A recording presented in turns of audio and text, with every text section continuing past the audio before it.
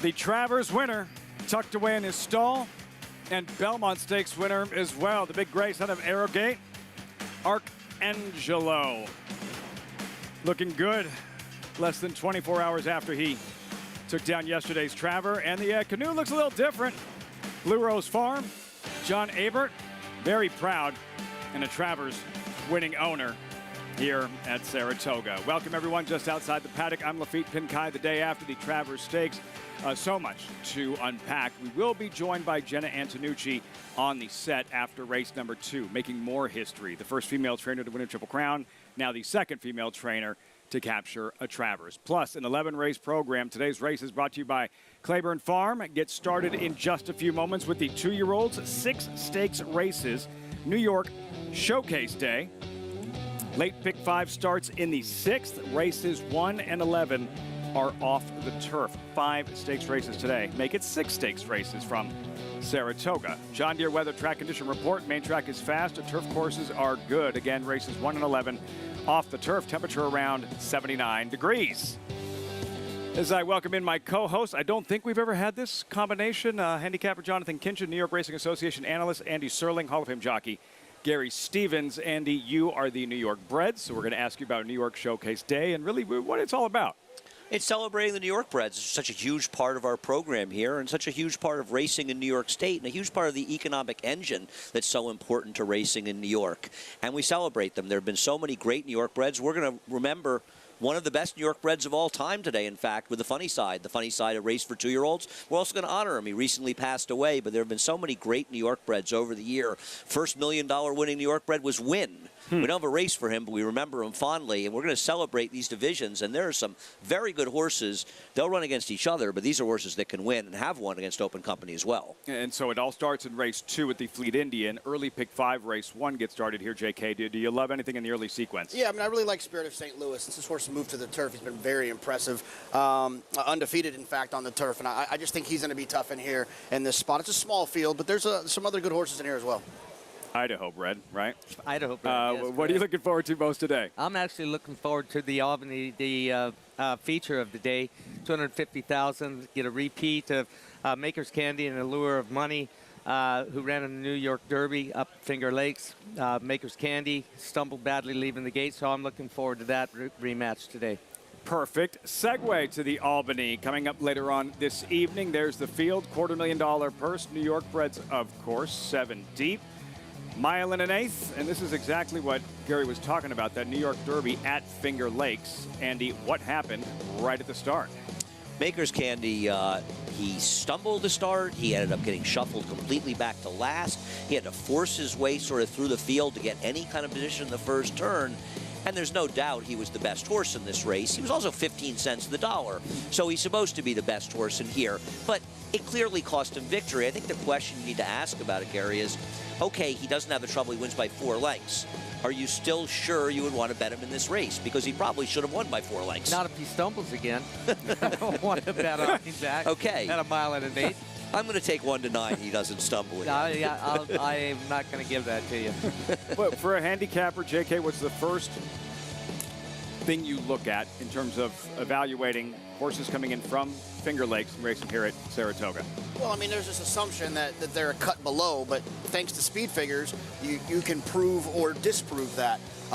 In fact, I do think that these 2 horses might be a cut below compared to some of the figures we've seen from Mariachi as well as Drake's Passage. So that's the best way for me to differentiate is the speed figures.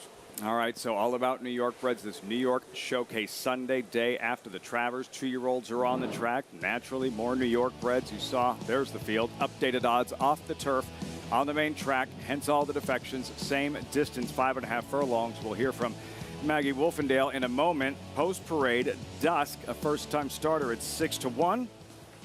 I think the money's a little significant on this horse for Horacio De Paz, who's very dangerous. And the truth is, you go back to the 2nd generation, this is more dirt than turf. The 9 we're being told. How do you say that, Andy? Joya Mia? So I told you it's throw you under the bus Sunday. The very unstable. I love the very unstable. Greatest It is the owner greatest name stable in the name sport. ever. The unstable. Archivist, a long shot, and then number 3 here, and Cali Storm, a fresh face. This horse has plenty of dirt pedigree. It's a big price, but it's a full to Cali Magic. So Cali Magic, a very nice New York bred sprinting filly, won recently at Belmont. Jingle Jangle, live on the board. Yeah, Linda's not known for first-time starters, but this one is taking some money. The filly whose name I can't pronounce, and is a first-time starter, so nobody knows how to pronounce it except the owners. The unstable. Hopefully, Very unstable. Frank Miramati probably knows how to pronounce it. You know, the Dam was more of a dirt horse. Another one coming off the turf. Might be on the right surface. Yeah, so she ran off. So first we have to find her, then we can figure out how to pronounce her name. There's Solo Shot, make the rider Manny Franco. Solo Shot's my top choice in here. As far as I'm concerned, I'm going to take George Weaver horses. They're all live. They all have speed. This one owned by Alex Bregman's family as well. Alex, of course, plays for the Houston Astros. Star third baseman for the Houston Astros. All of the main track onlys by Solomini, oddly enough. Love Thyself. Katie Davis finishing third in the Grade 1 sword dance, Forgo yesterday. Yeah, this horse didn't take much money on debut. Didn't do much running either. So taking a little bit here today, though. Sneaky 7-1. Fast and Frisky, also main track only. Flavian Pratt takes the call. Yeah, I mean, I also trust in Jorge Abreu taking some money on the outside, and these horses were entered MTO. One thing, Jonathan, about Love Thyself, this horse went over the rail, right, at the start. Didn't this horse go over? But that was a turf race. There's that filly for the very unstable, and Arad Ortiz, who is the favorite at 5-2. I always wonder a little bit in these races because, you know, they're entered for turf. They stay and we come off. But the other thing, Jonathan, you don't know if this is a reason, but we've had a lot of rain around here, and so someone may have entered thinking I can run on turf, but I'm not going to be unhappy if it comes off. Yeah, and that's what these days, not these days, I guess we have a couple of still on the grass, but when you have these off-the-turf races, look, I think they offer some opportunity because people don't often bet them correctly. I'm pretty sure Maggie will know how to pronounce her name. Maggie Wolfendale is with us. We need her with help with the 2-year-olds and all the first-time starters. And they were behind us in the paddock, Maggie. We heard a lot of noise, a lot of communication from these 2-year-old fillies. Yes, but they kind of chilled out towards the end, and I don't know, you're going to the worst person possible when it comes to pronunciations, as I'm pretty sure Andy is right, though, Joya Mia. We'll get to her in a moment, as we'll start things off with another horse entered and staying in the body of this off-the-turf race, and that's number 4, Jingle Jangle. This one, some of the siblings were quite talented, including Blind Willie McTell, who was a stakes-winning New York bred, Duquesne Whistle. Now, Linda opted to enter her on the turf first time out, which it's a lot more of a dirt pedigree, but Big Brown can kind of go either way. But the overriding factor for me, and she kind of looks this way too, is that all of those siblings, and typical of Linda Rice's young horses starting out, they just need a start to get going. She does show up wearing front wraps too. She was striding out beautifully in the paddock though. So I think I'll just take the wait and see approach, though she is taking quite a bit of money, and to my surprise, so is number 9, Joya Mia. I picked her on our earlier in-house handicapping show. I wish she looked a bit more fit. She just needs to tuck up a bit, and Dave Donk isn't that aggressive. He, plays the long game with his horses. And I talked to him, and I said, Dave, I loved this Dam, and he said, that's great, but the only other one I've had out of her could not run you and I. And I was like, oh. He's like, but she's pretty useful. She's been working well. And while she was a little bit green with the pony at first, she has warmed up very nicely with Arad Ortiz Jr. by herself. She is moving well. Look for her to possibly show some speed, as George Weaver will send out number 13, Solo Shot. She worked 10-1, which is a good time at the Fasig-Tipton Timonium sale, but she was hard-assed for that, really hard-ridden.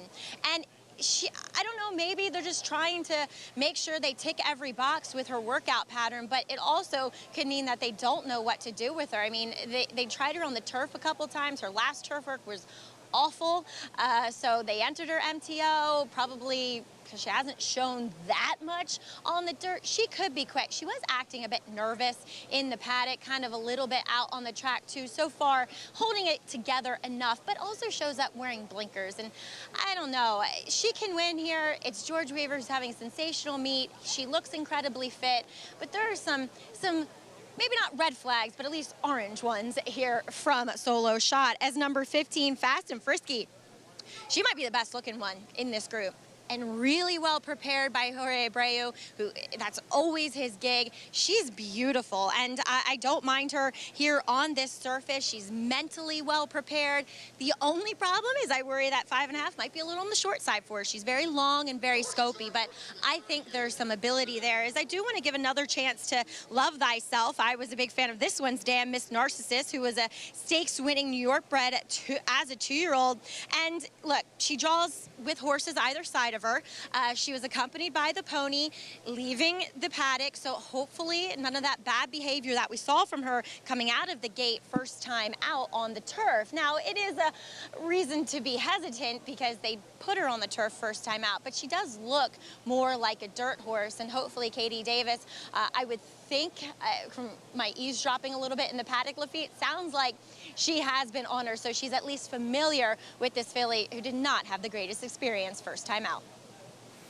Evaluating the horses, eavesdropping. Maggie does it all in the paddock. Love Thyself, Katie Davis. Gary, you liked Solo Shot. Now again, emerging as the favorite at 5-2. Yeah, if I had any worries, 3 of her last 5 workouts were all out of the gate, and that tells me that they may have had a little issue with her in the starting gate. But her last breeze on the 19th, her final breeze before this race was 48-1. It was 15th of 105, so maybe they got those gate issues, if there were gate issues, handled. Chia Mia, JK. Yeah, this horse is taking money for Dave Donk, who does not excel in this arena. It's not something he tries to do. He's 1 for 18 the last 3 years with 2-year-olds, first time starting on the dirt. This is probably some IRAD money, but it is some sneaky money. Yeah, I was wondering how much is IRAD money. It's so hard to tell, Jonathan, you know, especially in a race like this where there's a lot of guessing going on. New York bred 2-year-old fillies, first of 11 on the Sunday after Travers Stakes Day. Frank Mirmati standing by with the call. Thanks, Lafitte. We're waiting on Love Thyself, who comes up to the gate, gets a little help from the assistant starter, and then 2 more. Here's Jingle Jangle, one of the first-time starters. Daughter of Big Brown goes in. Fast and Frisky to the outside. Going up. They're in the gate.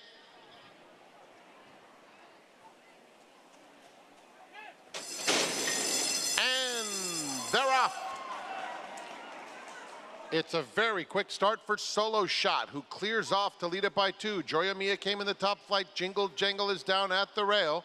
And they're followed by Love Thyself, 1 from the outside. Fast and Frisky Extreme outside is about 3 lengths off to speed. Then comes Archivist, who's got about 6 lengths to make up as the field rounds the far turn. Kali Storm is going by that one, and Dusk is at the back. The opening quarter went in 22 and 4/5 seconds. Rounding the far turn behind Solo Shot, who's chased by Joya Mia to the quarter pole. These 2 are dominating at this stage. Just in behind them comes Fast and Frisky in third. They're at the top of the stretch. And Solo Shot hugs the rail and goes on strongly with a 4-length lead. Joya Mia is in second, trying to hold that spot from last. Dusk is rallying, but it's all over. Solo Shot hits it right out of the park. Solo Shot cruises home in her debut to win by 6 emphatic lengths. Fast and Frisky, Joya Mia, and Dusk. Pretty good, Frank Mirmati. Solo Shot does hit it right out of the park. In her debut, Gary, you tabbed this one. Manny Franco give her cue. She responded, and it was over. Yeah, and I talked about those 3 gate works out of her last 5 works, and no gate issues. She's lightning quick and put on a show just now. Very impressive. Alex Bregman prefers to hit him out when there's men on base, but he'll take the Solo Shot as well. Yeah, that horse was ready to roll, and you could sort of see it. Gary and I were talking in the turn that Irad was asking his horse in second for a little while, and wow, this horse just sitting chilly. It's an impressive winter debut, huh? Georgia's 2-year-olds this year have just been outstanding. I mean, it's crazy how much success he's had with 2-year-olds this year. And here's another one. They all have speed. They're all trained so well for their first starts, you know? It's like they're all ready, mostly ready, and have a lot of speed coming out. And she gave Manny a second move, a sprinter with early speed out of the gate, and then you saw that second move. It wasn't like one of those scenarios where a sprinter breaks sharp, takes a deep breath, and goes as fast as they can, as far as they can. She gave him a second move. Yeah, no, he must have been very, very confident around there just to have that jump and then just to open up in the stretch.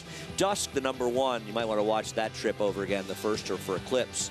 That horse did not break very well, dropped well back, and did pick up in pieces for fourth, almost finishing second, actually. I mean, it was a reasonable way back to the others, but that horse ran okay. Yeah, in the past 9 months, it's George's 14th two-year-old win out of 35 starts. Not a mathematician or anything, but that sounds good. Pretty good. Is it good? Yeah, it's good. His turf 2-year-olds and turf sprints, it's been unreal. I don't think I've ever seen it. I don't think Wesley Ward has ever had the kind of success in a year that George has had this year. His best Wesley Ward impersonation this last year, George Weaver and Gary Stevens right out of the box, Solo Shot. From the She's outside. fast. Looks a little like Echo Zuluist. Yeah, let's With not that get carried second away. move, huh? How about poor the way she destroyed this poor field. Goodnight Olive? Goodnight Olive runs the best race of her career and gets drowned. I mean, wow. Not to go too far off on a tangent, J.K. right before the start of the race says, Goodnight Olive does have more speed than anyone here thinks. He did say it. He was right. Were you surprised that she was draped all over her in the early stages of the ballerina? Less so because of what you said, seriously, because you made that point, and I thought, he's probably right, and I'm thinking Chad Brown realizes I've got to be close to this horse, and I'll give her credit. Think about what Echo Zulu did to Frank's Raquette last time, and this was a quick pace. When she tried to creep up, Goodnight Olive still ran. She got a 108 by her in defeat yesterday, which is easily the best figure she's ever run, and she did it the hard way, chasing. We'll recap it all later on. The ballerina, we'll have the results here. Solo Shot. Congrats, Alex Bregman. Solo Shot does go deep in her debut. Results, reaction when we come back.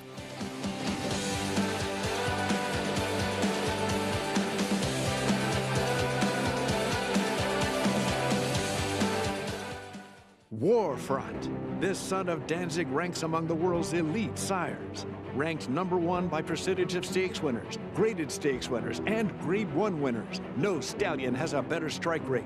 Warfront is the sire of over 100 lifetime stakes winners, including some of the sport's most talented runners both at home and abroad.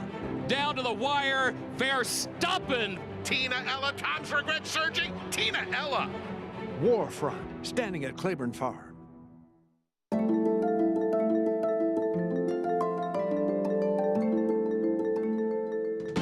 In Italian to win it. And here is domestic spending. And Pearl with plenty left in the tank. Program trading. Ocean Road. It will be McCulloch. Victoria Road down to the line. Will be State of Rest.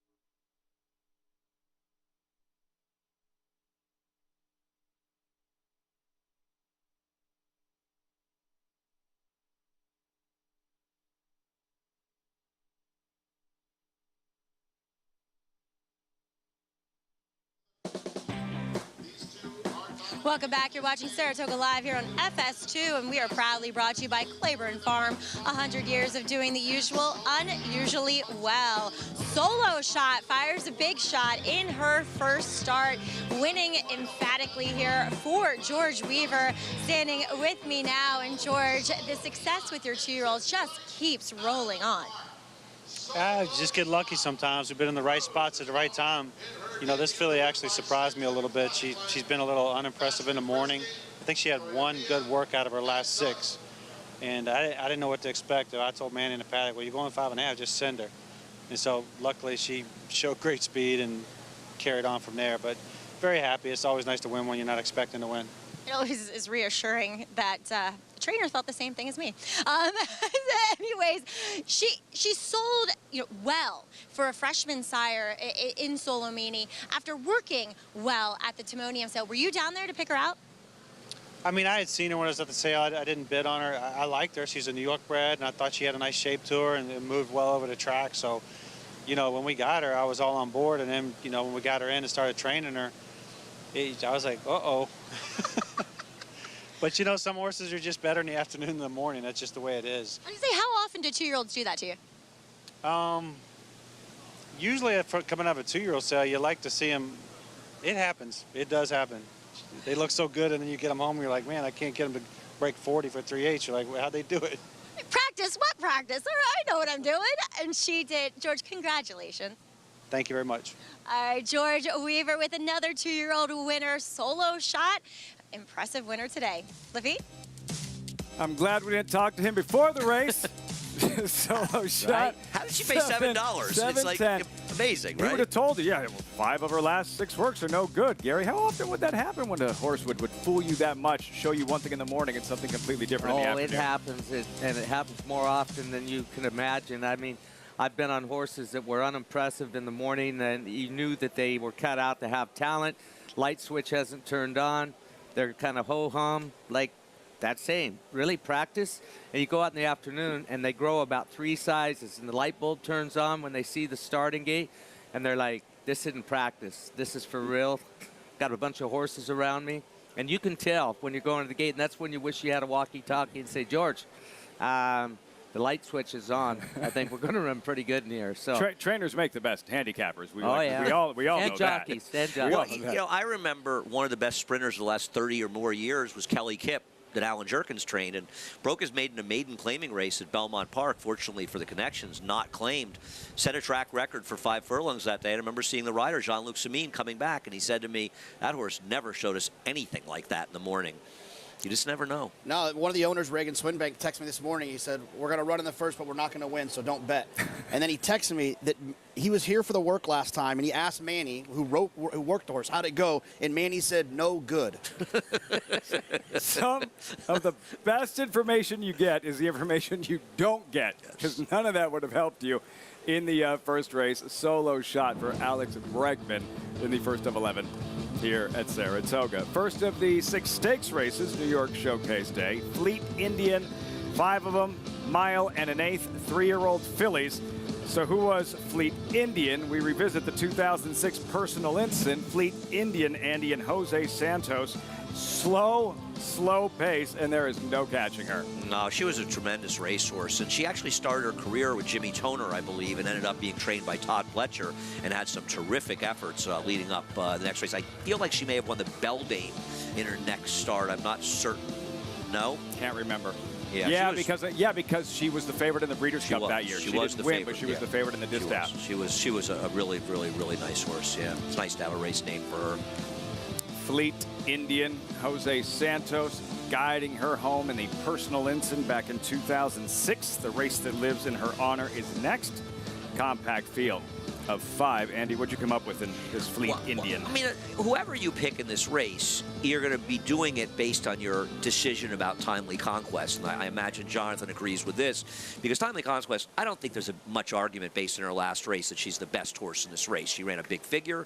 She did it dueling in a quick pace. Now, it was a track that was kind to forwardly placed horses, but nonetheless, she ran huge. But she's coming back on relatively short rest. She's stretching out to a mile and eighth. She could face some pressure. Speed inside of her Cairo sugar, perhaps some speed outside of Ichabod. So it's not going to necessarily be easy for her. I'm going to try to beat her. I picked her second, but I think she's the best horse in the race, Jonathan. No, I think she's the best horse in the race, too. And I think the other thing you got to decide is what you're going to do with Amanda's Folly, and I'm against Amanda's Me too. Folly. So we'll get her home. You're against her, I'm against her. She's a cinch. 6-5 early on, Timely Conquest. The Fleet Indian is next. Don't forget Jenna Antonucci, Belmont Travers winning trainer. She'll be joining us on the set after the second race, the Fleet Indian. When we return, it was yesterday's Travers performance from Arcangelo. Father would be proud. Javier Castellano, Jenny Antonucci. The result, uplifting story we all needed.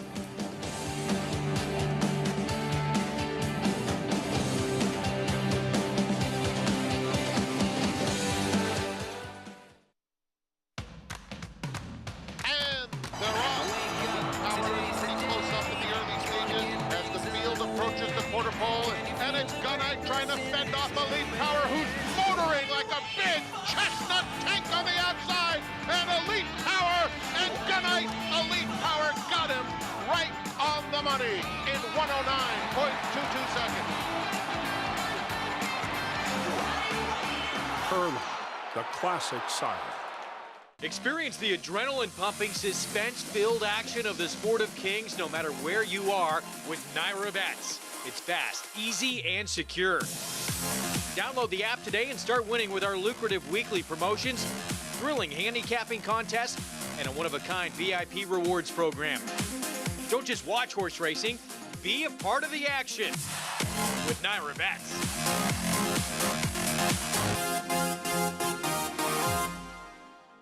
Introducing a stallion, as top class as they come. In 22 career starts, he won or placed in 12 graded stakes, competing in 15 grade ones, earning over $1.7 million.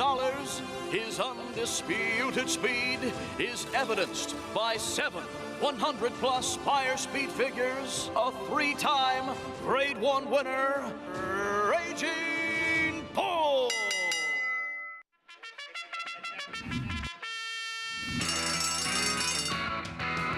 Monmouth Park's 50-cent Win Early Pick 5 is one of the country's earliest Pick 5s, making it the perfect way to get your wagering day started. With a 12:40 post on weekends and 2 p.m. start on Fridays, the Win Early Pick 5 is home to 6-figure pools and a low 15% takeout. Start your day winning early. Play Monmouth Park's Win Early Pick 5. Win early, win often.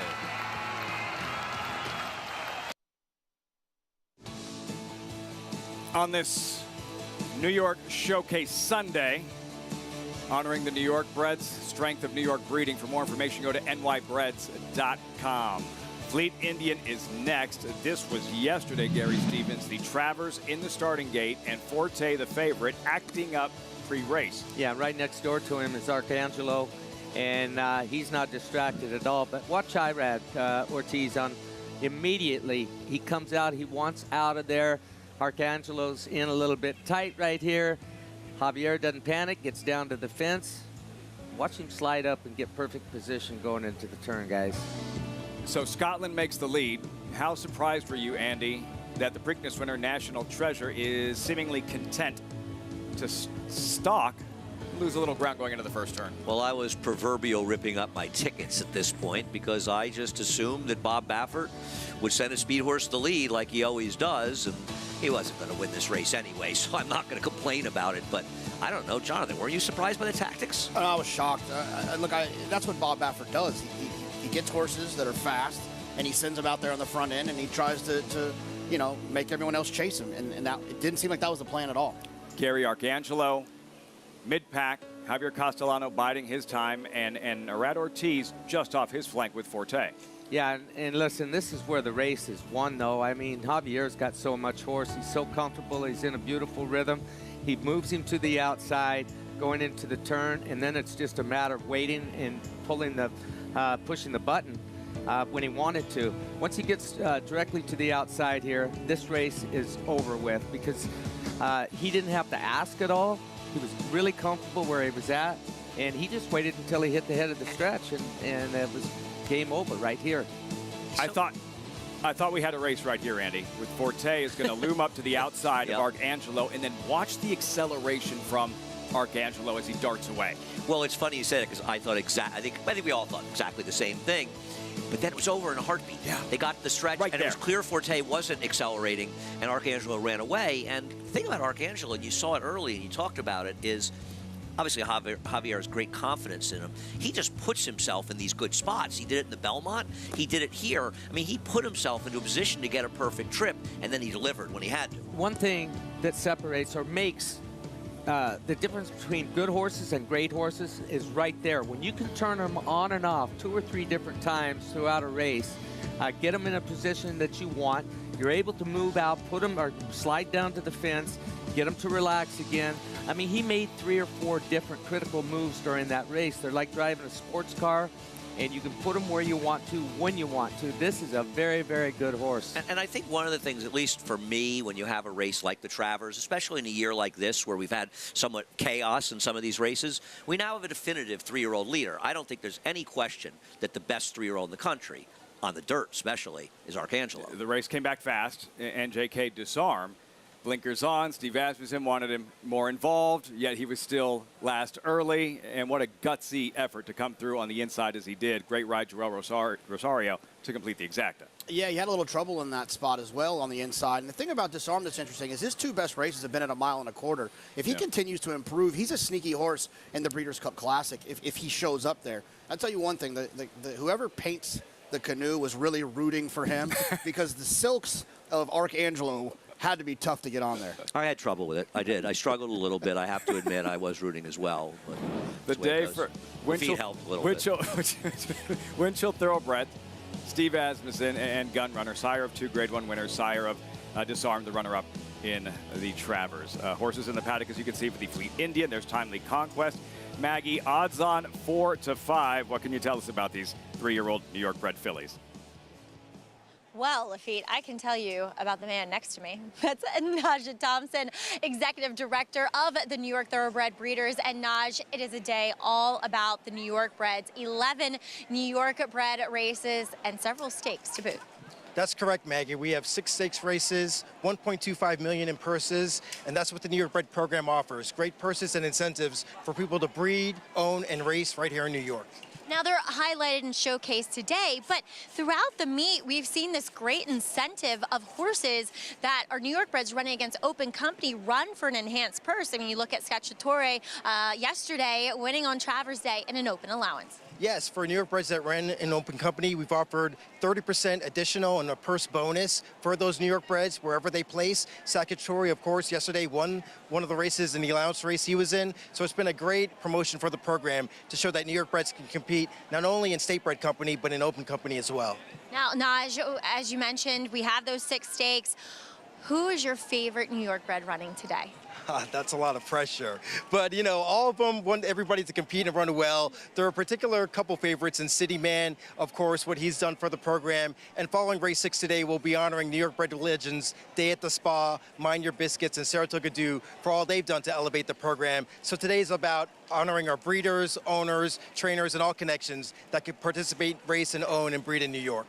And we would be remiss not to mention Funny Side as well. We lost him this year, but boy, he was a sensational New York bred. He certainly was. The first New York bred to win a Kentucky Derby and a Preakness. And of course, we honored him by placing his remains on track this morning. Jack Knowlton and Saratoga Stable and his partners had a great signing that will benefit the BCCA and the racetrack chaplaincy. So it's all about pitching in for our game, and that's what New York breeders and owners do.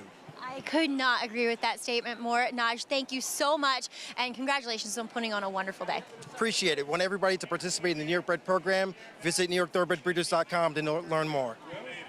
Go there, Lafitte. Love Naj, and I fumbled the handoff. Just fumbled the handoff. No. You'll know when it's intentional. Trust me. Riders up for the Fleet Indian, first of 6 stakes races next.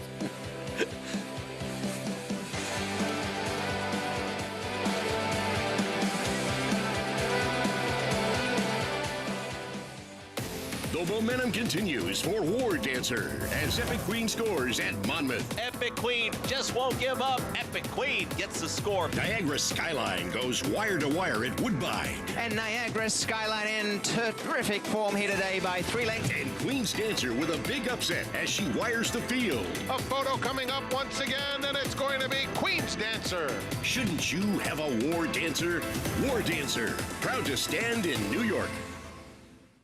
On a perfect day, there is no finer place in all of sports. Nerves, excitement, and anticipation. Than beautiful, truly stunning.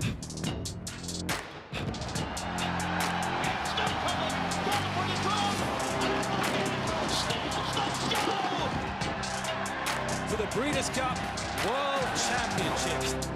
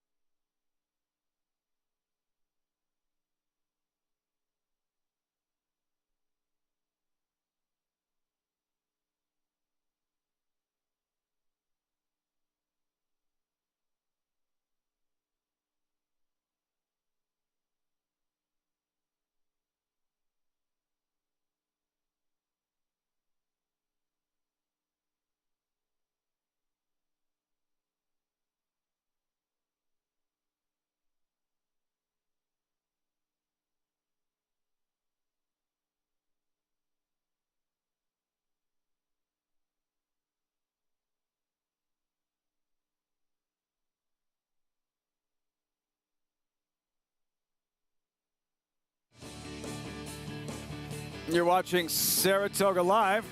Great spot to spend an afternoon at the spa. Maybe you're just joining us, want to play the races, don't have past performances. Equibase has you covered. Follow along at all the stats on the horses, trainers, jockeys in today's races with free Equibase past performances.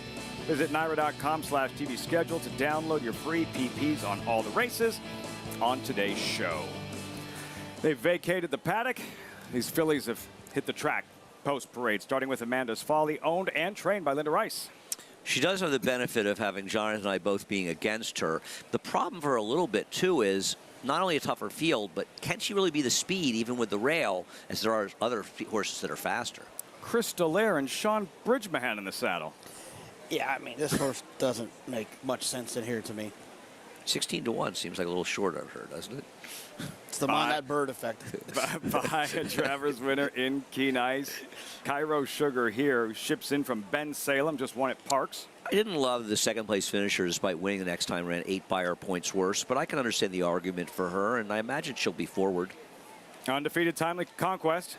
Yeah, the late kind of pace figures of that last race weren't great, but I'm going to give her a pass, because she ran extremely fast early.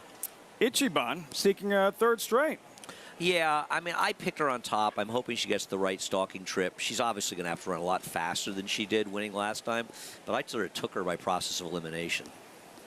At 5-2, another look at Timely Conquest, and Johnny Velasquez won the Grade 1 Sword Dancer yesterday afternoon for Aidan O'Brien, a first ever Grade 1 win at Saratoga for Aidan O'Brien. Timely Conquest. Let's take a look back at her most recent Timely Conquest. This was on the 11th of August in a 7-furlong sprint, Andy. She's favored on that afternoon, and in a sprint, she opens up and handled that field quite easily. It sounds like we're stretching. It's because we are. Here it is. You know, and I'm curious Jonathan's thoughts on this as well. It's hard sometimes to judge. She was with the racetrack. The track was very much favoring forwardly placed horses, and 3 horses in the pace ran 1, 2, 3. But the pace was very honest, and they may have run 1, 2, 3, but she beat them by a city block. Yeah, it's hard. It's always hard to judge. You're right, because when the pace can, there's a late scratch. Cairo Sugar, the 3. Late scratch. Cairo Sugar is out. No show wagering. So a field of 4. Speaking of pace, this horse could be involved. This helps the 4. Yeah. This is a big scratch for the favorite. I think it's going to become interesting because you have to imagine now, Irad and Amanda's Folly, he's going to have to sort of be a little more aggressive from the inside, right? And, I mean, I don't think he wants to get into a heated duel with the favorite, but you wonder a little bit if he's in a position where he's got to at least engage. Maybe he lets the favorite go and comes after her. Well, you'd like to think they're not going to hook up. He's in a tough position down there.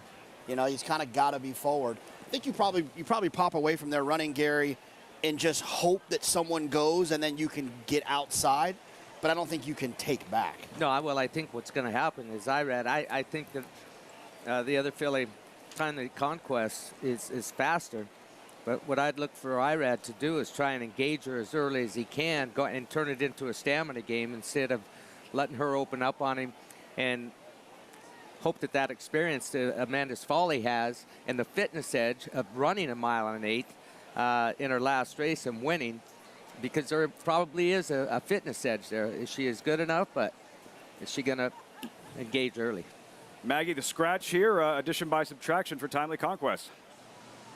It should. And Lafitte, to be perfectly honest, she looks by far the best in here, as a favorite should. Great energy, just really kind of keen and into the bridle, but not bubbling over, because you want her to conserve that energy due to the fact that this is the furthest she's going to travel so far in her undefeated career, going from the 7 to the 9 furlongs. Now, the problem with her is that you're taking a short price on a horse who has never done this before. And while I'm not totally against her getting the distance, because she actually does have some size and scope to her, and furthermore, depending on what Amanda's Folly does, she could be just out for a waltz in the park, just, you know, controlling and dominating on the front end. I like her, I respect her wholeheartedly, but I just opted to take the horse that truly looks like a 9 furlong horse, and that's number 5 in here, Ichiban. I question the horses that she's been beating recently, but I know she took a little bit of a step back when running the 2-turn 9 furlongs here from the maiden score, but that was off of a quick turnaround. I don't have notes on her for how she looked with regards to that quick turnaround, but she looks sensational here. Really strong, well-muscled, fit, and like I said, I just thought since she was proven already at the distance, she was a good alternative. Guys? Linda Rice, Maggie, half the field now. Amanda's Folly, Ichiban, Timely Conquest, the favorite, odds on. Andy, Mark Hennig, yeah, big meet. Big summer at Saratoga, but statistically, why could these particular stats in this situation for Mark Hennig provide reason for some caution? His numbers stretching on the dirt are okay. They're about 12%. The ROI is $1.61, which is pretty good because that's a tough stat when you look up stats to do. But coming off wins, and that's a very young Mark Hennig, a very young, dashing Mark Hennig. We were all young once. 1 for 15 off a win stretching out. Now, to be fair, I don't think too many of them were in 4-horse fields and looked as good as Timely Conquest. So it's just food for thought and a heavy favorite. And that's the Mark Hennig you won a Santa Anita Derby for in personal. Where's the Gary Stevens that he won that for? He's not sitting next to me. He had hair. A lot of it, too. How do you think Timely Conquest, Gary, will handle the stretch out? I think she'll be just fine. 1.8 miles. They said Personal Hope couldn't get 1.25 miles. See? He got the 1.25 miles fine, but I didn't get him away from the gate very well. So it's on you. Yep, I took fourth in that Kentucky Derby? Yes, sir. Timely Conquest here by Breeders' Cup Classic winner Accelerate. All set for the first of 6 stakes races. Kicking off the early pick for the Fleet Indian. Frank Mirmati standing by. The New York Breds start with an advantage, and we kick off the stakes action right here with the 10th running of the Fleet Indian. A little bit of help for Timely Conquest, loading in front of the grandstand for the first time in her young career. And Ichiban, looking to win for the 3rd time this meet. They're in the gate.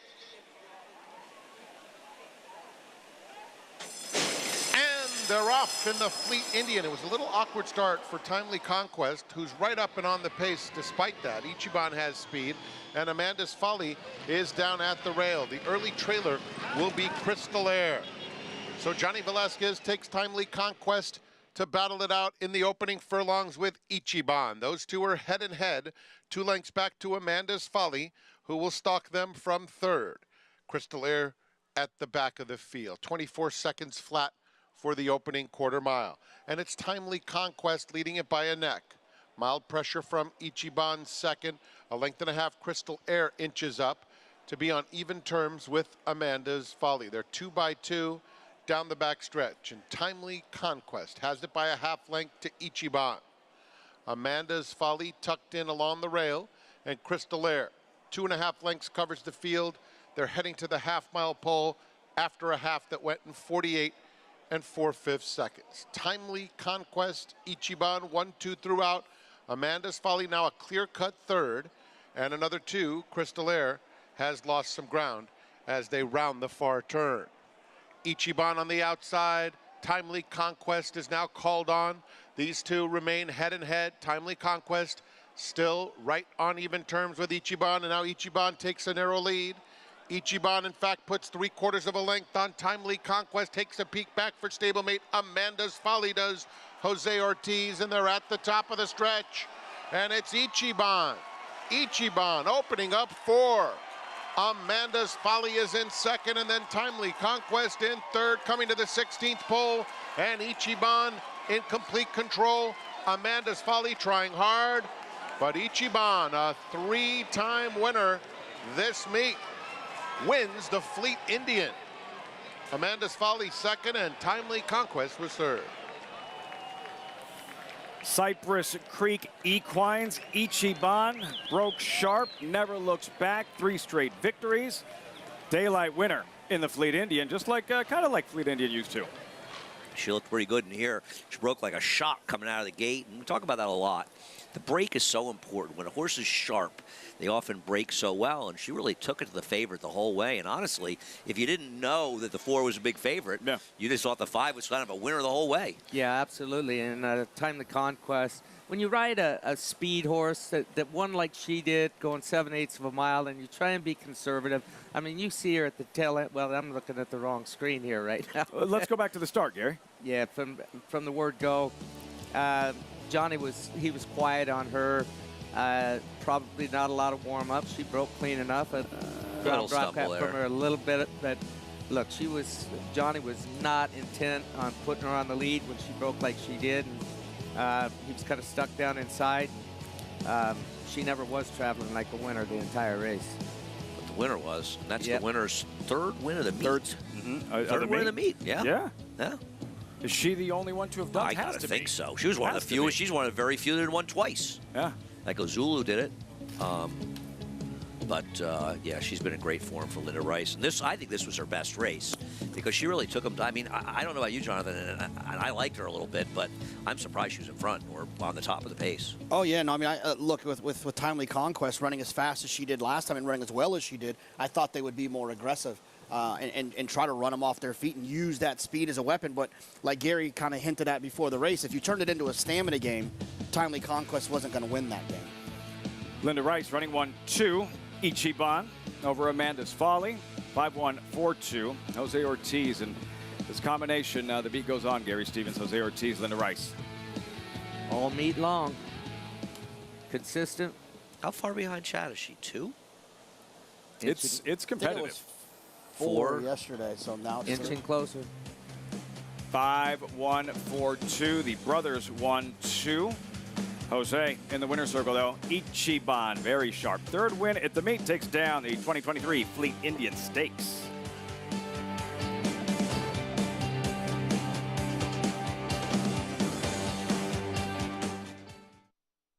Introducing Venezuelan Hug, the tenacious, towering son of Constitution, now standing in New York. After breaking his maiden at Gulfstream, he dispatched Cityman and Allowance Company at Saratoga, going on to 6 wins in 10 starts, finishing with 3 straight stakes victories, including the Grade 3 Canadian Turf. Now a versatile sire, complementing any mare with size, looks, and athleticism that's been called the best-kept secret in New York. Venezuelan Hug, standing at Mill Creek Farm. Visit millcreeksaratoga.com to book your mare today.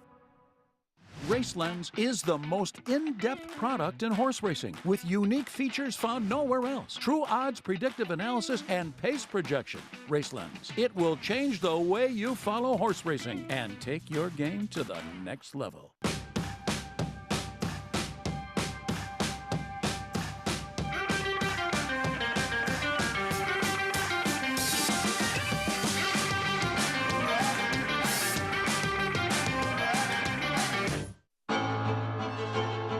Jackie's Warrior quickly in front here by 2 lengths.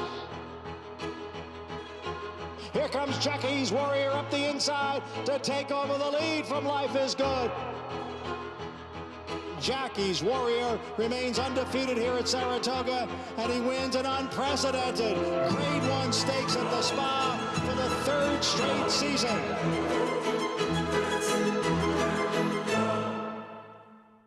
Racetrack Television Network brings you every race, from every track, on every screen, every day.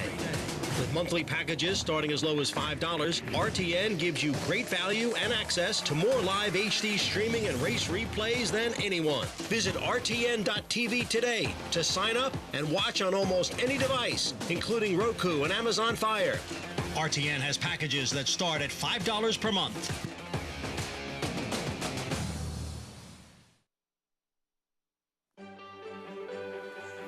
Welcome back to Saratoga Live on Fox Sports 2. Just watched Ichiban roll in the Fleet Indian. Linda Rice running 1-2. And yeah, the race dynamics different, Andy, with the late scratch at Cairo Sugar. Figured to work in the favor of Timely Conquest. And then Ichiban breaks like a rocket through her outside. Yeah, it was another race, I think, where the start sort of set the whole table for it. Obviously, Timely Conquest did not run her good race. She'll be back to fire again. But Ichiban was sharp from the start. And Linda Rice just continues what's been a tremendous, tremendous meet for her. Segue to the trainer who just ran 1-2 in the Fleet Indian, Linda Rice, with Maggie in the winner's circle. Here with Linda Rice. Nice exacta here in this Fleet Indian. Linda, we were commenting how sharp that Ichiban broke today, and that always feels like a telltale sign that they're going to run big. Yes, she did. She broke sharp. You know, I really wasn't sure which one of them would be pressing the pace, and I, told Jose and Ira, just, you guys use your own judgment, figure it out. And obviously, Ichiban broke sharp today, and she's been training more forwardly all the time, just getting better and better with week by week. So it did not surprise me, her effort today. And of course, her 3rd win of the meet. I feel like you're no stranger. It might be, I don't have the stats in front of you, but might be the leader of the game when it comes to getting wins up here at Saratoga. Obviously, City Zip comes to mind. Talk a little bit about having these horses, target all these races up here. I've had good luck with that. I mean, starting with City Zip, who won 3 two-year-old stakes here at Saratoga. Obviously, Voodoo Song won 4 races up here, won the Saranac closing meet. This filly, when horses are doing well, I'm more inclined to run them. And some horses love Saratoga. When they need a break, you give them a break. Love it, Linda. I wanted to ask you about the colt that you have, coming up in the funny side, race number 4, El Grande O. Now, he did win on the turf. Blinkers on today, sticking to the dirt. What's the game plan? He did break his maiden on the grass, and there's some turf in his female family. But I was pretty pleased with his off-the-turf race the other day on the dirt. His first start on the dirt, he ran greenly and closed some ground. I thought there was a lot of speed in the race today, and maybe he could sit an inside and then, kind of close into a fast pace is what I'm hoping for. All right, wishing you the best of luck. Congrats here on the 1-2 finish. Thank you, Maggie. All right, Ichiban in the Fleet Indian really caps off a heck of a Saratoga meet, Lafitte. Yeah, Maggie, as she said, Linda did. Gary, that some horses just flourish up here. Case in point, Ichiban with a 3rd win at the meet. No, she loves it here. And I mean, 3 wins at the meet. What do you say? And with the ease that she did right here, I mean, this race was just a gallop in the park for her. by about the same margin as Fleet Indian in that personal incident we saw about 20 minutes ago. Ichiban, 3 straight here at Saratoga. First of 6 stakes races, New York Showcase Day. Andy, the West Point is next. 3-year-olds and older, mile and a 16th. On the turf course listed as good. What you come up with here with Spirit of St. Louis is 7-5. I took Spirit of St. Louis, but I'm very scared of Jerry the Nipper. With the scratch of the 1, Smum Like a Hot Brown, he figures to be the controlling speed. And you know, there's a famous West Point from many years ago where they didn't load the favorite, who I believe had the outside post. They actually ran the race without the favorite, and the long shot won, I think, fairly easily. And so they ran the race back, I think, like a week or so later, so that the favorite had a chance to run, and the same long shot came back and won again. Let's hope that Spirit of St. Louis is not left on the outside looking in. 7-5, the favorite. When we come back, we'll be joined by a very special guest, a Belmont Stakes winning trainer, a Travers winning trainer. Jenna Antonucci on set on Saratoga Live next.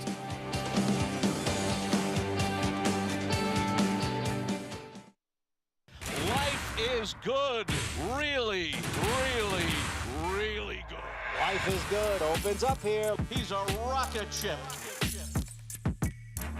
Life is good. Clears the field. Still in command. Galloping without any urgency. Back in the winner's circle. No challenge from anyone. Ran him off their feet. Life is good is looking good. And this colt is incredible.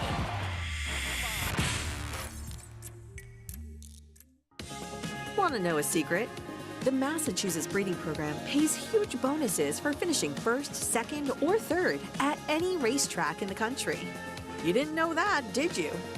Massbreds get paid up to an additional 25% of their purse earnings for the owner, and breeder, and stallion owner, and developer. It's the best kept secret in racing, till now. Tell all your friends, and to learn more, visit massbreds.com.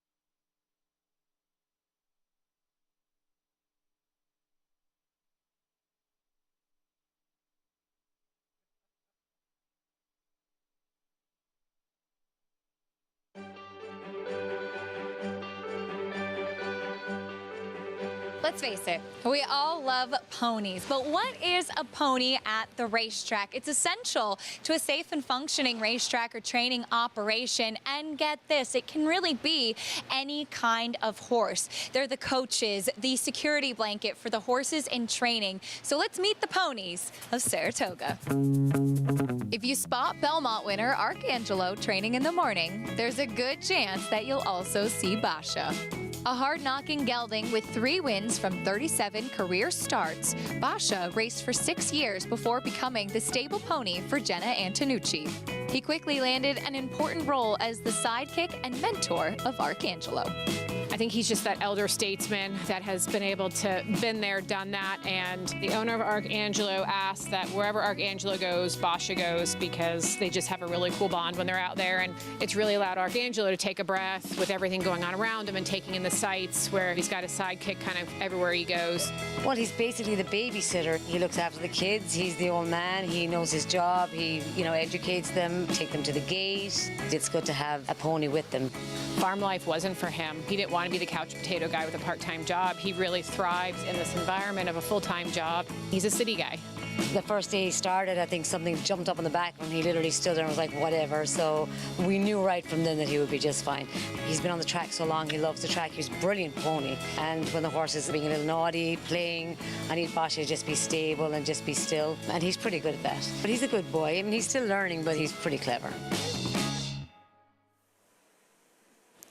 Basha, now joined by Jenna Antonucci, Belmont Stakes winning trainer Travers, winning trainer Jenna. Has it 24 hours later, has it all sunk in, the Travers win yesterday? It might after a nap. It might after a nap. Arcangelo's been napping, He's yes? been napping. I have not had that luxury yet, but no. And I understand grateful. Basha's not too pleased with you Bosch right is now. a little grumpy right now, partially because he has a bad smoking habit, also known as cribbing. And so we have put a patch on him, also known as a cribbing strap. And he's had some grumbles and, also letting everybody know that there's other stars in the barn and he's the other star. Yes. Basha and Arcangelo. Yeah, I think the world is a little more familiar with Arcangelo, especially after yesterday revisiting the Travers Stakes with Javier Castellano aboard, going for a 7th Travers win, Jenna. And right from the start, when the wagering opened, he was the favorite for a good part of the afternoon leading up to the Travers. When you're watching, here we go, right from the start, take us through the early stages of yesterday's Travers. Obviously, there was some aggressive action out of the gate that was an interesting shuffle around, and which worked out well. I thought Javier did a really smart job then of, tipping down and actually getting a rail for this first half of that race. And then obviously not concerned with tipping out and around since we know we can accomplish a 1.5 miles pretty easily. And I think getting out in the clear there and just getting by him, he said he had a lot of horse left. And I thought he geared down a little bit towards the wire and made sure he protected his lead. And, it was rest is history, as they say. Just watching you react to Arcangelo, worth the price of admission. It was so cool. We saw that celebration right after the Belmont Stakes. And you just said the word history, and I know you don't love this part of the story. I don't love this. Let's do this. But first woman to settle a Triple Crown race winner, second ever, first in 85 years in the Travers. The significance of what this means for little girls, young women that are looking up to you and the role model and inspiration that you are for what you've just accomplished. It's definitely something to try and get more comfortable with. I'm not a big titles person, as I think everybody knows at this point. This is all about the team and this horse. And so I appreciate what it means to people and trying to do our best to steward that journey for them and let them know that there is a path there, whether it's wide or narrow. It's your job to forge it and to do your own work to make it happen.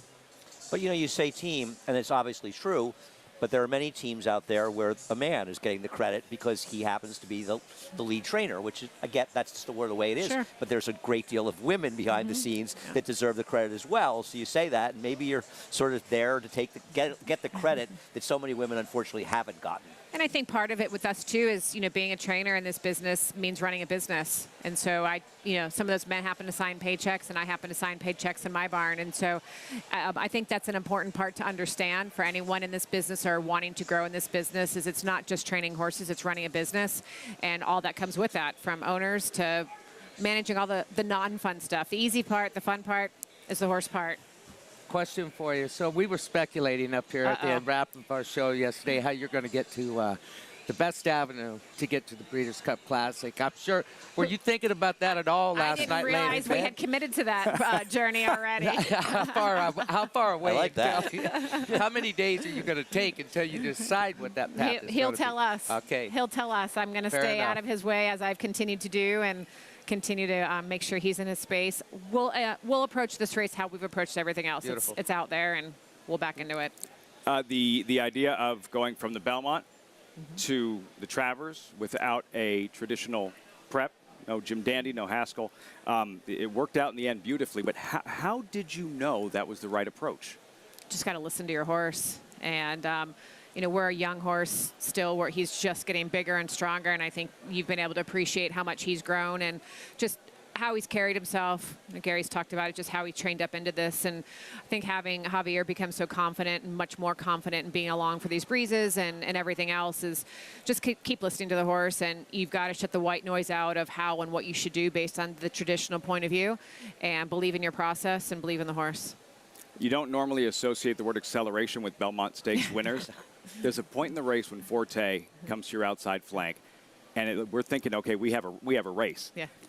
His ability to dart away the way he did yesterday. Yeah. And right then you knew the race was over.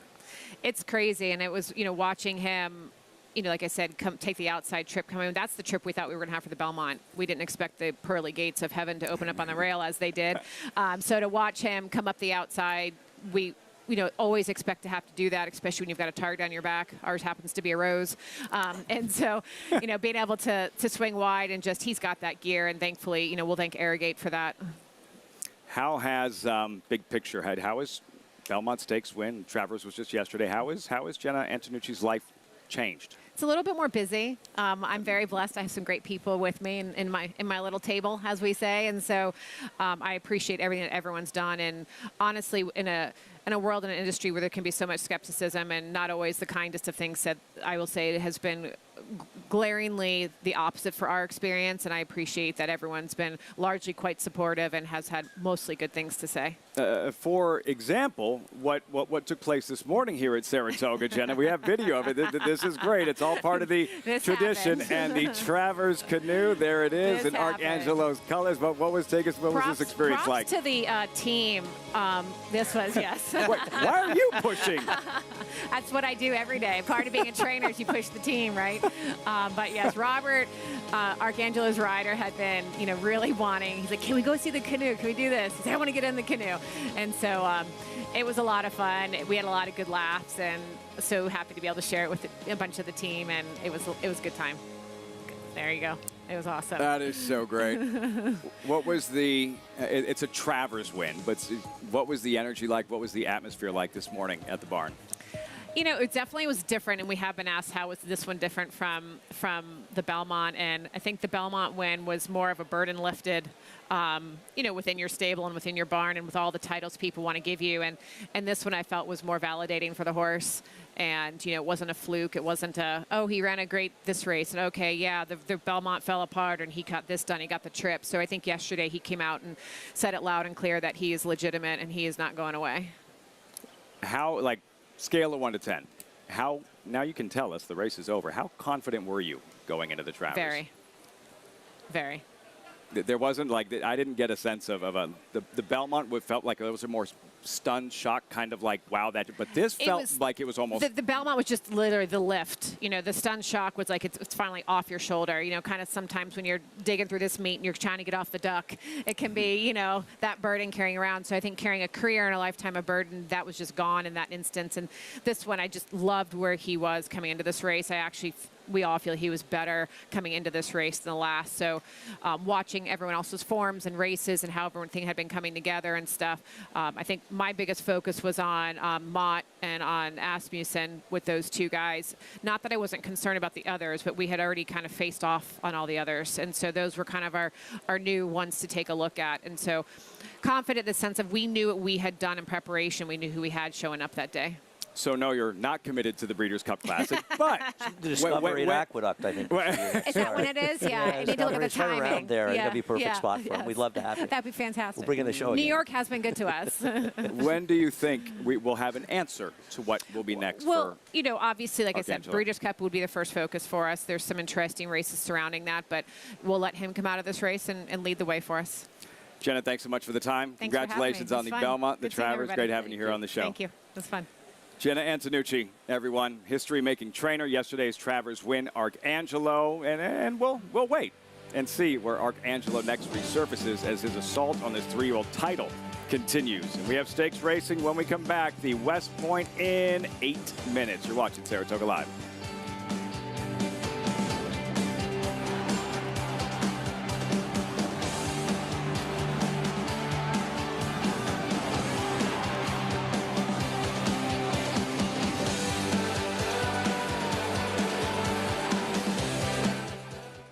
Honor AP, a mesmerizing horse from the very beginning, who captured the imagination of the racing world and proved his potential on the track.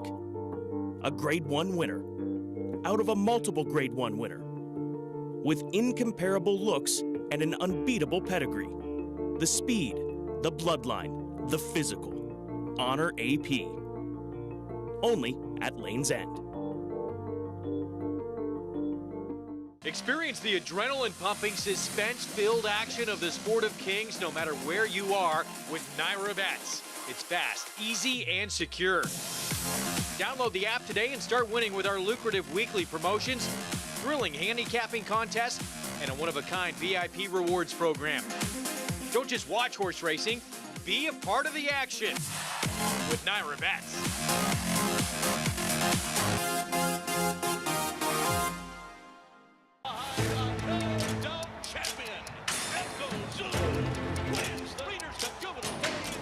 To win the Grade 1 Spinaway. Spinaway at Saratoga, and she wins the percent here at Belmont. Echo Zulu takes command.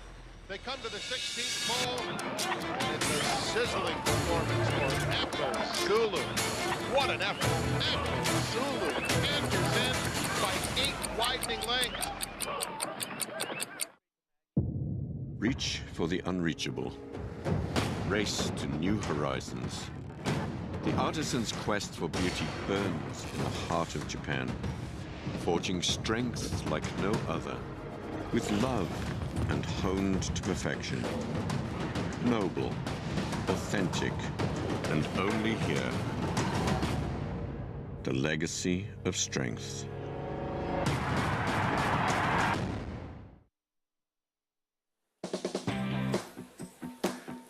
Jenna Antonucci is the coolest. You're watching Saratoga Live, brought to you in part by Claiborne Farm, 100 years doing the usual, unusually well. West Point is next. West Point, the United States Military Academy.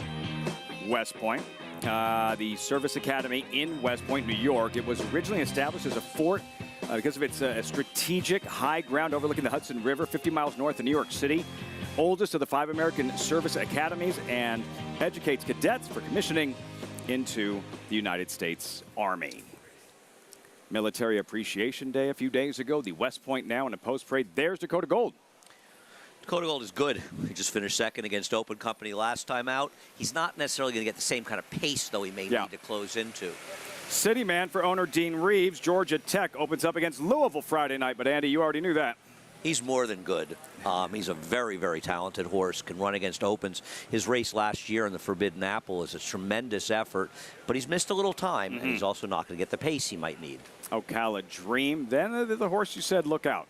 Jerry the Nipper. Yeah, Ocala Dream's off the claim for Mike Maker. Right. Jerry the Nipper is supposed to be the controlling speed, and do not fall asleep on this guy. He's good.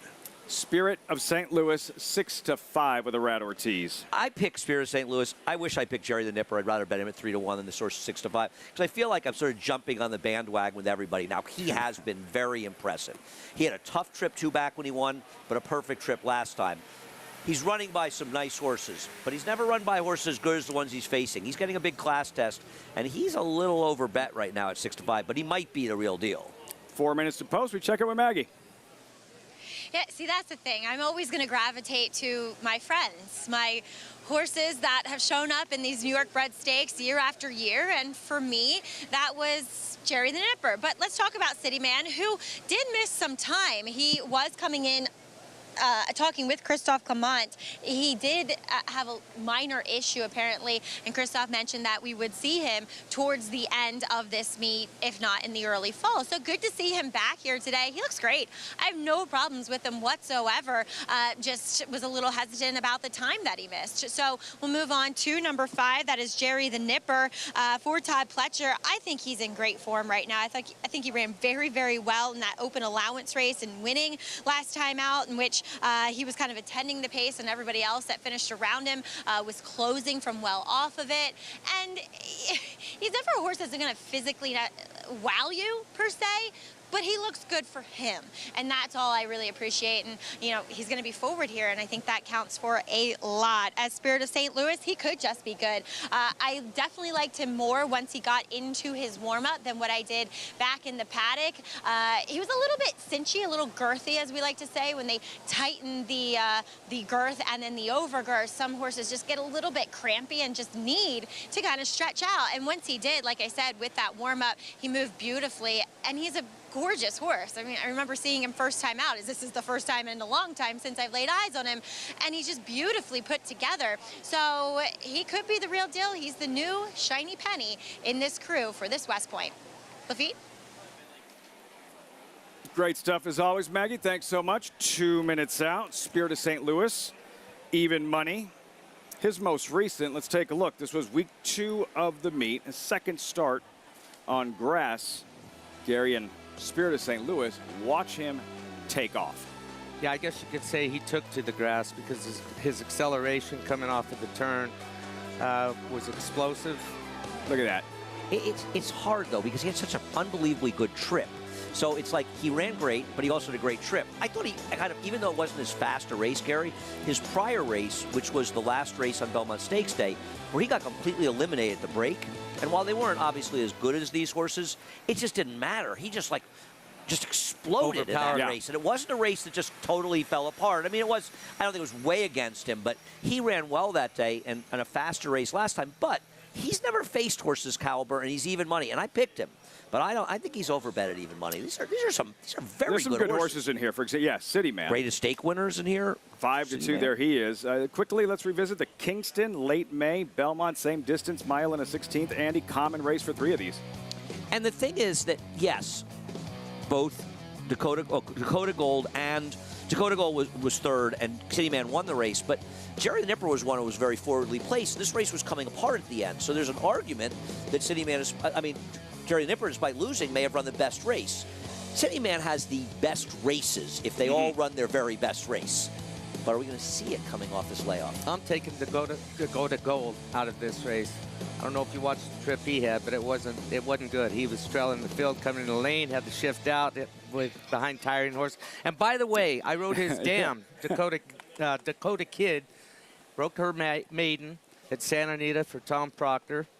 And I told the owner, I said, I'll tell you one thing, the further the better. And that's what's happened with the babies. Dakota Kid, it's been an incredible producer. Dakota Gold here. Dakota Gold is in. City Man facing, going backwards. Joel Rosario, runner-up effort in yesterday's Travers after winning last year's edition with Epicenter, almost going back-to-back. See what he does here with City Man.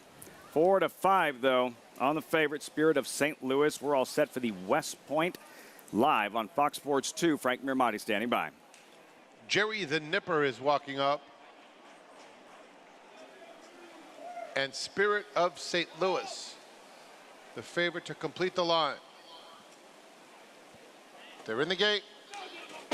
Very restless, and there's Dakota Gold. Dakota Gold, as fractious as can be. Rider stayed on.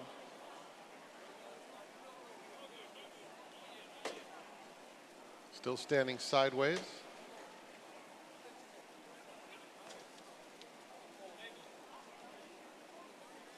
Straightens up. And they're off in the West Point, presented by Trustco Bank. And it will be Jerry the Nipper right out of the gate. Spirit of St. Louis moves to engage immediately, and these two have sped 2 lengths clear of Ocala Dream. City Man and Dakota Gold is at the back, about 6 lengths off the pace battle up top. It's Jerry the Nipper, prompted by Spirit of St. Louis. City Man gets a beautiful journey along the inside third while snugly in hand. And then it's Ocala Dream just outside of him. Another 2 back to Dakota Gold. The opening quarter went in 23 4/5 seconds. Jerry the Nipper, Spirit of St. Louis. 1-2 down the backstretch with City Man a little eager on the inside of Ocala Dream. Those two are right together as well. And 2 more lengths to Dakota Gold. They're covered by 4 lengths heading toward the half-mile pole. And Jerry the Nipper tries to sprint away. Leads it by a little more than a length with less than a half-mile to go. The half went in 48 4/5 seconds. Jerry the Nipper now almost 2 in front. Spirit of St. Louis, City Man third. Then Ocala Dream, Dakota Gold has trailed throughout. 4 lengths covers the field, and now Spirit of St. Louis makes his move.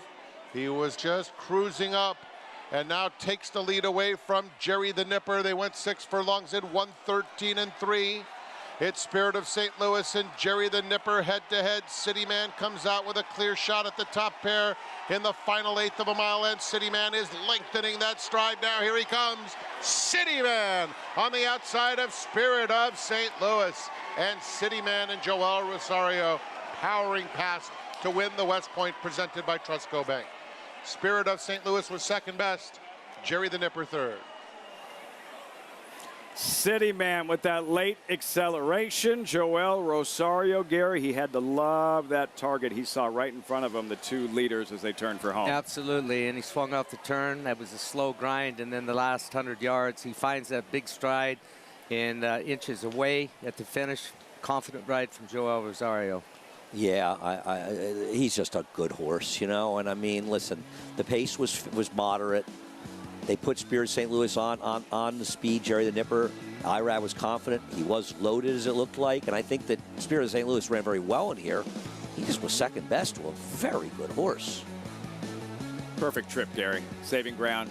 Joel Rosario angles out, runs him down late. Strong finish. What else is new? Yeah, I mean, the pace was moderate up front, but he was in touch, he was involved, and it was just a matter of taking his time, biding his time until he straightened up to use that big kick that he's got. He overcame his trainer, who's heckling us.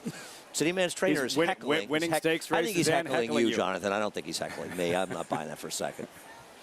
Christophe Clement with City Man. He's got some nice horses in the barn, not just this horse. That Philly Sprinter of his that won the Smart and Fancy the other day. Oh, man. She's a monster. She's a great Pennsylvania-bred rocket. Freak. 3 undefeated on grass. 3 straight? 4 straight? Yeah, something like that. She's awesome. Effortless. Yeah. City Man here. Rosario, Clement. For Christophe Clement, what'd you do this Sunday? I won a stakes race in Saratoga, and I heckled Andy Serling. Like, I think it's the other order. I think it's better. Heckled me and won a stake race. It's good to see him. Good to see him finally winning a race. Finally. You know, really, I'm sure he's doing it off the training of his son, Miguel. But it's nice to see him taking the credit for something that clearly somebody else did. Miguel Clement, who you just saw, City Man, 2 straight, won that Kingston. He's just been a good horse. He can heckle 11th career win. But I'm on TV. No, he's a terrific. He really is a terrific racehorse. All kidding aside, he really is, and deserves a lot of credit. You know, he had reason he missed races. It's been 3 months since his last race. The other horses have had recency and they're in good form. It just didn't matter.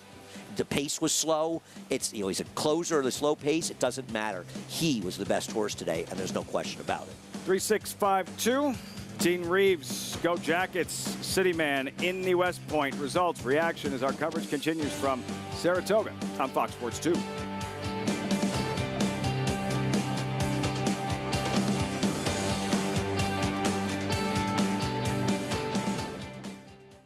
A Grade 1 winner on both dirt and turf, War of Will became a classic winner with this victory in the Preakness Stakes. He added turf credentials to his resume with a determined victory in the Grade 1 Maker's Mark Mile. Now his progeny are bringing top dollar in the sales ring. $650,000, $380,000, $320,000. A dual-surface classic winning son of Warfront, War of Will, standing at Claiborne Farm. When it comes to horse racing, you can never have too much information.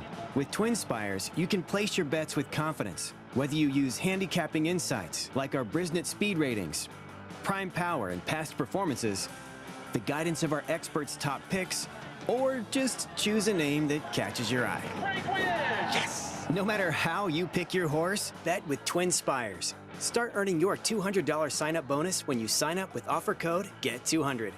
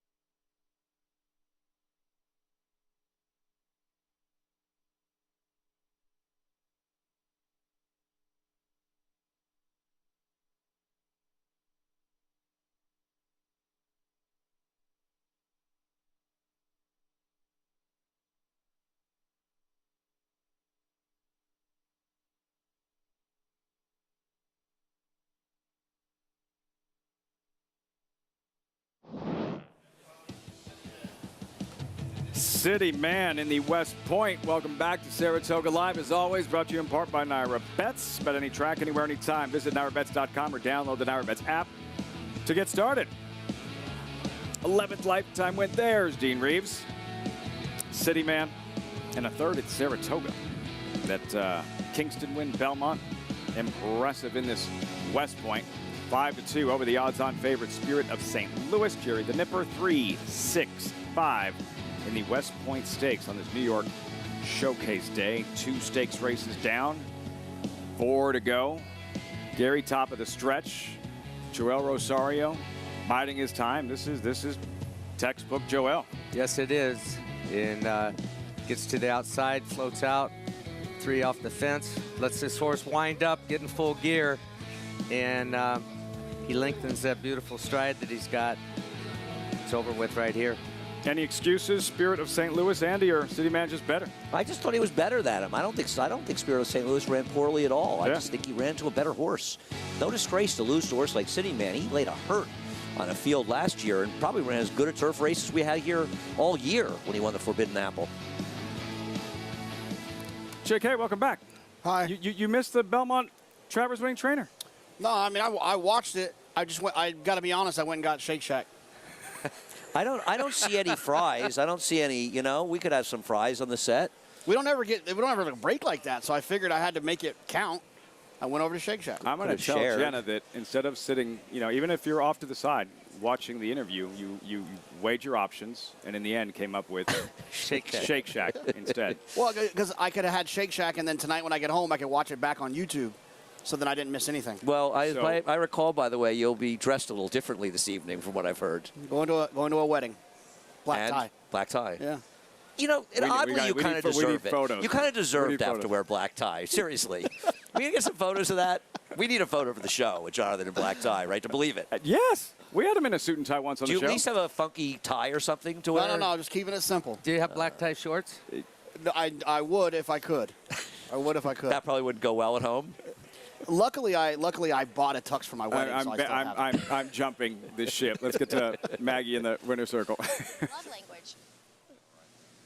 Here with Miguel Clement, with City Man. Miguel, as you came down to the winner's circle to greet him, you told me, I just love this horse. Yeah, I know, he's amazing. When you think about it, he's won stakes here from the age of 2, 6 furlongs on dirt. Now he's winning graded stakes long on the grass. He does it all, and he's like, I guess, French wine. He gets better with age. Very true. 11th win in 30 starts, over a third of those in the win column. Miguel, talk a little bit about his tenacity, his just utmost will to win. Yeah, I know he's terrific to train.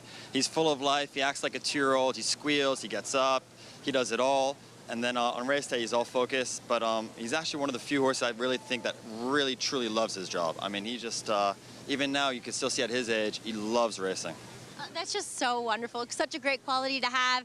And congratulations on another win here at the spa with him. Yeah, no, thank you very much. It's great for the whole team, and we're very happy. And a Mucho Macho Man to boot. It was extra special for the Reeves. Yeah, it's extra special for the Reeves and for the whole ownership. And no, he's been terrific for a long time. He's brilliantly consistent. If only we could all be brilliantly consistent, Lafitte. If only. If Maggie's not brilliantly consistent, I don't buy that for a second. Maggie is. I'm talking about those of us on the paddock set. Well, Spendthrift 2-year-old race of the day brought to you by Spendthrift Farm, home of North America's 4-time reigning champion General Sire Into Mischief. There are the 2-year-olds. This is a special one with the Funny Side, presented by Rude and Riddle Equine Hospital. Funny Side, the Preakness winner, the Gutsy Gelding, who we recently lost, and one of the most popular New York breds for obvious reasons in the history of New York breds. I think, if not the only one, he was the first 2-year-old to run a triple-digit buyer early in his career. I think he won his debut by like 18 or 19 lengths for Barclay Tagg. And Torres was a brilliant sprinter early in his career, and he just had an amazing career. But he's also a horse that brought a lot of joy to people as well. Funny Side is coming up next. New York Showcase Day. We have plenty of time with about 19 minutes to post. So while we have a moment, time for the Duncan Dash of the Week, the reveal. And what Gunite did yesterday, Gary, turning the tables on the champ, Elite Power, stymieing the champ at his 8 race win streak coming into this one. Gunite, though, had other ideas with Tyler Gaffley. Yeah, he did, and he got beat Dirty Whisker the last time they met up. And listen, people ask, do they know if they win or if they lose in close photos? Yes, they do. The good ones, when they don't get led back in the winner's circle, they're like any good athlete. They want to get revenge. And trust me, he knew what his competition was yesterday, and it was a great ride from Tyler Gaffley. He stayed out off the fence, forced his competition, Elite Power, to come down on the inside. He's never had to do that before. He makes his best run on the outside, but at the end of the day, it was a gutty performance, a brilliant performance from Gunite. Stay cool this summer with an iced beverage from Dunkin'. Grab an iced coffee, iced tea, or Dunkin' Refresher at your favorite Dunkin' restaurant. Saratoga Racecourse runs on Dunkin'. And for Steve Asmussen and for Ron Winchell and company, big afternoon. Stallion gun runner, sire of Echo Zulu as well. JK, Echo Zulu with the defending champ, the reigning female sprint champ. Goodnight Olive early on, draped all over her. Yeah, she was outstanding. I mean, this was my performance of the day. I thought she was lights out. And look, like you mentioned, that wasn't just some 40-to-1 shot that was lapped to her that, was bothering her on the backstretch. It was a champion in Goodnight Olive, and she turned her away. And like Andy mentioned at the top of the show, Goodnight Olive, in defeat, probably ran the best race she's ever run, considering the circumstances. And I can't wait to watch them hook up in the Breeders' Cup, because Goodnight Olive won't have to do the dirty work. Someone else will. It still might not be enough, but at least she'll be able to run her race and not be as close. Closer than she's been, but not as close she was yesterday. Who's volunteering to do that dirty work? Somebody will. Somebody will. I mean, I think dirty work is right. Steve Asmussen said something like, I'm paraphrasing, she's just better than them. Hey, there's an attachment, I think, for us because we were all here the day we were introduced to her. Opening day, 2021, Echo Zulu in her debut, and right then, Gary, we said that this is just the tip of the iceberg. This looks like a filly who could be special. Yeah, when you see a special one in their first performance, you know it. And fortunately, we've got to enjoy her and continue to get to enjoy her. And when I saw the rundown come out, I thought that there had to be co-Duncan Dash of the week there. How'd you separate them, guys? Well, you make a great point, Lafitte. You talk about what we saw with fierceness for Mike Rapoli, what we saw with Ways and Means for Klarvich Stables. It's the excitement of seeing those horses win first out here, because we know that they can turn into horses like Echo Zulu, and that's why we love the two-year-old racing here so much. And her consistency's been remarkable, and I'll argue that maybe until this year, because these are the best races she's ever run.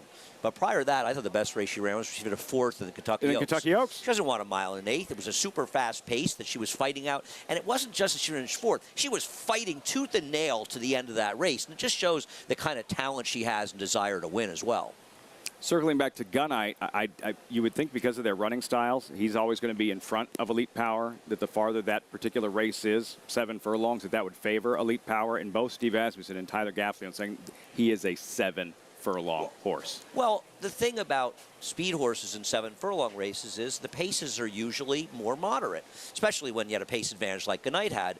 And he's going to be able to go slower the first quarter. 6-furlong paces are usually much faster. They're more competitive. Those type of horses have more speed. And in this case, he went a first quarter in 23 and change. Compare that to the pace in the Ballerina as well, and you'll realize how slow it was. So now he turns it into a 5-furlong race when he has a tactical advantage. He's unbeatable at that point, and I don't think Elite Power, in my opinion, lost anything in defeat.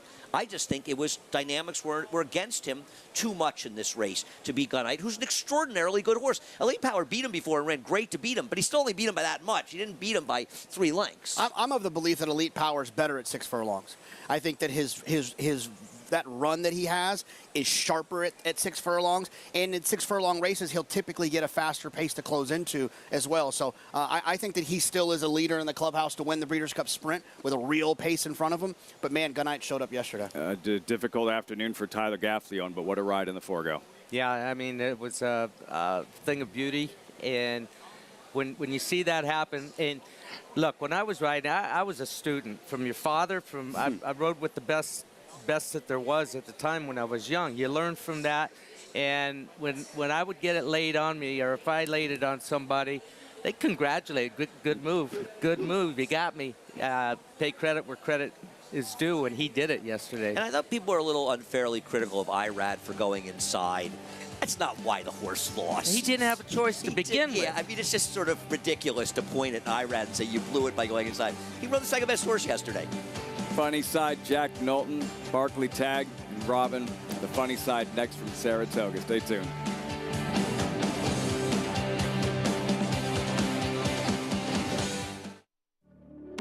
Cyberknife was a very talented horse from day one. Fast horse, able to carry it around 2 turns. Looks a tremendous amount like Gunrunner, same ability and talent. Holds the track record in the Haskell.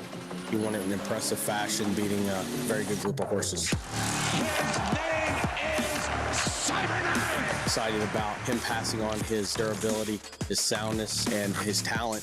He could definitely be a breed-shaping stallion. Now more than ever, it's time to get with the program. When shopping for your next race prospect, consider that New York breds start with an advantage. Our New York breds run for serious green. At Saratoga Race Meet, New York bred maidens run for up to $88,000. New York bred allowance horses run for up to $100,000. And New York bred owners can collect awards of up to $20,000 per horse per race. So get back with the program. Seriously. Maximum Security proves he's the real deal with a gate-to-wire win in the Florida Derby. Champion 3-year-old. Maximum Security has won the TVG.com Haskell Invitational. 11 triple-digit buyers. Maximum Security. He smoked them in the Cigar Mile. Grade 1 winning 4-year-old. Maximum Security takes them all the way in the TVG Pacific Classic. Maximum Security. Racetrack Television Network brings you every race, from every track, on every screen, every day. With monthly packages starting as low as $5, RTN gives you great value and access to more live HD streaming and race replays than anyone. Visit RTN.tv today to sign up and watch on almost any device, including Roku and Amazon Fire. RTN has packages that start at $5 per month.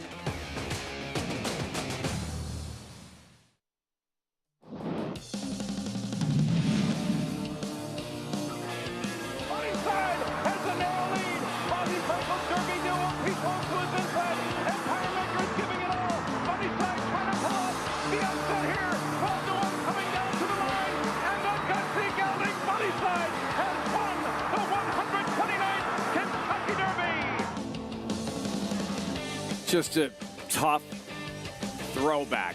Funny side, the New York bred Gary with Peace rules to his inside, and he favored on the outside, Empire Maker. Funny side wasn't having any of it and letting either of them by. No, he wasn't. And the guy on his back, he could ride a little bit. Jose Santos, jubilation at the wire. And what a big story that was, Andy, because, you know, those obstacles that horses couldn't possibly win the Derby if they were X, Y, and Z. He knocked out 2 of them, a gelding and a New York bred. And I think Barkley shipped him about 20 minutes before the race as well. You know, you hear that guys say their horses down to get ready. You know, Barkley, the last thing Barkley wants to be is around the press, right? So Barkley shipped in, right, I think for the post parade. And, you know, he had just lost Empire Maker, who obviously had foot issues, to be fair, in the wood, yeah. but he really gave him a fight the wire. And Empire Maker was a tremendously talented horse. Issues or not, he was a tremendous racehorse, and Funny Side was as well. And his Preakness was brilliant. To Maggie in the paddock with this Funny Side paddock report. And this is a really interesting and competitive race, Lafitte, as we'll check in with number 3. Works for me first off the bat. Now, it's the first time I am laying eyes on him, but first time out, he debuted in a loaded field of 2-year-olds at Churchill Downs, and he easily made short work of a field of fellow New York breds in his second start for Joe Lee. As I said, it's the first time I'm laying eyes on him, but he's a big, solid horse. He's impressive with the way that he's put together, but he is going to have to come in here off a little bit of a freshening, which could mean nothing because he ran so well first time out. Could look just a bit more defined if I had to split hairs with him, but I think this is a real nice horse, to say the least, and I am certainly respectful of his chances today. As we'll move on to number 4, What You Talking About, for Wesley Ward. Another one I haven't seen before, but he debuted very early in the season and ran a 72, kind of like Works for Me as well. So that's a pretty fast figure. Both of these ran very early on in their 2-year-old season. What you're talking about is massive. Now, unfortunately, he's been preparing for this start at Keeneland, so I haven't been able to watch his workouts, but he may have looked like this first time out, and he was a bit green in winning, not switching to his outside lead in his debut, but he is awfully heavy here. I mean, he carries a lot of weight in conditioning, so I just wish he looked a little bit more tucked up, facing a better crew this time around in the funny side than what he did first time out. But the most accomplished runner, arguably, is number 6, the Wine Steward, who I think was completely against the racetrack last time out. Mike Maker has good numbers with his 2-year-old dirt horses that won their last start, 11 for 50, and he was just 3 wide around the racetrack the entire way and beat Open Company. He looks great here. He's very forward. He's very much into the bridle and sharp. And furthermore, he looks incredibly fit coming in here today, back with some state breds. Lafitte? The fit Wine Steward, Manny Franco, seeking a second this afternoon. Take a look at his second start. The Bashford Manor, Ellis Park, early July, Gary. Riders up here, but let's sneak this in. The Wine Steward, and just draws away late as they turn for home. Yeah, he was so impressive this day. And forgive me for looking behind me, but I was checking out the fitness level on that 4-horse. What you talking about? That's a Wesley Ward look. He's a big boy. He's a big boy. He is a big boy. You know, one thing that's interesting about the Wine Steward's win last time is the horse who was second was the favorite. And if you look at the 3 Works For Me, who I actually like, Wilson Q, the horse who was second, had won that race that Works For Me was third in, and that was a bit of a key race. The second horse was Gold Sweep, who ran that huge figure for Steve Asmussen in his subsequent start in the Tremont. So he beat a pretty good horse in Wilson Q, Jonathan. Yeah, and the other thing I think to keep in mind about the Wine Steward, the 6 you see on the screen here, is we talked about it a lot leading up to the Coaching Club American Oaks with wet paint. The racetrack at Ellis has been a little bit inside speed favoring.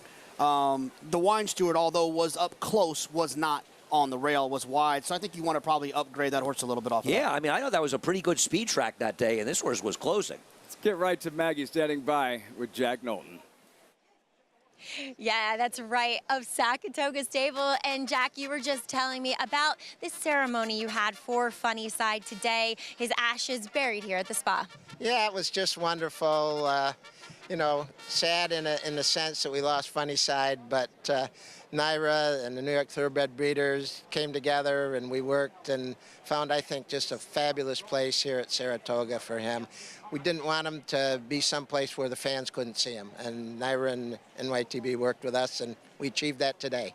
It's amazing. I'm sure he'll get a lot of respects paid to him from all the fans here at the spa. But for this Funny Side race, kind of paying homage to him, the whole crew's back together, as you were saying, to present the trophy. That's right. And, you know, we did signings today with a poster and some Funny Side memorabilia. I cleaned out my basement and brought that, bobbleheads and posters and all kinds of things. And, you know, it's just a great day. It's kind of the end of an era, really, for us. I mean, we had him, you know, 21 or 22 of those years out of the 23 years he was alive, and stayed in touch when he was in the Kentucky Horse Park for 15 years after retirement. Well, Jack, thank you so much for sharing him with all of us here at the spa, and look forward to seeing you smiling, presenting the trophy for this Funny Side. Thanks so much. Appreciate it. Absolutely. And Lafitte, those proceeds from the signing go to the BCCA and the Racetrack Chaplaincy. Terrific, terrific cause, Maggie. Thanks so much. Great stuff. Those memories, Funny Side, when winning that Derby and he was fending off all challengers on his left lead. That was one thing. His Preakness was another, was awesome. He and Smarty Jones, both of their best races were actually in the Preakness after the Derby. And I think something about Funny Side. He really exemplifies that notion, which is true, that there's something always special about a Derby winner. And that's why having a Derby winner is a gelding that stuck around, because every time he raced, it was an event. And you can't say that often, and often enough, I should say. And that's something we saw with Four-Star Dave, right? We're sort of seeing it with Casa Creed now a little bit, but boy, did we see it with Funny Side. He had such a following. California Chrome was another horse. Like, he wasn't a gelding, but he stuck around. And, I mean, he had a great following. Raced through his 7-year-old season. I believe 38 lifetime starts. The Funny Side. We're in the post parade, and what you're talking about, the big boy there just kind of doing circles and needs to get focused up. Yeah, he ran that way too in his last start, a little bit green. Trust Fund, Team Nest, Eclipse, Rapoli, Pletcher, Arad. I worry a little bit about him coming back in 16 days, though Todd Pletcher's done this before with 2-year-olds and done well. But this is not an easy spot. This might be the toughest funny side I think I've ever seen. It's a legit 2-year-old stake. The Wine Steward, Bashford Manor winner, as you saw. Undefeated and ran well in both starts and overcame some adversity, in my opinion, in both of those starts as well. 6 of them, New York bred 2-year-olds, the funny side, in about 3 minutes. And circling back to Trust Fund. Rad Ortiz, as we mentioned, that's Team Nest. Take a look at his debut. You mentioned the turnaround, 16 days. Andy and Louis Saez, who rode on that afternoon, like a lot of encouragement to get him going, but Trust Fund does respond. I wish I had a Trust Fund. I wouldn't be sitting here with you, Lafitte. This was a day where I think being forward was probably a bit of an advantage that helped him. But I do think he ran well, Jonathan. I mean, to me, I'm not sure. The 2 is a little hard to make. I think you could make a case for everybody besides the 2's a little tough. Yeah, and they've all run well. They've all run similarly in terms of their speed figures, and they're all lightly raced. So one of them could really jump up and take another step forward. But I think it's important to note that this isn't really a Todd Pletcher move, bringing this horse back this quickly. But he's done it a few times, not a lot, but he's had success doing it. I think he won this race at least once, maybe twice. Maybe Syndergaard came back in here, but he wasn't facing as competitive a field. Are you surprised that what you're talking about is 7-1 in here? I am. Yeah, I am too, because I like that 7-1 right now. What's not to like about him on paper, right? He ran 3 months ago and ran a figure that's competitive with these horses. There's no reason to think he can't run better than that. No, and I like what Wesley did. Wesley loves bringing his horses up there. If you look, he's sitting at 26% here. Most of his winners have come from Keeneland. He shipped in here. He took this home, took this horse home to Kentucky. He's been training him at Keeneland. He's been training forwardly. He hasn't been missing anything. Ships him in here right on top of the race, and that's where he's had success. So I think he's had his eye on this particular race. You're a smarter man than me if you could figure out Wesley. All I know is he's pretty good. Hey, I've been around him. I've been around him since he was 11 years old. I won't say I can figure him out, but I know him pretty well. I remember him as a rider in New York. Eclipse Award winning apprentice, yes? Yeah, I think so. Wesley Ward, yeah. He sent me a picture the other day of us working a team of horses when he was 11 years old, braces 11? and all. Yes, 11 years old awesome. at Long Acres Race Course. There are very few people in this game that you can say made a significant difference in certain ways in the game. And I believe him shipping his 2-year-olds over to Europe the way he did at Ascot, he changed the way a lot of trainers approach the reason he doesn't win as much now is they're all putting speed in their horses. He doesn't have that 100%. advantage anymore, and that's because of Wesley Ward. How many trainers can you say that about? He changed their game for 2-year-olds over there, young horses. It's a remarkable thing he did. Over there, too. That's what I'm saying. I'm saying that's no, Steve in Europe. I could say Steve Cawthon may have changed a little bit the way they rode over there by being aggressive. Is that fair? Well, his clock that he had in his head, and they didn't know what a clock was. Steve Cawthon knew what a clock was. Cash Asmussen, he changed the style of French racing. They used to ride with their foot clear into the stirrup. They all ride on their toes now. They all look like little Cash Asmussens when he was young. Amazing. Incredible. We check in with Maggie with more on the 5. Trust Fund.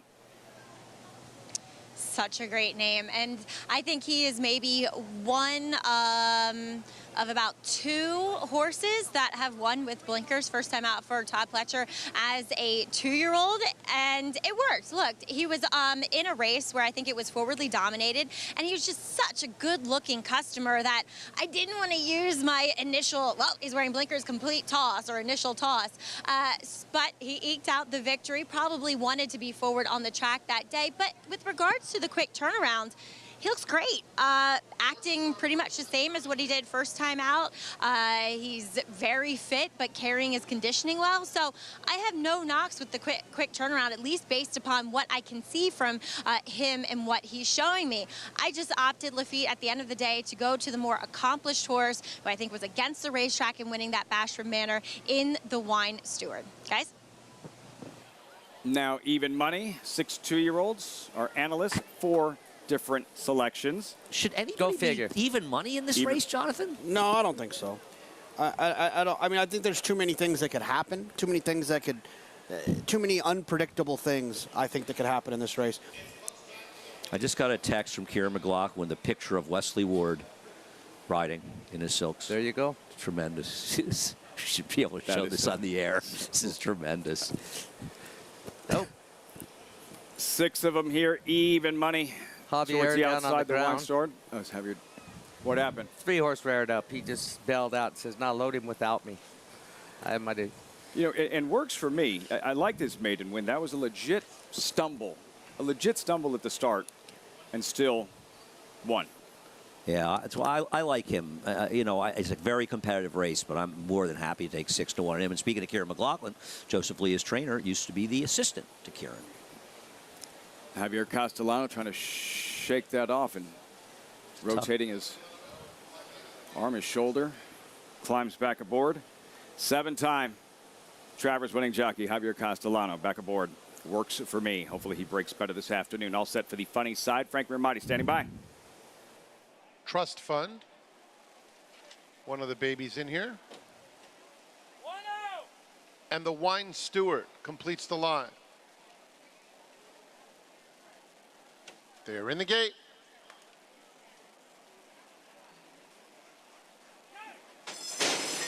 And they're off in the funny side, presented by Rude and Riddle Equine Hospital. And after a little bit of a bobble, El Grandeo recovers and shoots to the front, opening up a length and a half on Works for Me in second. Always a Warrior is down at the rail. Trust Fund is fourth. The Wine Steward didn't have the greatest of beginnings, is 4 lengths off the lead. And what you talking about at the back of the field? 22-2 for the opening quarter. And it's El Grandeo in front by 3 parts of a length. Works for Me second. And Trust Fund up and on the pace.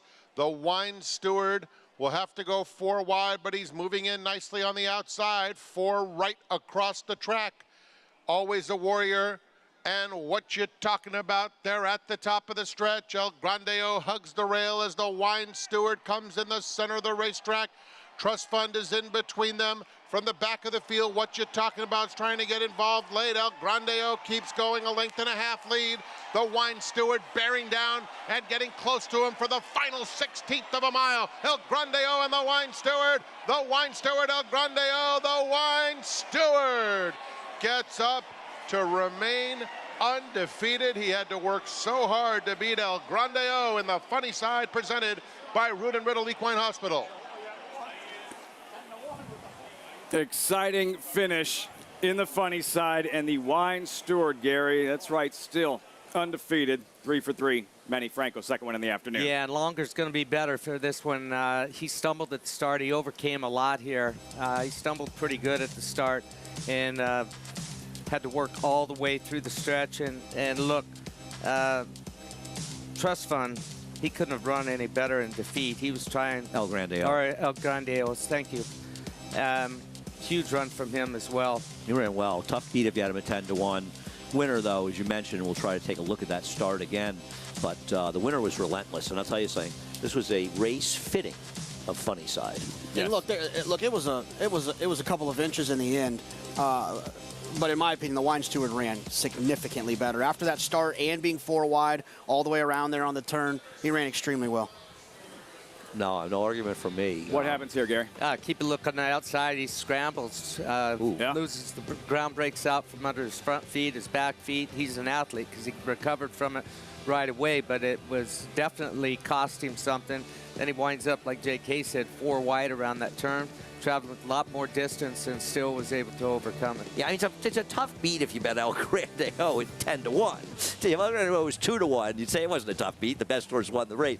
I don't care how tough, and I agree, the 6 was best, but it's never easy to lose by a nose at 10-1. But in this case, the best horse did win the race, narrow margin or not.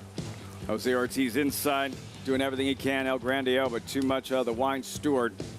It was fitting of funny side, but gutty, tough, sort of good race. Dig deep and claw his way to the wire win. Yeah, and you know, I mean, I'll be curious to see. I don't know how many 6 furlong races there are during the day today to see how that race stacks up, because that feels like a pretty quick race.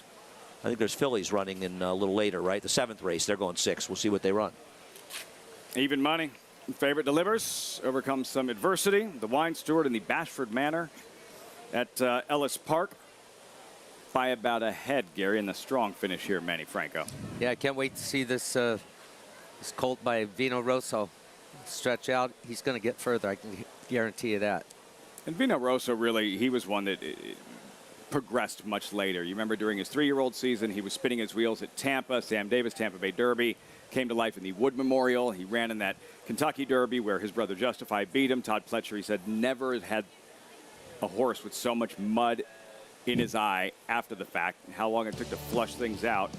And as a 4-year-old, Vino Rosso really flourished, an eventual Breeders' Cup Classic winner. Well, I mean, starting his year at Aqueduct, I think, had a lot to do with that. I think he won the Stymie at a mile, his first start as a 4-year-old, actually. So I always it always makes me particularly happy to see horses, especially sort of winter time, running in New York, to see them do really well. And Vino Rosso was good. I mean, he was impressive in that. You know, he really was impressive in the Breeders' Cup Classic.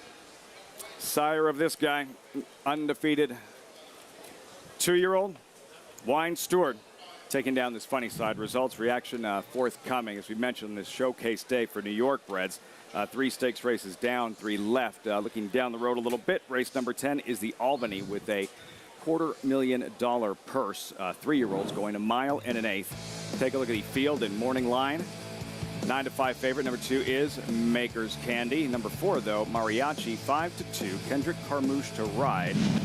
A win in his most recent, Andy. This was a sprint, 3/4 of a mile. Today he's tackling the mile and an eighth distance. I think there's a reasonable argument he might be the most talented horse in this race. This was a good rail that day. He wasn't on it. He was a little bit off of it. He ran a fast figure. He ran fast figures to begin his career. He's good.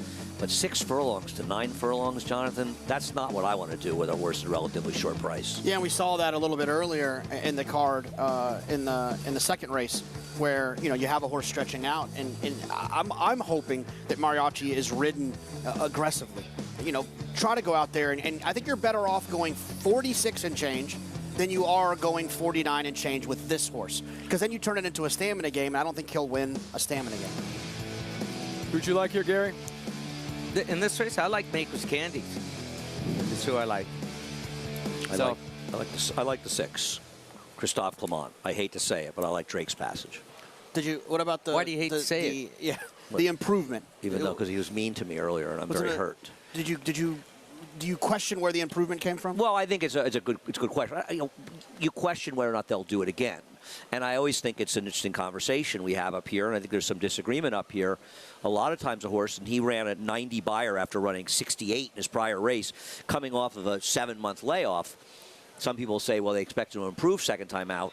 I feel like when they run a huge race first time out, there's a question whether or not they'll run back to it. Now, he's had a month and a half, so he's supposed to run back to it. But you're right, he's a 1-number horse at this point.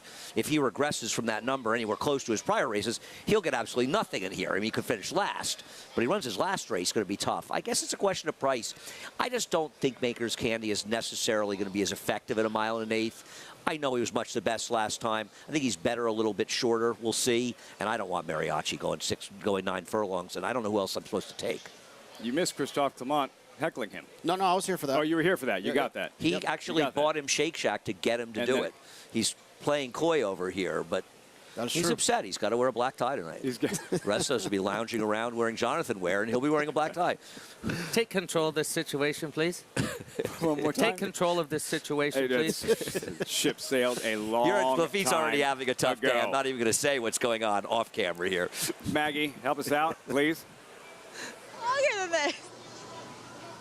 Here with Mike Baker, we were just joking that, and he probably doesn't even want to sprint, yet he's undefeated as a 2-year-old in these sprint distances, Mike. Yes, we picked him out of the March sale, and, gave us a good impression from day one, and hasn't disappointed.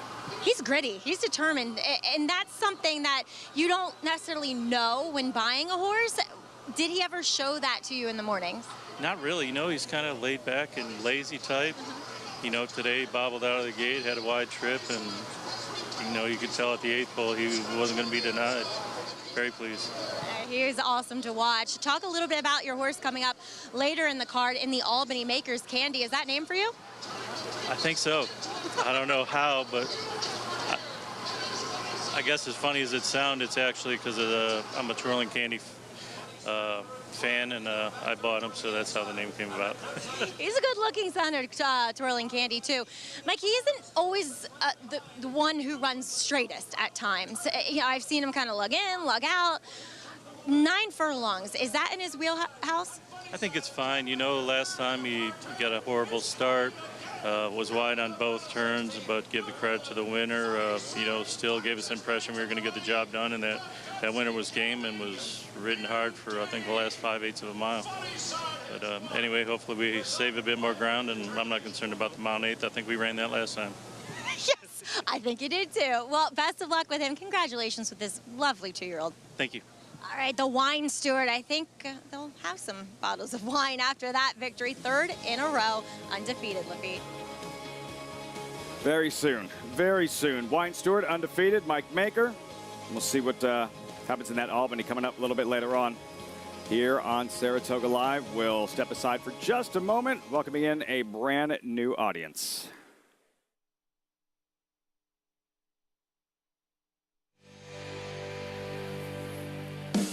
This is Saratoga Live. Welcome to our viewers on Valley SoCal San Diego. Day after the Travers alongside Jonathan Kinchin, Andy Serling, Hall of Fame jockey Gary Stevens. I'm Lafitte Pinkai. Today is New York Showcase Day. Gary, a celebration of the New York bred. It's 6 stakes races, 3 down, 3 left, and really focusing on some of the best 3-year-olds, best New York breds over the years. The funny side just took place, and still 3 stakes races coming up. Yeah, it's an exciting day. We just saw a great performance from the 2-year-old, the Wine Steward, 3 for 3 now. Impressive. Looks like he wants to stretch out, run further. So I look forward to seeing him in the future as well. As you mentioned, a performance funny side himself would have been very proud of from the Wine Steward. We've had a number of runnings of the funny side. I could look back. I'm not sure we had as competitive a one as that. And while the first two finishers finished well ahead of the field, they finished well ahead of some very good horses. It seemed like a pretty quick race. Excellent race by both the first 2 finishers. A narrow margin. The winner, the favorite. He was best, though. And still have the Yaddo handicap coming up next, race number 5 in about 15 minutes. And Yaddo Gardens, just down the street here from Saratoga Race Course. It's an artist community. 400-acre estate in Saratoga Springs, New York. Its mission to nurture the creative process by providing an opportunity for artists to work without interruption in a supportive environment. Yaddo's gardens are modeled after the classical Italian gardens in Europe, and it's open to the public. If JK is not here at Saratoga, that's where you can find him, or Shake Shack. There are very few great writers over the last 100 years probably that didn't spend time at Yaddo. You look at a lot of fiction, a lot of books, and the authors will thank Yaddo. And I had a great pleasure to meet, in my opinion, the greatest American writer of the last 50 years to a century in Philip Roth. And I talked to him one night, and it was a benefit for Yaddo, actually, he was speaking at. And he said he liked to come to Yaddo when the racing was going on. He liked to come over here for breakfast, see the horses work out as well. And, I mean, the list of writers, great writers, legendary writers, been to Yaddo. It's extensive, to say the least. When you said writers, I thought he was talking about jockeys. You can get over there, but they'll let you in the Rose Garden, Gary. They're not going to take you in the house, sorry. That's coming up next here, the Yaddo handicap with a $200,000 purse, race 5 of 11 here at Saratoga. We will step aside when we come back, recapping a lot of the Grade 1 activity yesterday, included the sword dancer in the European Bolshoi Ballet, a Belmont Derby winner, and now a sword dancer winner.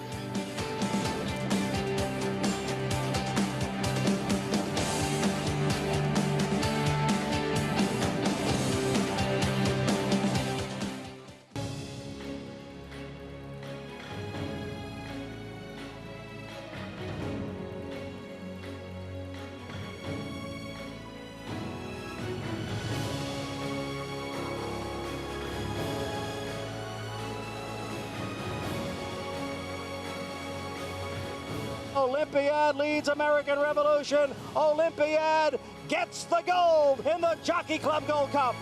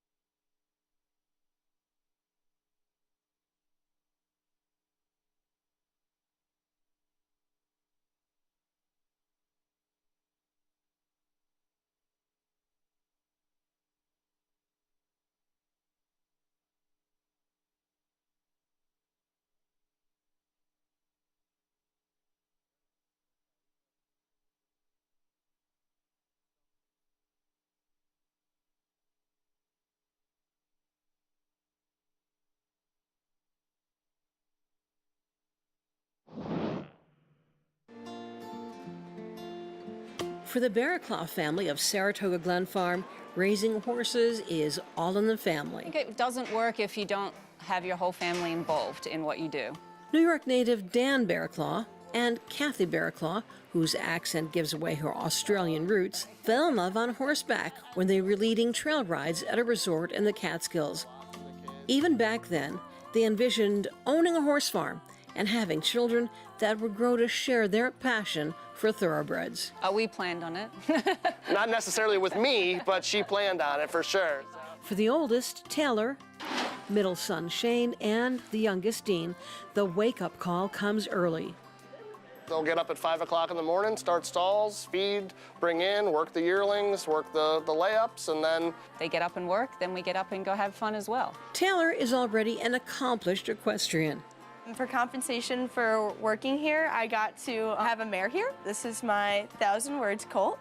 I'm really excited. Hopefully I get to sell him, and I don't know, I think he's really cool. Shane excels at sports, but understands that his work on the farm is key to the family's success. How do you think this will help you? Mostly the work ethic of like how I do things in school with like a timeline maybe, or what I need to get done in a certain period of time and how fast I need to do it. Staying focused. Dean prefers training his dog for agility trials to riding. He's even started Dean's Delicious Dog Treats to earn money for his passion.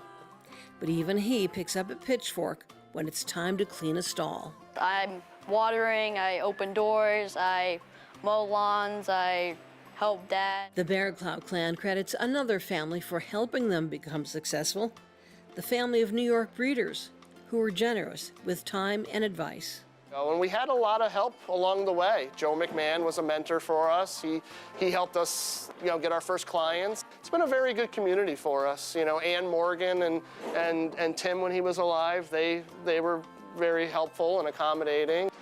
When this war dancer filly races at Saratoga someday, she'll carry with her all the love and care she received from all 10 of the helping hands at Saratoga Glen Farm.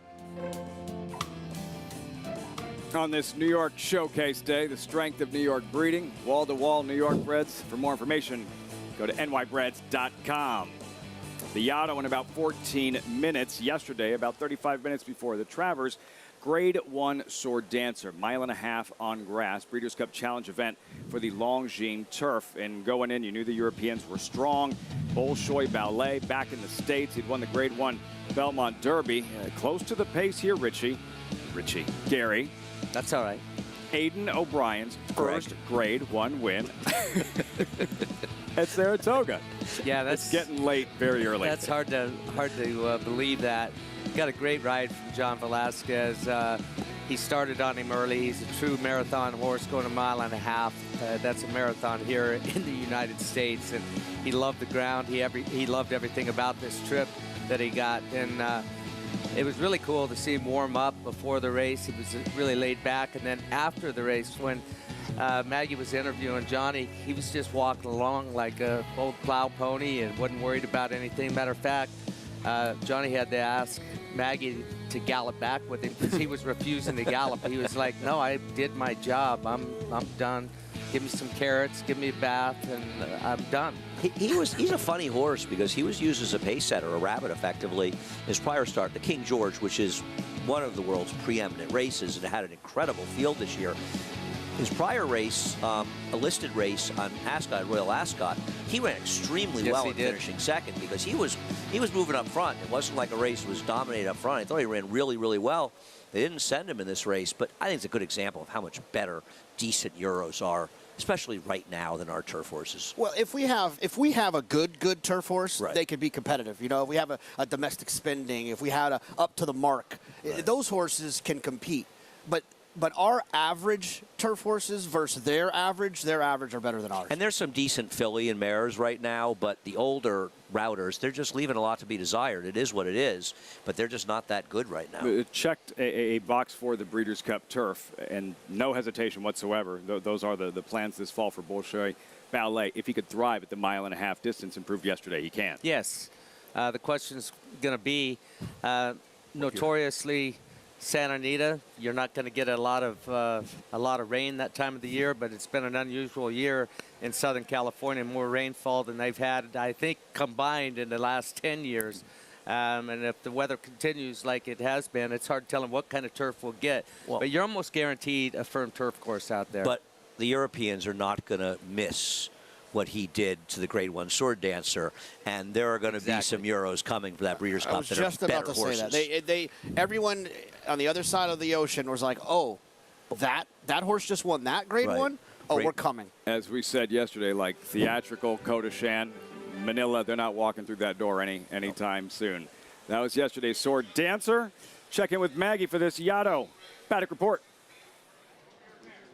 And Lafitte, we'll start with a horse coming in off of a layoff. That's number 1 in here, Spongy, who is a horse that does have ability, and sometimes when I've seen her, she just lacks some conditioning, some strength across that top line, across her hind end. And today, relatively speaking to what I've seen from her in the past, she looks very strong. But also, with that being said, if you look at her form, she's also a horse that displays the need a race type of thing. So she might need one to come together, but I think now as a 6-year-old, and I thought it towards the end of her 5-year-old season, that she's really kind of hitting her full potential. And like I said, she can run well when she's in the right spot and gets the right setup, narrowly beaten 2 back by half length in the Ticonderoga. New Guinea is a horse I can't necessarily recommend on paper, but I will say this about her, is that she was one that early on in her career would just not handle her racing particularly well. She would get very nervous, she'd wash out, and now with more frequent racing, a little bit older, and with her trusty pony in front of her, she's just taking it all better. And it's reflective in her conditioning too. She just carries more weight. She just looks better from the overall perspective, as she certainly wasn't one that loved getting on a sloppy dirt track for the first time. So I think you can forgive her for that. And if you look at her turf races, it does feel like she was trending in the right direction prior to that dirt effort. Now the wild card is number 4. She's dancing, New York bred, who's getting back to New York breds for the first time in a long time. And she's a daughter of war dancer, and guess what? She liked the turf. Go figure. She tried it for the first time in her 17th career start at Pet National. And I mean, she just won like there was nobody else in the race. Like it was a 1-horse contest. Now she comes in here, she matches up incredibly well with a lot of her more accomplished competitors here. So she's sharp. She showed speed in that last effort. Look for her to be forward yet again as Flint Stites brings her to the spa. Guys? Overlay at 9-1. She's dancing. See what she does in her second turf start. Have riders up, a post parade, and the Yaddo post time 8 minutes.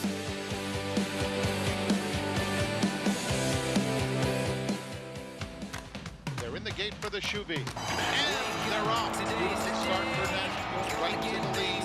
Nest in full flight.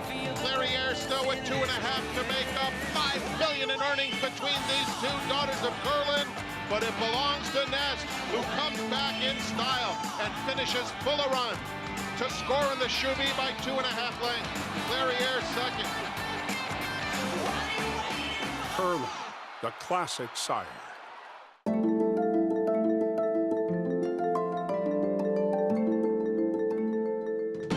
In Italian to win it. And here is domestic spending. And Pearl with plenty left in the tank. Program trading. Ocean Road. It will be McCulloch. Victoria Road down to the line. Will be State of Rest.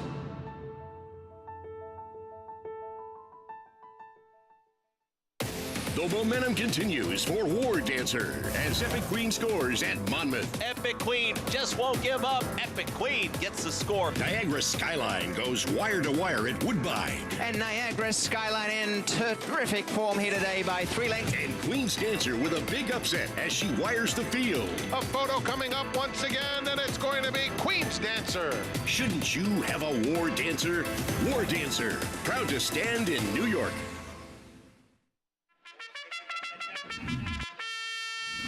Monmouth Park's summer season rolls on with live racing action Friday through Sunday. Fridays features a 2 p.m. first post, while weekend action begins at 12:40, kicking off the win early pick 5. Home to full, competitive fields and big paydays, Monmouth Park continues to prove itself as a place to profit. Joining us on site, be sure to lock in your odds with fixed odds wagering at Monmouth Park Racetrack.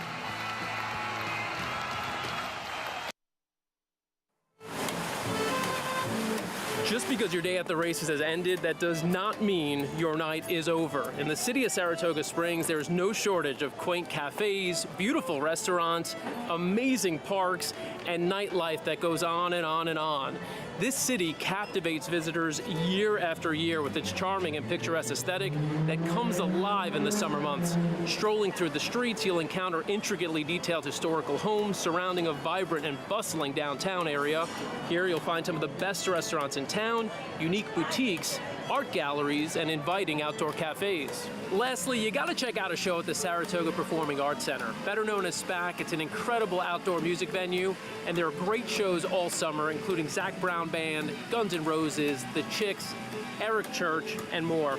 For everything you need to know about planning your summer getaway to the races, visit americasbestracing.net.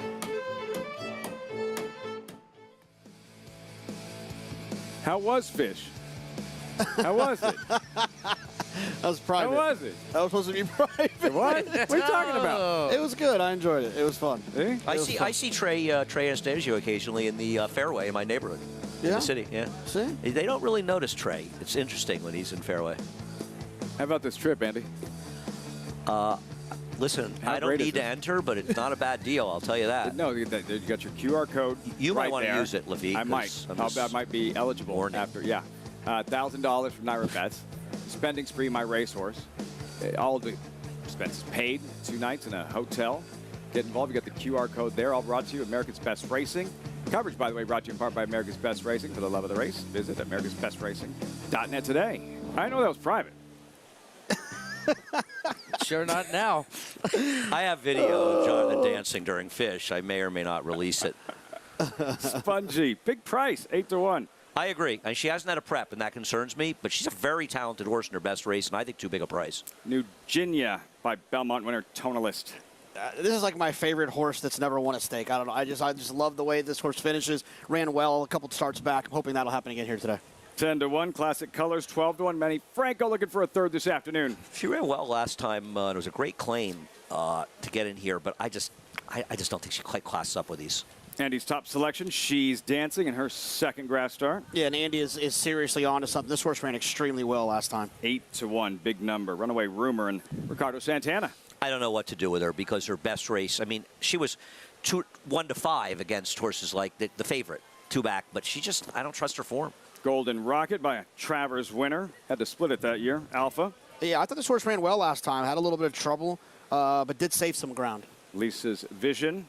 Winner in a photo in her most recent. She's in great form for Jorge Abreu, but this is a big step up for her. Let's see if she can class up to this level. And What Love looks like, wow, 6-5, 3 minutes out. Yeah, I mean, I don't see why this horse is such a heavy favorite. I mean, the horse can win, got a nice draw, you get Flavian, but I don't need this horse at such a short price. Yeah, it's on the 4th of July, Andy. What Love looks like on yielding ground and a pace-prompting win. Yeah, you know, it's a weird race. And I know there's a little give in the ground, but I don't think it's that much. They went 42 in the race earlier. I don't think it's the same situation that she faced in the yielding turf here. I mean, Runaway Rumor just sort of loomed up like she was going to win for fun. And just came up oddly empty. I don't know if it was the ground, but she's run well. I think she was second to Lake Placid on yielding ground, Jonathan. She was bad that day, but the winner of the race, she was good, What Love looks like. She came back with a win in her last race going a mile and 3/8. But I don't know that she's that fast, Jonathan. She's 6-5 from a speed figure standpoint. Isn't the horse I like? I know the horse. Listen, the horse I like has got to class up to these. But to be fair, she's running faster figures, and she's now 6-1. She's coming down. Yeah, that's what speed figures are for, right? Like, I understand the idea that she's going to be facing the best group she's faced, but the way that she's done it and the way that she's stopped the clock, she's faced the clock in a way that proves that she fits in here. And the other thing I'll say about Runaway Rumor, and I understand your issues with Runaway Rumor, is that when she runs against open company, I love to point out the fact that she needs New York breds to win. Well, she has New York breds here. And she's a big price at 9-2. You know, it's not like, because, I mean, you look at odds, and I sometimes like to equate this to sports betting. If the Knicks and the Nets play on a Tuesday in Madison Square Garden, and let's say they're playing on a Tuesday and Thursday, the Knicks are a 6.5-point favorite, and the Nets win. They're still a 6.5-point favorite without injuries on Thursday night. The odds don't change that much. She was 1-5 against two of the rivals in this race. One of them who's 6-5 right now, and she's 9-2. I know things have changed a bit since then, but have they changed that much, Jonathan? No, I don't think so. I think she makes a ton of sense. I thought this was one of the hardest races we had on these first 5 races that we were looking at. Just the most wide open. Let's go to Maggie. Wait, where's Lafitte? Anyway, what love looks like, I'm not thrilled with the price for sure, but there's something I like about this Daughter of English channel, and she's totally your typical good English channel, right? It's taken her a little while to put it all together and be as good as she possibly can be, and now as a 4-year-old doing just that, and also one that can handle some give in the ground. But she just now comes over with this intensity in her demeanor that she kind of has 2 wily white eyes, but they're also true kind of racehorse eyes. And like I said, I don't think, and I agree with you guys wholeheartedly, that there should be this much of a disparity in odds and her being so short. But I just think she might be the best in this group so far. Some others just need to step up and show that they belong. And one of them is number 7, Lisa's Vision. I'll be honest, I'm not overly in love with her going any further than a mile, to be honest. And she's going to have to face some other pace presence. I thought that she might be able to be one that's forward, that's controlling, but I don't think that's going to happen with number 4 in here. She's dancing. But Lisa's Vision, she's well turned out. She continues to improve, get stronger throughout this 4-year-old campaign. But again, I think this is really testing the waters when it comes to class and distance for her. Guys? Perfect handoff, Gary. Yeah. Gary's the host now, I so missed take it. over, Andy Gary. was talking. I was talking to our esteemed guest on the set. So How the good guy's, looking? unlike you, the guy's an incredibly good former jockey. Rajiv Mirage on set for the second half of the All right. broadcast. Are you here for the whole show? The second Gloves half? are off, Andy. 6th race. We'll see how that goes. If that goes well, we'll bring him back for the 7th race. Yeah, you got to tell the Mig. He's got to get offset when you come on. Hey, seriously. Live auditions, like, you guys can't be too comfortable with all this. No, I took that promo code down for that trip here to Saratoga Springs next summer. Took a picture of it. I entered. QR code. QR code, whatever. What love looks like. I know we're old. Riders, we're old writers. guys, you know. Right? I know that David Aragona and you focus on this with what loves look. Is this just a case of she's being over because of the ones, because of the wins? I think it's a lot to do with the ones, and I think she's one of the main players here. But I think she's wildly overbetted. Yeah, yeah, and the Todd Pletcher factor, I think, probably has something to do with it as well.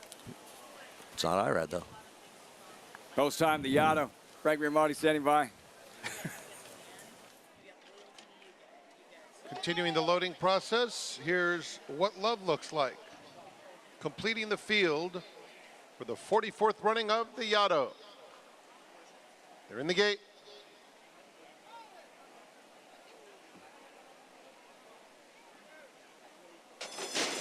And they're off. Very even beginning. Spongy gets the first call. She's dancing now, moves up to take the lead, and Runaway Rumor on the outside. They're joined 3 deep by Lisa's Vision, and What Love Looks Like, understandably, is widest of all, moving into the first turn, where the lead belongs to She's Dancing, who sneaks away, leads it by 2. Spongy just had to check and check hard, shuffling toward the back of the field. She's Dancing, 2-length lead. What Love Looks Like gets a perfect tracking trip from second, and then it's another 2 back to Lisa's Vision. The opening quarter went in 23 and 2/5 seconds. They're followed by Runaway Rumor. Classic Colors is racing in between horses. And then Spongy having a tough time in between rivals, still steadying a bit, 5 lengths off the lead as they run down the backstretch. Golden Rocket is the one widest of all in the white colors, and the trailer is New Virginia. 48 and 4, less than a half mile to travel in the Yado. And it's been She's Dancing and What Love Looks Like, 1-2. What Love Look Like, turning up the pressure now. And a 3 wide Lisa's Vision just a half length off them. What Love Looks Like is the new leader. Lisa's Vision moves into second. She's dancing, retreating a bit in third, followed by Runaway Rumor, racing in between horses. Fourth, on the far outside, New Ginia is coming with a smart rally as they straighten up. Here's New Ginia from last to first. What an effort. Blowing by the field. Spongy gets out late, running valiantly in second. Then Runaway Rumor, but the story is New Ginia. Absolutely breathtaking turn of foot to win by 4 easy lengths. Spongy was second, Runaway Rumor third. What Love Looks Like was fourth. That was impressive. New Ginia, second win of the afternoon. Christophe Clement, Dylan Davis. Well done, J.K. New Ginia at a price. Yeah, I mean, I hope a lot of people on Twitter are out of their mom's basements and watching this one since I only picked chalk. They're not happy with this. Twitter is miserable right now, Jonathan. It's one of the great things in life. Oh, no, look, I'm telling you, this wasn't even a huge handicapping thing. I just love this horse. Yeah. This horse has always shown a ton of talent, and I did not expect that performance today, but, man, she was good today. She embarrassed this field, frankly.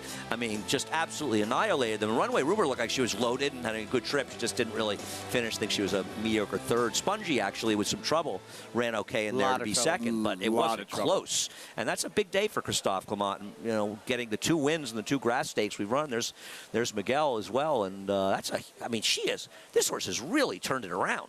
Gary, that acceleration just jumped off the screen. Yeah, I mean, she was trailing the field, swung wide, and another win for Dylan Davis. Had a great meet here, and Christophe Clement, huge day for him, huge weekend for him, and man, she's reaching at the end. Man, she's versatile too. But you don't forget she won downstate, going 7 furlongs as well. And she, you know, if you look at some of her wins, she always had very good trips. You know, she'd get really nice trips. I'm not saying she had a bad ride or a bad trip, but she was just, I mean, she didn't get a great trip in this race. She just destroyed the field. No, and like visually, like from the 3/8 pole, like she just. You said it to me. I was looking at the 5, who was getting such a good trip in there, and looking at her, and you said New Guinea is flying. I mean, she swallowed this field up. The name, this is great, and I can't take credit for it. Acacia passes along. New Ginia, Imaginary World, created by Mr. Evans' granddaughter, owner Robert Evans. Imaginary World, created by his granddaughter, not Ginia. Not the only one around this set living in an imaginary world. What a move. Who's that? What are you looking at me for? Who's that directed at, Andy? Raj, here comes your competition. You sliced everybody up on this desk in a matter of 3 hours, multiple times. I haven't really gone after Kinchin yet. Because you feel sorry for me. You're the one who picked on him about fish. you just talk to him a lot during commercials. That's how you get after it. That's how you get after it. Talking about you. Smooth as sandpaper, gentlemen. 5th race here. Yaddo handicap. 2 wins on the afternoon. Christophe Clement, that was awesome from New Ginia. Sensational performance. It was. Yeah. It was. First, he was still anchored on her at the 3/8 pole. And when he made his move, when Dylan made his move, swept wide, and he knew what he was sitting on. And we say that one of the lessons from the race, too, is that the 8-8 to 6-5 was a contender. But that was somebody on Twitter tried to tweet me, he said, well, how was the 8-6-5 in here? It's just strange, right? Yeah, didn't make any sense. 8-1 for you. Well done. Close out Travers Week. That'll wrap things up for us. Greg Wolf and the crew up next, and Rajiv Mirage as well for the upcoming 6th race as the coverage continues. New York Showcase Day, and what a performance that was. New Ginia in the Yaddo. Results, reaction when our coverage continues on Saratoga Live.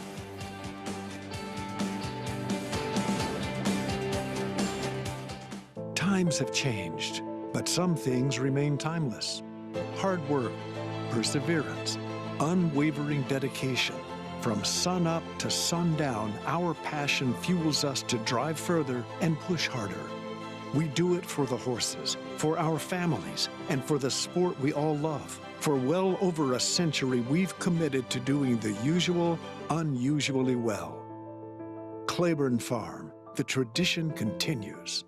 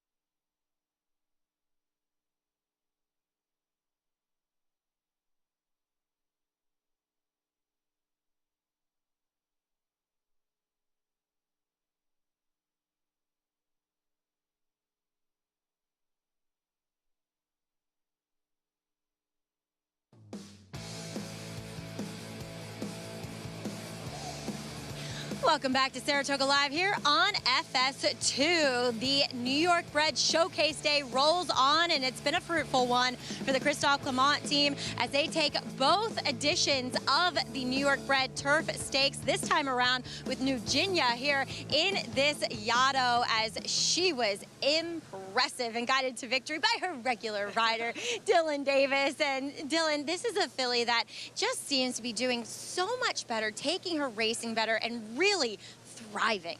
Yeah, Maggie, she's a sweetheart filly. I've been riding her most of her career, and she's just getting better and better every start. She does whatever you want her to do. She's a little bit slow out of the gate, but that's okay. She makes up for it, and just trying to keep her involved in the pack as much as I can. And I mean, she exploded. When I turned for home, I come on the outside. She come with a purpose, full of energy, and I was really wowed by her because this was her best performance yet. Oh, it was visually very impressive. But Dylan, too, you ended up having to circle the entire field around the turn. At what point did she give you that feeling like, oh man, I got to get her in the clear here? Well, she knows I've been riding her the same every single time. Christophe told me today, like usual, to just try to get her in the clear. She's kind of on the smaller side of fillies with this group, and wanted me and her to get her on the outside when we're ready to go, so save as much ground as possible. But she knows when I start angling her out, she already, before I even ask her, she starts picking up on her own, and man, she was ready today. I know Christophe's other assistant, not named Miguel, Jake McEntee, was saying that her last work was really impressive. Were you aboard for that one? I was, yeah. We worked on the turf training course here at Oklahoma, and I was a lead for a graded stake horse, and she worked great. I mean, she was on the bridle.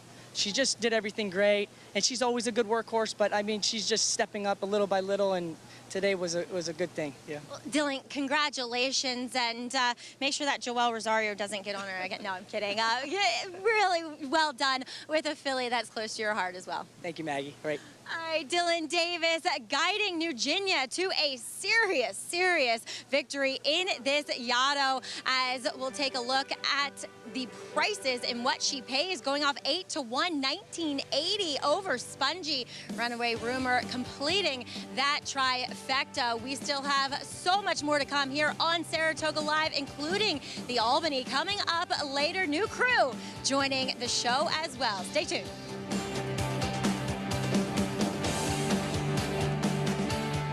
Flightline is in full flight. Flightline turns it on at the top of the stretch, and he's in cruise control. And Flightline takes off. Take a good look at this, because you're not going to see this too often, maybe never again. Flightline, 20 lengths clear. World-class racehorse, world-class performance at a world championship event.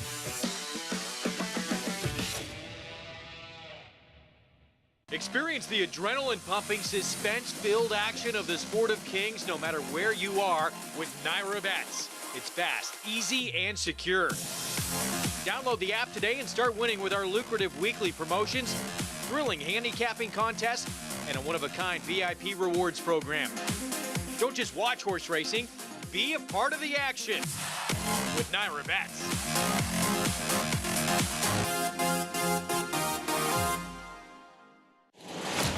Into Perryville, all alone as he turns for home. Nashville under no stress whatsoever. What's it going to take to win the Breeders' Cup Sprint, and could this horse have toyed with a group in the Breeders' Cup Sprint? I'm going to say yes. This was sensational. 107.89 track record. This is one of the most impressive sprint performances that we have seen. This is a horse to get really excited about. Never asked for a thing, track record. Racetrack Television Network brings you every race, from every track, on every screen, every day. With monthly packages starting as low as $5, RTN gives you great value and access to more live HD streaming and race replays than anyone. Visit RTN.tv today to sign up and watch on almost any device, including Roku and Amazon Fire. RTN has packages that start at $5 per month.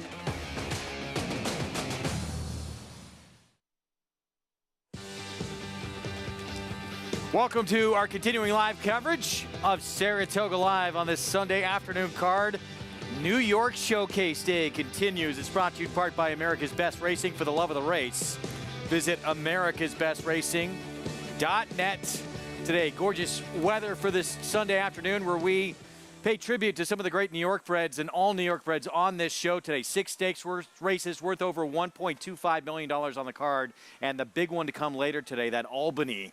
And we're going to see a horse who ran a huge effort in a 3-year-old return for Christophe Clement. See if he can back that up again in that feature race to come. But that's an intriguing one that we're looking forward to.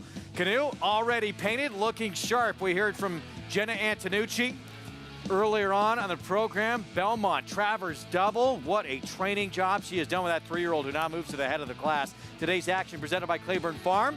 We'll have the Seeking the Ante and that Albany still to come later today. Track conditions fast on the main track, good on the turf. For races 8 and 9 still to come.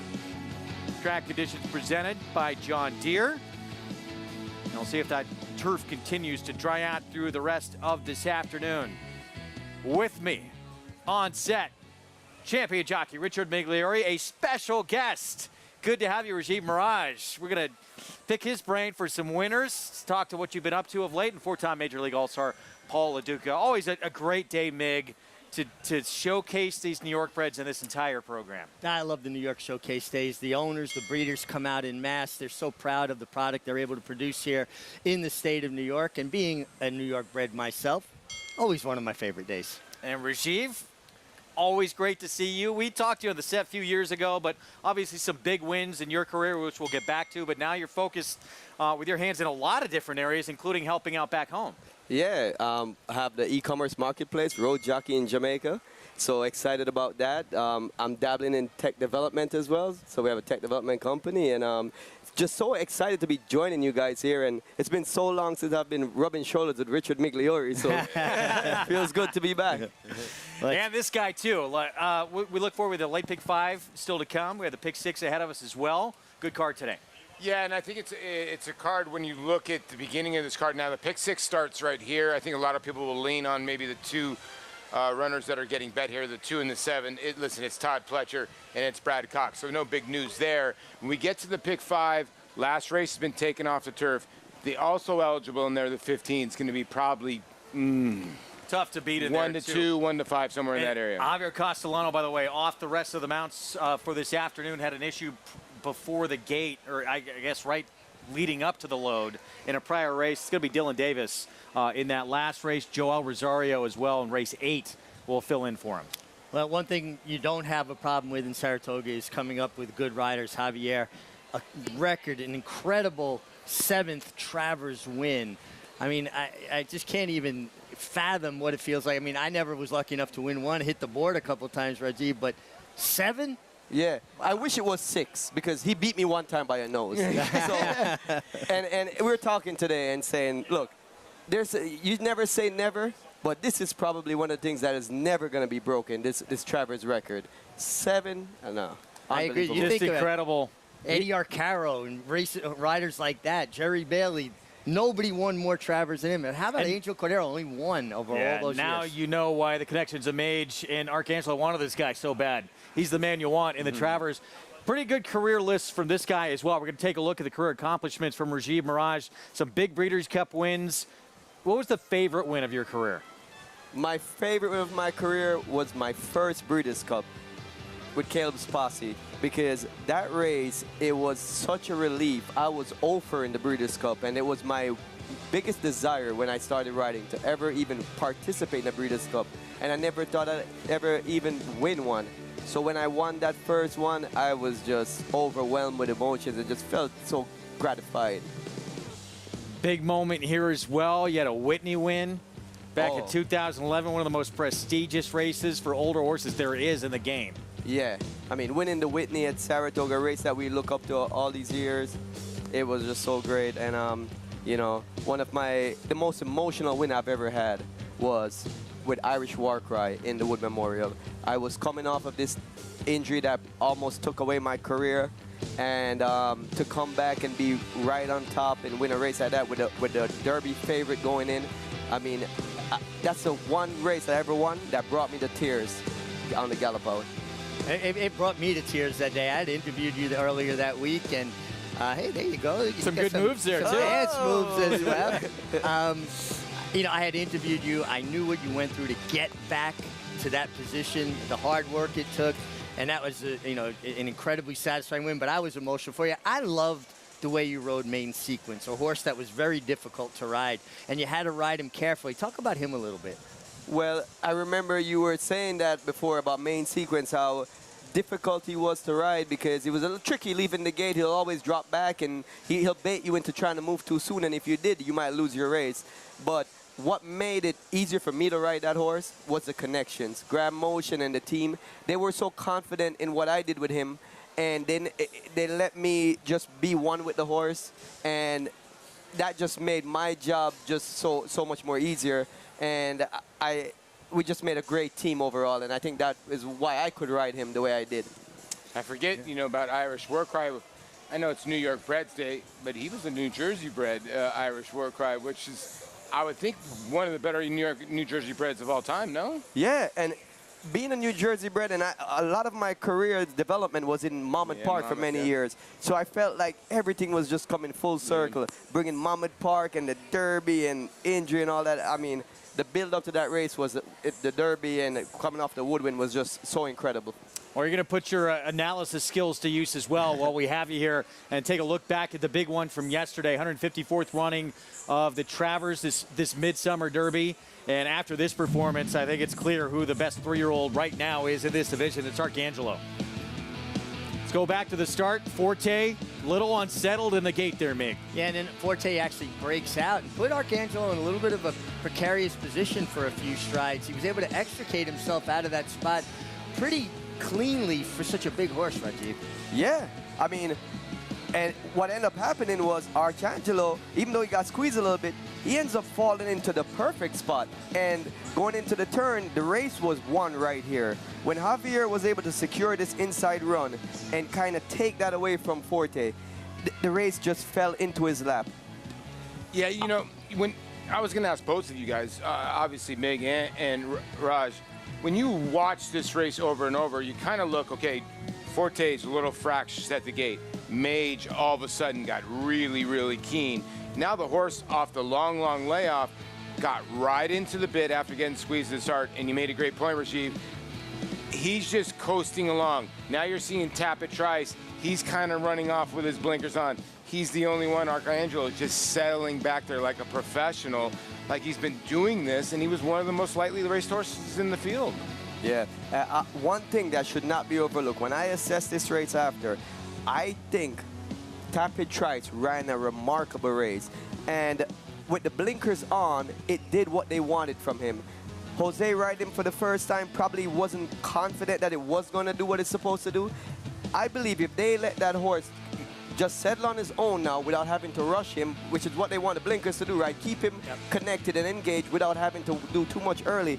That's the horse that might turn the table on the entire field. Well, he was the last one, you know, around being a part of that pace, right? I mean, yeah. and I think you're right. The blinkers got the desired effect. Now they can have more confidence leading Malone. But it's Arcangelo who stood tallest of anyone in this group, and then Paulie disarmed with a big run up the fence as well. Look, he saved a lot of ground, but he did some running late too. I'm going to stand by my words. I said this about 2 months ago. I still believe that Disarm's going to be the best 4-year-old. He just progressively keeps getting better and better. They put a little cheater blinkers on him yesterday. Joel gave him a phenomenal ride, let's be honest. A job, too. I mean, Jenna Antonucci to train this horse from the Belmont up to this race and come up with that performance and tune everybody out and just do it her way. Good for her. Well, absolutely good for her, and it's a very difficult thing to do. Now you're in a high-profile situation, and everybody has an opinion, myself included, but she's the one training the horse, and she was able to stick to her convictions and train the horse the way she knows the horse. She never wavered, was she? Her never wavered. Her confidence was confidence in that moment to be managing a horse of that magnitude and making all the right decisions 100%. and some tough decisions, because you know, she could have easily went on to the Jim Dandy and no, this is our plan and we're going to execute it, and very proud of her. You know, she's done a wonderful job with the horse, and it's paying off for them big time. First female trainer to win a Triple Crown race. First female to win a Travers trainer since 1938. Incredible. Pick 6 is coming up. Starts with a New York bred maiden special weight at 7/8 of a mile. Let's go to Acacia Clement. And Greg, we'll start off with the horse coming in off of the layoff, who's taking a lot of early attention, and that's the 2 Clever Forever for trainer Todd Pletcher. This is a horse that just dropped back to last time out, and that was back in November, late in his 2-year-old season. And he faced some good horses that day, including Mariachi, who we'll see later in the Albany, and General Banker, who's a New York Stallion Series winner as well. I didn't see him that day, so I don't have anything to compare it on, but I do think it looks like he's grown and developed, and I like the 7 furlongs for him. I think it suits him well. Looks fit off the layoff. Todd Pletcher is very strong with this kind of move, and if he's ready, he could have some ability. Just hopefully he doesn't drop so far out of the race like he did in that debut. Now we have 2 horses rematching, starting off with the 5 Flying in Style, who finished second in that August 2nd race. Much as he was last time, a little bit tricky to get the tack on. They saddled him on the walk, but I do think he was a little bit more settled mentally today. Was a little chatty, just kind of saying hey, but no sort of nervous energy, where he was very tricky earlier on in his career. Second as the favorite at that time, just kind of held second late, and I think he could take another step forward today. Out of that race as well is the 4 Nobilis, who adds blinkers on a short cut for trainer Mark Hennig, who's been having a sensational Saratoga. He actually broke on top and then soon found himself last. A very odd trip, and I'm guessing those blinkers are to continue on with that momentum when he gets out of the gate, because getting out of the gate isn't the problem. It's moving forward, and hopefully Dylan Davis, who's gotten to get to know him, can kind of channel that energy and keep him involved in the race a little bit more than he has been lately. Greg? All right, Acacia, thank you. We're going to get to the post parade here coming up. Race, again, will kick off this pick 6 as we close in on $200,000 in this pool. We're going to start with Very Funny, Manny Franco, 13-1. Yeah, Practical Joke, first-time starter here. Going to go out for David Donk. Having a rough meet, but he's a better trainer. Clever Forever, first start for Todd Pletcher since the 2-year-old campaign for this horse back in November. Ran extremely well as a 2-year-old. He's been slow away from the gate a bit, but I like the way he finished, and he got a big figure. If he just moves up a little from 2 to 3, he's going to be tough. Very slow out of the gate, and apparently working slow out of the gate again, but still some finishing big. Nobilis, blinkers on. Yep. Blinkers on. Mark Hennig having a tremendous meeting. The 5 Flying in Style for Charlie Baker. Greg and Mig, I love you both. This one owned by Charlie, too, as well. You know, this one's maybe a slice below the 2 and the 7, but, you know, this horse run 2 good races. Rocket and Roll went by. It'll be Flavian Pratt. We'll get back to that horse for Brad Cox. Here's Pure Fire. Yeah, Pure Fire, first time against New York breds. Been out in California with John Sadler, and certainly a significant move getting with New York breds. And I understand Refuse is 0 for 17 with 10 seconds, 13-1 right now. This horse has the best figures in the race. I will tell you this. I know that he's 0 for 17. They paid $6,500 for him. He's not won a race. He's got $168,000 in the bank. So even if though he's not winning races, he's making money. No question. I think a lot of people would love to have him in the barn with that kind of return on your money. So there he is. We'll see 10 seconds, 17 starts. I mean, he runs. He just doesn't finish the deal. We'll see if today's different. Clever Forever. I mean, this horse broke very slow. Was just dead last early and then started Mig to make up some ground in that debut. And now he's been working well since for a barn that absolutely gets him ready off the bench. Yeah, just think natural progression with maturity from 2 to 3. He ran a very fast figure, a figure that puts him in line with everybody. And that was a 2-year-old number. Now he's a 3-year-old. You got to think he's got improvement in him. The issue is, Rajiv is, the worry is the horse got left first time. Is he going to remember what happened first time? Now, I know there's been a ton of schooling, but you never can project that. Well, and with such a gap from November, this might be acting like a first-time starter. He might have been retrained and stuff, so we don't know how he's going to show up today. But I heard some good things about him on the workouts, so that might be something to consider. But he needs to break good, or else he's going to hinder his chances at winning this race. And here's a look at Flying in Style, and this will be his 3rd start. He did stumble out of the gate earlier in the meet here at Saratoga. He did run second to a horse named Fastbuck Freddy for Jorge Abreu that day. He's got a weird comment line. His first start in hand inside ran on. But when you look at it, it looked like he had the front end and he got passed. So I don't understand the comment line, but then he came back with a bang-up race. Wolfie's right. That was a legit stumble. He drew an outside draw, he might have to improve a little bit, but he's not far off the 2 and 7 in here. Charlie Baker reaches out for Rosario when he likes one. I mean, he kind of tips his hand. When he likes a horse, Rosario's his guy. And here's the Brad Cox horse. So this is Rocket and Roll. Flavien Prat will be aboard here. Take a look at what Brad Cox does with these kind of numbers. Rajiv, what you've seen from Flavien Prat, how has he impressed you since he's come to the East Coast? Wow, and I was just talking about this with my brother this morning. This guy is making all the right moves. He's fitting in like a molded into this colony now, and I've seen him make the difference, saving ground in a lot of races, especially on the grass, that these close, narrow margins, it's the moves that he's been making that's making him win the race. Yeah, and when the 7 walked into the paddock today, the 2 was originally my pick with the workout reports and everything, but when I saw him walk into the paddock, he looks like $1 million. I think this horse is going to be the horse to beat. And this is one of 2 horses in the race that's never faced New York breds. And for people at home that maybe don't understand that, there's a bit over 20,000 foals born in North America in this foal crop. 1,100 of them were New York breds. So the gene pool that this horse is competing against, these 2 horses, being the 7 Rocket and Roll and the 8 Pure Fire, has shrunk markedly. 1,100 horses out of that foal crop that they got to compete with, not 20,000. Yeah. Let's go to Acacia. And we'll take a look at a couple of horses who are cutting back in distance, starting off with the 7 Rocket and Roll, as Richie was just touching on. Horses that have also been facing open company as Rocket and Roll faces New York breds and goes shorter for the first time. And I do think that less distance will suit him. And he's been sharp out there. He's a big boy. He definitely has a lot of good substance to him, but he framed up beautifully in his warm-up, and I like shorter for him. Broke running last time and then just ended up flattening late, which sometimes can indicate a horse that just needs less ground. And while he does have a lot of size to him, I think the 7 Furlong should suit him perfectly. The number 8 Pure Fire moves to the Cherie DeVaux barn and also gets to face New York breds for the first time. A horse that was off slow and then rushed up last time out. Also had a good warm-up on track from Jose Ortiz. He stacks up favorably with the competition here. I think it's also a good spot for him. He faded pretty badly last time, though. Maybe just getting a chance to face fellow New York breds will help him out. And I know that it was a quick race, but I do think that he would need to take a big step forward and show a little bit punch late that he hasn't shown as of yet, Greg. All right, Acacia, thank you.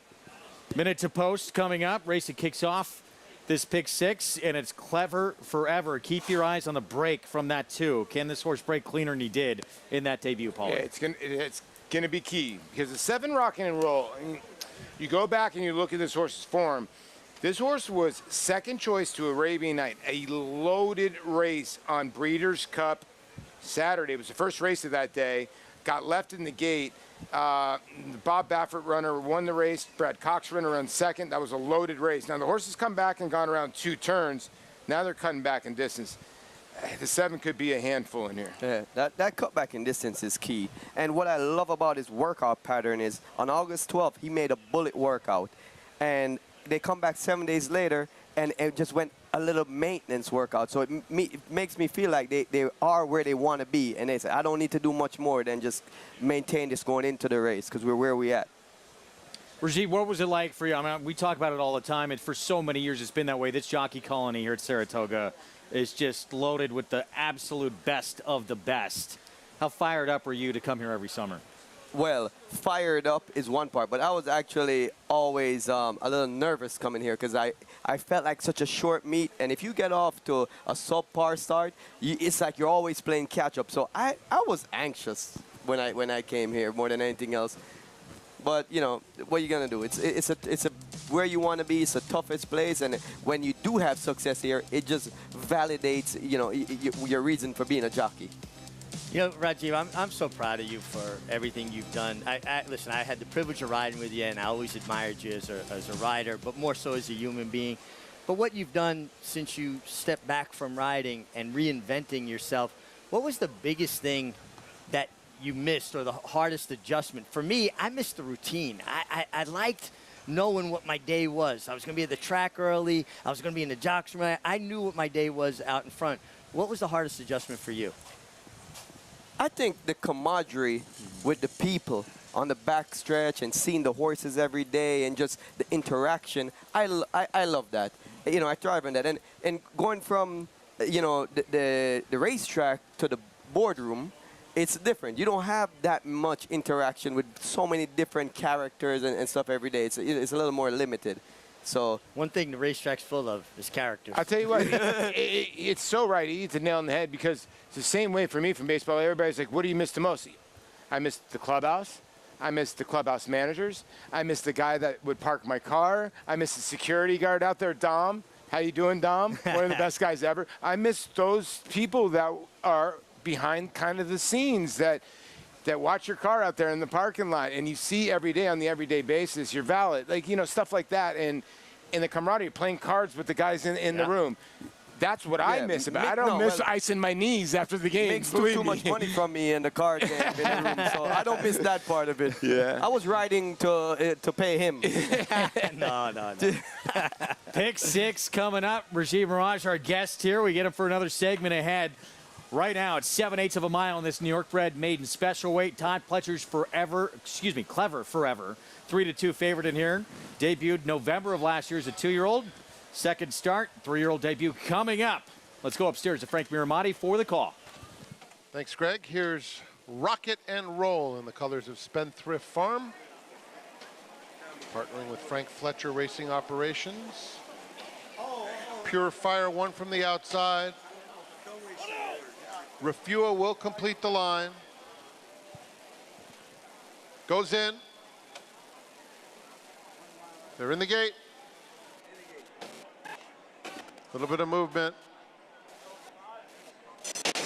And they're off. Refua and Pure Fire are both out very quickly. Clever Forever is coming through along the inside and vying for the lead as well. And Flying in Style is in the mix too. So 4 of them in a scrimmage for the lead, and Flying in Style emerges in front. Pure Fire 3/4 back in second. Rocket and Roll is in some heavy traffic in between, steadying and having to wait at this point. Clever Forever. Refua is on the outside in 4th. Rocket and Ride. Flavien Prat's got a good hold of him in between rivals. Down on the inside comes Berry Funny. The opening quarter went in 23 2/5 seconds. And Nobilis is at the back of a fairly compact field. Around the far turn.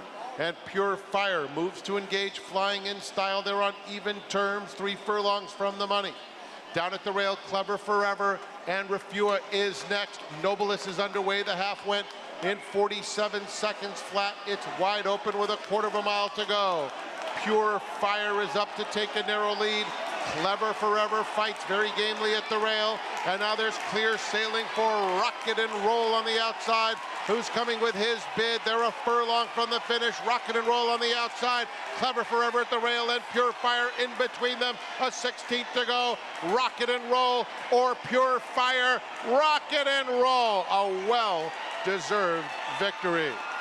Pure Fire was second. Then it was Clever Forever and Very Funny. Rocket and Roll running to his looks. Brad Cox, first start since January 14th. Breaks his maiden in his 4th try. This is a mic drop moment for Rajiv. He comes in here, sits down, picks the winner, tells you how good he looked in the post spray, and he was much the best because he didn't break well, Rajiv, but he was running off down the backside of Flavien and had his hands full. Yeah, I'd quit. That's it. 100% banger. But yeah, it was the opposite, right? We thought the 2 might not break and the 7 was going to be on the lead and the gate open and that was off. But Flavien did a wonderful job of just trying not to get too rank and getting into a good spot. And this horse just exploded when he put him in the clear. I will say this. I'll tell you what, Pure Fire battled back with the Michael Jordan tongue wag there going on the 8. And I thought that horse ran big because, you know, the 2 Clever Forever, I always wonder with those first-time starters, traveling well, but when they go up inside, they get a little hesitant or no? Well, he looked like he got comfortable enough, Paul, but I think he had to use him a little early to make sure he could take advantage of the spot. You know, it's a funny thing. You don't want to move early, but you don't want the hole to close. So you got to almost make your decision. Yeah. I'm going to go a little early to hold my spot, or I'm going to wait. And that's why the inside post going 7/8 is such a tough post to maneuver sometimes, especially with a horse that comes from a little bit off the pace, because you get baited into moving a little too early to secure a spot. You know, sometimes that doesn't work out for you. But I think this was a gritty horse race, 3 horses going down to the wire, and Rocket and Roll, I think he'll even move forward off this win. And it's a nice performance. There's Brad Cox, who wins this one. Go ahead. And the 2 horses, Greg, that had never competed against New York breds run 1-2. Pure Fire, you got a generous 8-1. 2-1 to kick off this pick 6. When you were riding, Rajiv, and we're going to let you go soon here, but did you take a little bit from everybody when you were in this calling? Who'd you learn the most from when you were riding? Wow. There were so many great riders that had different things about them that made it great. So I just wanted to just listen, look, and absorb what I like. And I think I morphed into a little bit of everybody. But Johnny V was the one that I always idolized originally. I mean, and I love the way he rides, and he's the one thing that I admire so much about him, that I think that made him so great, was his consistency. And that's just hard to duplicate. Sometimes you ride great race, sometimes not, but to be consistent, to do that years and years, I'm just fascinated with his consistency. And still doing it into his 50s seems like as good as he ever was. Yeah, just incredible, and I agree. I mean, and one thing, you don't see any deterioration of his skills. I mean, at a certain age, I mean, I was retired at 44. I knew I wasn't the rider I once was. You just naturally, Father Time is undefeated, right? But now with Johnny Velasquez, his leg strength is still there. His consistency, like you said, is his benchmark. Absolutely. Yeah, age is just a number. I got to ask you one question. You know, what's in the clubhouse or what's in there stays in the clubhouse. But who's the biggest character that you ever rode against in the clubhouse or in the jocks room? The guys are pretty quiet. I think if you ask the rest of the guys, they would say, I'm the biggest character. that would be an easy question, because when I walk in there, they just start laughing like me. I just laugh. Well, your laughs We definitely miss you at jockey karaoke. That is true. Jockey karaoke, you know, so I think they would say that I am. Did you guys catch him with Julian Leperoux? They were salt and pepper. Oh, God. That's great. We thank you for coming on. It was fun. Oh, I hope we can do it again. Such a blast with you guys. Thanks for having me, and just so happy to be here. Good luck with everything. Great to see you, Raj. Thank you. Rajiv Mirage, some big wins in that career. We got to know him quite well on this New York circuit. We're going to take a timeout. We'll be back. Pick 6 underway. We'll get into the late pick 5 when we come back. It's Rocket and Roll, Flavia Pratt for Brad Cox and Spendthrift.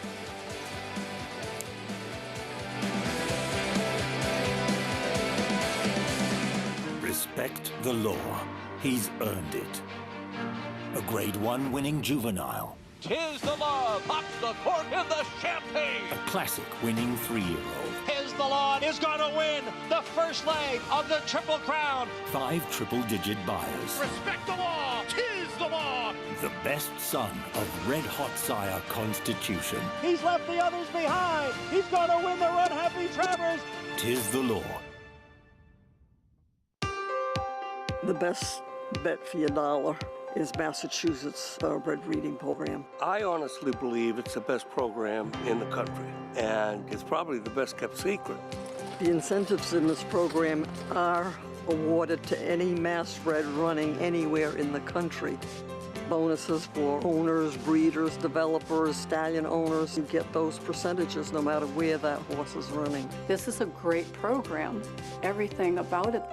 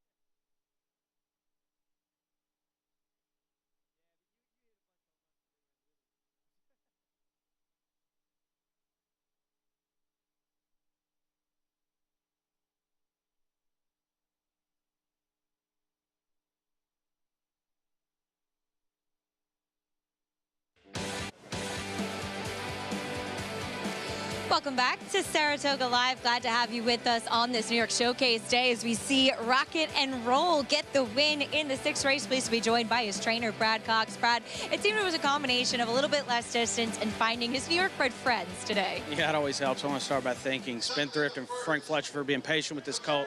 Needed some time off after Oaklawn. He really did well after that. He's been down at our Belmont string, and he come back in a big way. Kind of showed his hand warming up too. Really seemed to be flourishing coming into this spot today.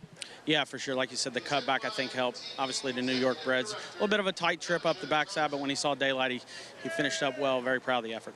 We have the Seeking the Ante coming up next for the 2-year-old fillies, and you've got a nice New York bred filly in Caldwell Loves Gold. She came flying late in that debut. What have you seen from her since? She's had 2 works here on the Oklahoma. They've been very, very good steady moves. Wouldn't ask for a whole lot. Knew we were pointed for this spot, obviously, right after that race. And she drew the 1 hole. I don't know if that means a whole lot with her with the way she came out of there last time. She breaks well. They just kind of get away from her the first part. So hopefully there's enough pace she can run at late. Looking forward to seeing her. Thanks a lot, Brad. Thank you. Brad Cox with a nice victory here and a nice 2-year-old filly coming up, Greg. Yeah, looking forward to seeing Caldwell Loves Gold. See if Brad Cox can go back-to-back in that Seeking the Ante Stakes. Rocket and Roll ready to go off the layoff here for this barn. $6.20 for the win. And welcome back, Tom Amos. Good to see you back on the set. I'm with the A-team. I never get to be with the A-team. You have been logging some miles. Yeah, well, I have. But it's good to be here at Saratoga. Never a bad spot to be. No, that's true. Good to have you back. You join us just in time for the late pick 5. That starts next. It's Seeking the Ante, and Caldwell Loves Gold for Brad Cox. We'll line up with that. We'll get to that shortly. Going to get Tom's thoughts here on this Travers and Arcangelo. What a performance. And you know better than anyone probably the heat that Jenna Antonucci could have took with training this horse up from the Belmont, not getting a prep into the horse for the Travers. She did it the way she wanted to do it, and it worked out. And she implied she did get some heat, and I'm sure she did. For Arcangelo, it started right at the start, Richard. When you looked at Forte out of the gate, he made this strategic move to break a little bit towards the outside, cost Arcangelo a spot, but it didn't matter. Arcangelo is the best 3-year-old in the country, at least here. Maybe Go Rocket Ride has something to say about that in the West Coast, but I look at him as the pro tem leader in the division right now. I was surprised, Tom, at how he was able to extricate himself from that tough position at the break when Forte came out as smoothly as he did. For a horse of that size, not an easy thing to do. Yeah, no, it certainly wasn't. But 2 things stand out about Arcangelo. Number 1 is preparation. I saw him preparing every morning. This horse loves his job. He does it, and he does it with style, and he does it with enthusiasm. So the layoff, it's a lot easier to train a horse that loves his job off a layoff than it is one that just kind of goes through the motions. Second thing is when you go back to his last start in the Belmont Stakes, he had to take some different paths that day too. And that's the sign of a good horse. He's in a position on the rail, moves outside, goes from that spot, and then moves back inside again. That's the sign of a really, really good horse, and obviously he proved it yesterday. It just seems like he travels like a turf horse almost. It's almost like the rest of the field, like you said, Forte kind of jumped the gate. Mage got rank on Flavian Pratt. Tappet Trice made that move. Meanwhile, Arcangelo was just sitting there, like I said, like candy, and Javier could just maneuver wherever he wanted to. And I thought that was more impressive because when horses come off long layoffs, most of the time they're keen, right, Tom? Oh, yeah. And, Paul makes a good point because as they turned down the backside, I thought there were a lot of horses that were out of position, that were not where they were supposed to be in the race. But he was the one horse that was right where he was supposed to be, and his race was ridden perfectly. Every single race, and that was his 6th start, every single race he has moved forward, figure-wise as well. Does he have more room to go forward? I certainly think so. From a trainer's standpoint, and a horse that's had just those few starts, I certainly think he is the most likely 3-year-old that we have over here on the East Coast to take on the older horses come November in the Breeders' Cup Classic. $35,000 purchase, by the way. Right. And this horse has now won the Belmont Travers back-to-back. Just incredible. And it shows you a good horse can come from anywhere. And when you see from a young horse that they paid $35,000 for and what he's developed into, and since he's gotten up here, he looks like he's spread out. He's gotten a little bit wider, a little bit more mature looking. My question for you, Tom, how difficult is it to tune everybody else out, what Jenna was able to do when you're training a high-profile type horse? I think it's very difficult for a trainer as he's beginning his career. He hears the noise. You should be putting blinkers on this horse. The owners get involved a little bit here or there. But as you become a veteran trainer, you know in the end how that horse performs. Your job is dependent upon that. So you stick with what you know. I listened to Jenna's comments. She stuck with what she knew. She knew in the end it was going to be her call, the horse's success or failure. That's the sign of a very good trainer. Terrific training job and continuing to make history. Jenna Antonucci, just special. New York Showcase Day after the 6th race here, honoring 3 great ones who we knew on this circuit. 3-time Grade 1 winner Day at the Spa, who ended her career for trainer Chad Brown with back-to-back grade wins and 3 wins in a row. Mind Your Biscuits, multiple Group 1 and Grade 1 winner for Chad Summers, who went internationally to win as well. And then Saratoga Dew, who was 8 for 11 in her career, including wins in the Grade 1 Beldame and Gazelle. Special afternoon where we honor these New York breds. We move on to race 7 and another New York bred stake here with the Seeking the Ante 6 furlong sprint. We talked about Brad Cox's filly in the rail. Caldwell Loves Gold. He won first time out at this meet. That was July 27th.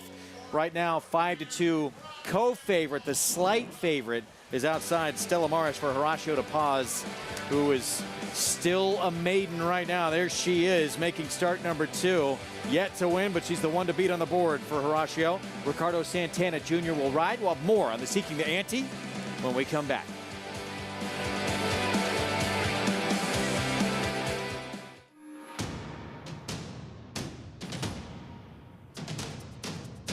Drain the Clock will win and win by as much as he wants. He'll win by 6 in the end. It is Drain the Clock who will bound home the winner in the Bayshore. Drain the Clock, Jackie's Warrior, a terrific finish in the Woody Stevens that goes to Drain the Clock by a head. When it comes to horse racing, you can never have too much information. With Twin Spires, you can place your bets with confidence. Whether you use handicapping insights like our Brisnet speed ratings, prime power and past performances, the guidance of our experts' top picks, or just choose a name that catches your eye. Yes! No matter how you pick your horse, bet with Twin Spires. Start earning your $200 sign-up bonus when you sign up with offer code GET200. Harris Farms, proudly standing Smiling Tiger, a triple Grade 1 winner, defeating Breeders' Cup champions Dancing in Silks and Emma Zombie, a leading California sire with over $9.7 million in progeny earnings, with 94 winners in 2021 and graded stakes superstars like Spice Perfection. Spice Perfection wins the Grade 1 La Brea. And Tiger Dad. Smiling Tiger, a leading California sire, standing at Harris Farms. It pays to be Cal bred.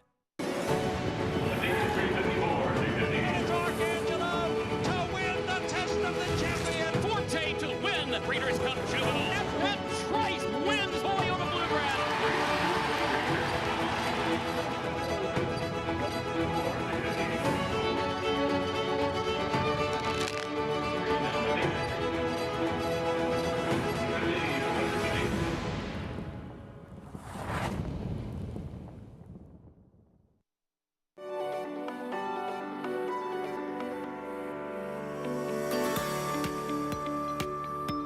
Welcome to McMahon Thoroughbreds. I'm Joe McMahon. This is my wife, Ann. We're the proprietors of the McMahon Thoroughbred Farm. We bought this place in 1971. This farm here was 88 acres back then. It's now over 800 acres. McMahon Thoroughbreds is the birthplace of Funnyside, the winner of the 2003 Kentucky Derby and Preakness. This area has become popular for horse farms because of its proximity to the Saratoga racetrack and the sales, to the extent that now we have 4 major horse farms right within a few miles of here. There's Mill Creek Farm, there's Rick Burke's Irish Hill Farm, there's Quest Royal North, as well as McMahon Thoroughbreds. Probably more importantly than those large farms, there's lots of mom and pop farms with 1 or 2 mares in the backyard. The area has really come into its own in the last 20 years. I measure success by the quality of the New York breds that are now raised in New York State. With this fantastic breeding program, out-of-staters have been lured into the state, bringing better stock, better stallions. Currently, we have a horse here called Central Banker. He's pretty successful. He's very popular. We're very blessed to have a good horse like that. We're getting a much better product to race in New York.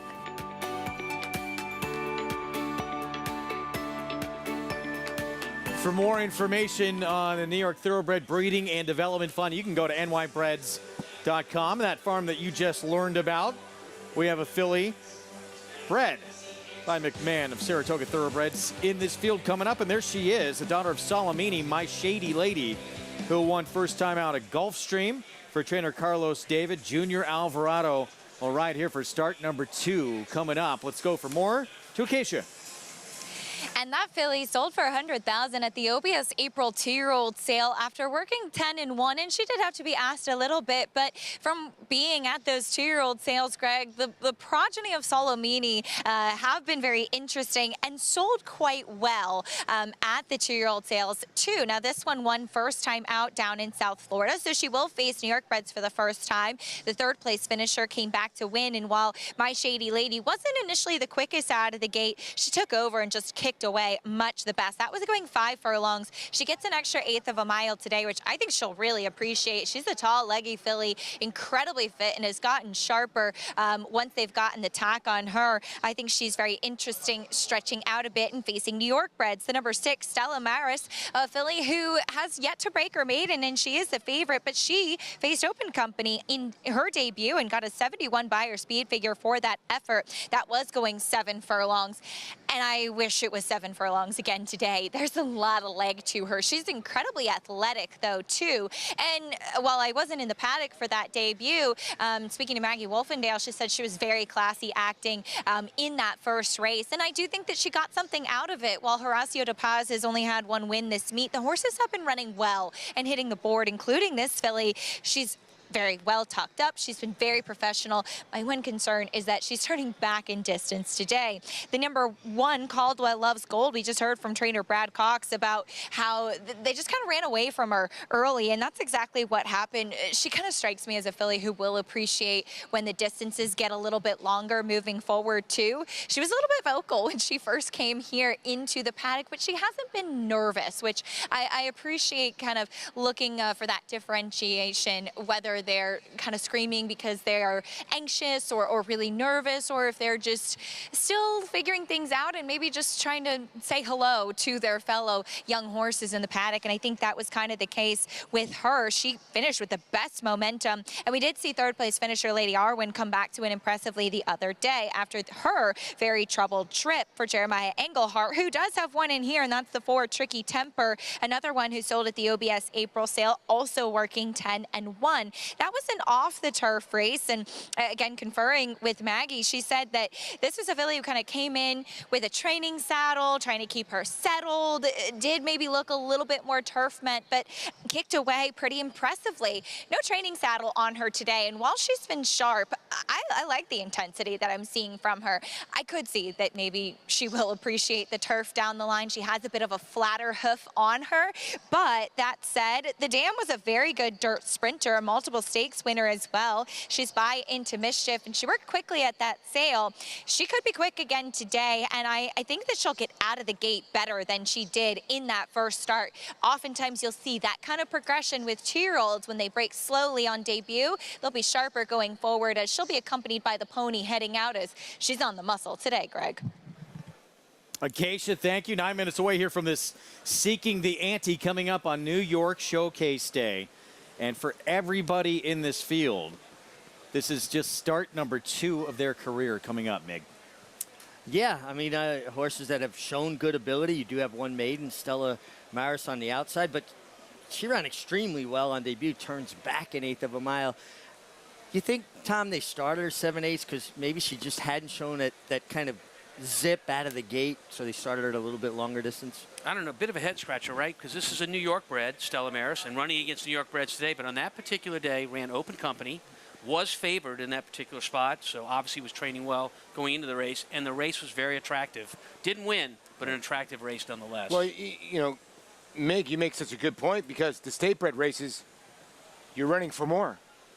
Yeah. So you make a good point. They ran 7 furlongs. Why wouldn't you run 6 furlongs for more money?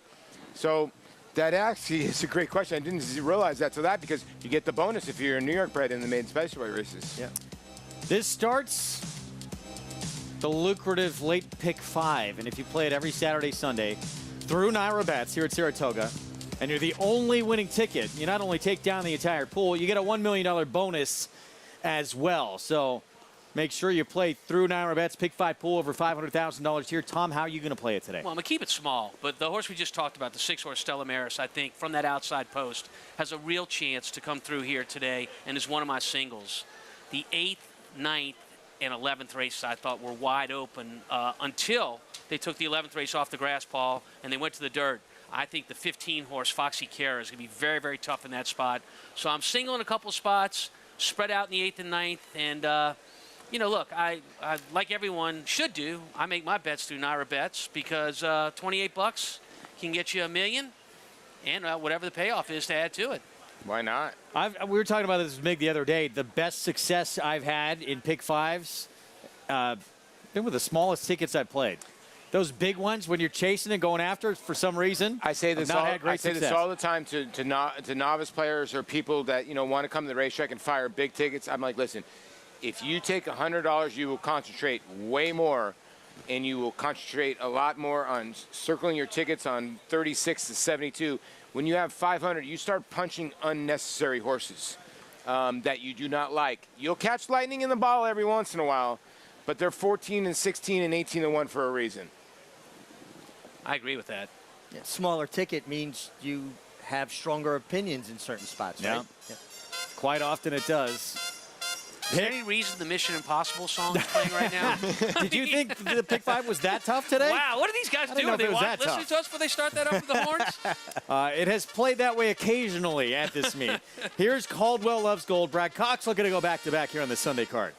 Yeah, and a horse that got left first time out, was really, really green, and circled the field. So a ton of talent, but needs to be more professional today. Here's the McMahon of Saratoga Thoroughbreds bred, My Shady Lady. Yeah, well, coming in from Gulfstream Park, good debut race that day, winner by easy lengths. That was an open company race as well. Here's Cara's time, biggest price at 9-1. Yeah, winner first time out, and now she adds adds actually blinkers, and she showed speed first time out. She's a little bit slower than the rest of these. Tricky Temper.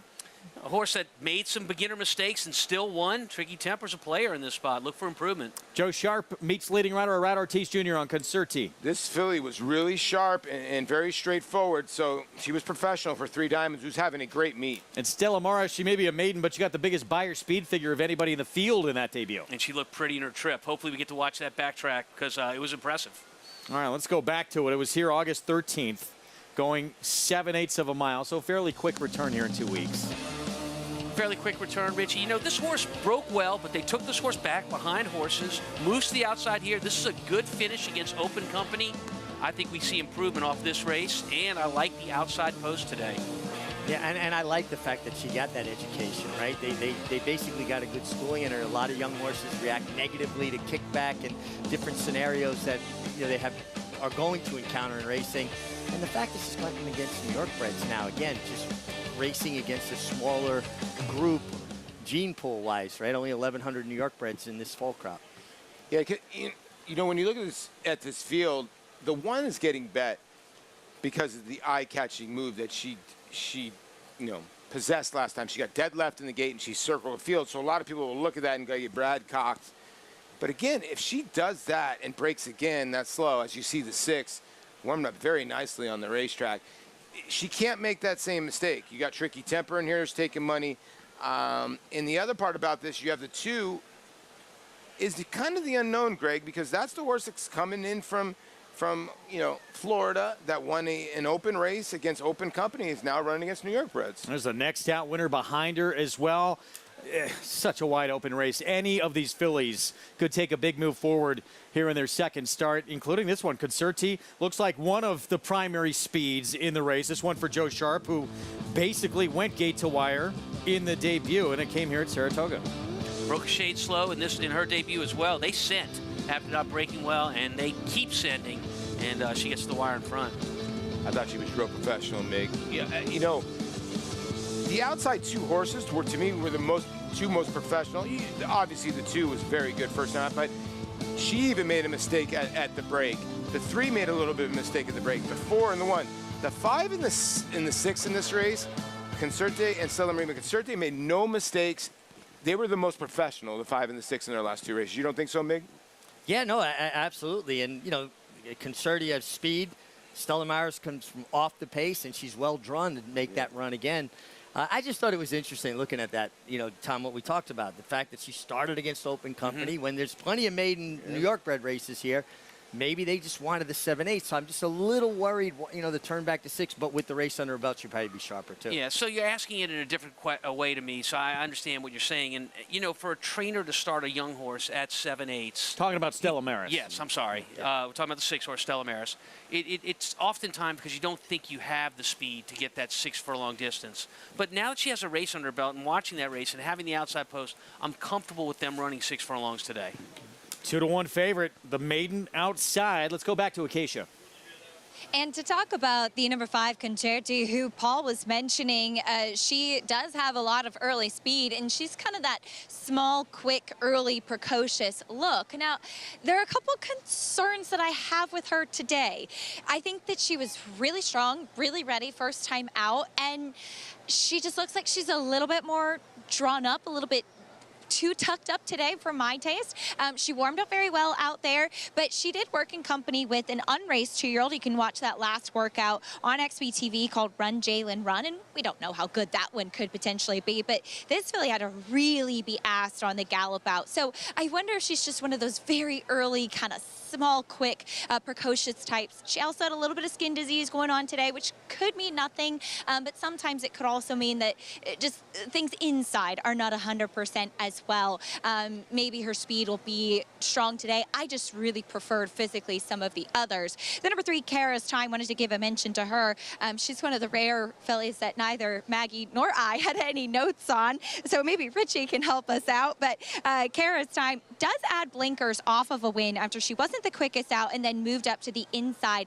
If you want to make an equipment change off of a win, you have to provide reasoning to the stewards, because it's a very interesting change. It's a short cheater cup, but she's a very big filly, and we'll see if she shows better gate speed today, Greg. All right, Acacia, thank you. 12-1 on that filly making the equipment change. The 3 new audience joining us now. Welcome to those just joining us on SNY, those already with us on FS2 and regional networks out in Southern California.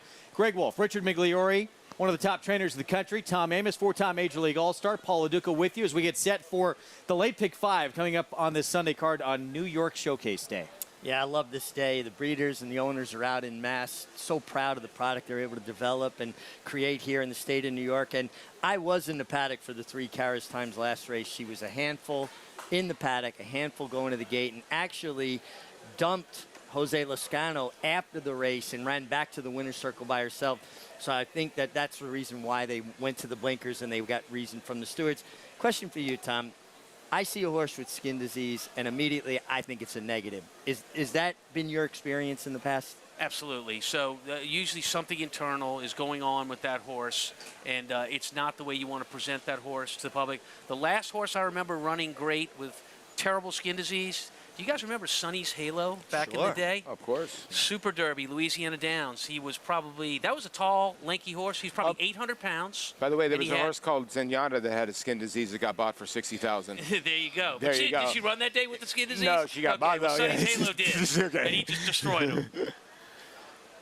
Tom, what about in terms of Stella Maris, the quickest returnee in this group, 2 weeks' time? Obviously, no work shown since then. What can you do with a horse, or do you do anything with a horse in that short amount of time? Yeah, I think that's the reason for no works, Greg, for the quick turnaround. If they had this race in mind, maybe they thought, hey, we need to get a race in this horse as quickly as we can, maybe with a little bit more distance. I didn't think that horse was all that persevered with at the end of that 7/8 race last time.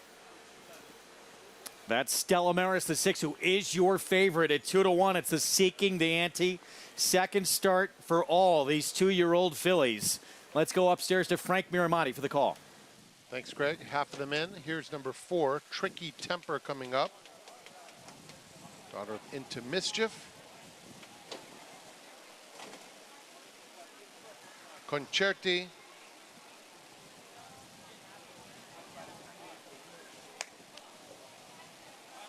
Just a tiny bit hesitant. She walks in now. We have one more left to load. It's Stella Maris. Going straight in. They're in the gate. And they're off in the Seeking the Ante, and my Shady Lady is very quick.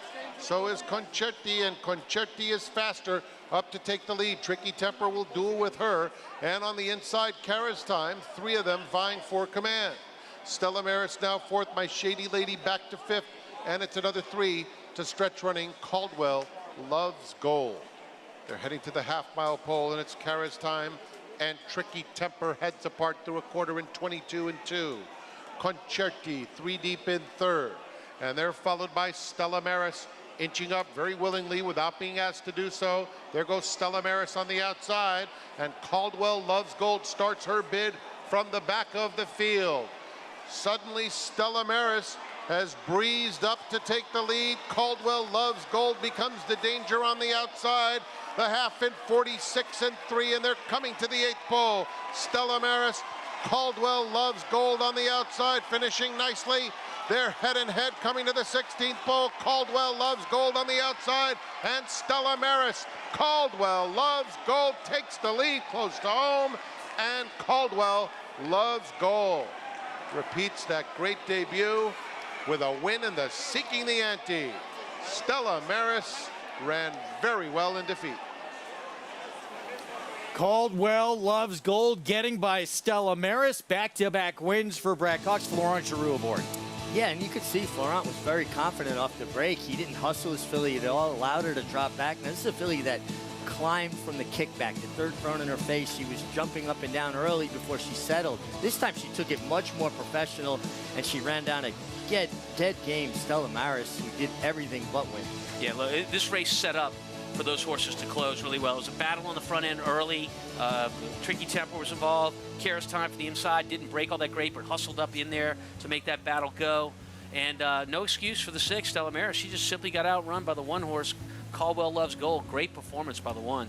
Yeah, the 1 really ran well. You know what? I think the 6 hit the front a little bit early, and then because she was just traveling so well, Tom. And then when Ricardo kind of went to the right-hand clop, she floated to the inside, and I think that cost her just that little bit. You know what I mean? I can go for that, for sure. Also, just psychologically with young horses, kind of put them out where the horse making a run at you is kind of you're in her face a little bit. You know, that's the art of race riding, moving out just enough to engage without going over the line. Caldwell Loves Gold. Now 2 for 2 in her career, and getting by Stella Maris late here in 1:11 and 1, 1:6.24 finish.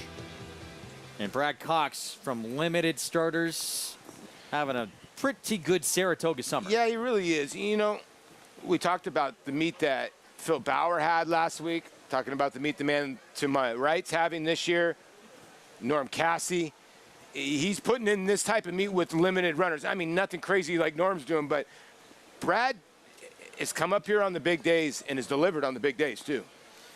Idiomatic. And Saudi Crown almost won. I mean, he's had some horses that have fired. And think about it. 5 to 10 years ago, these guys that you mentioned coming from the Midwest, they were not competitive up here with their horses against the New York trainers. It's changed, and it's helped the riding colony get a little more even. Tyler Gaffleone is a big reason he's won so many races, because the Midwest horses have come up here and done well. You know, what's behind that? The purses in Churchill Downs and in Kentucky have gotten so big and so competitive.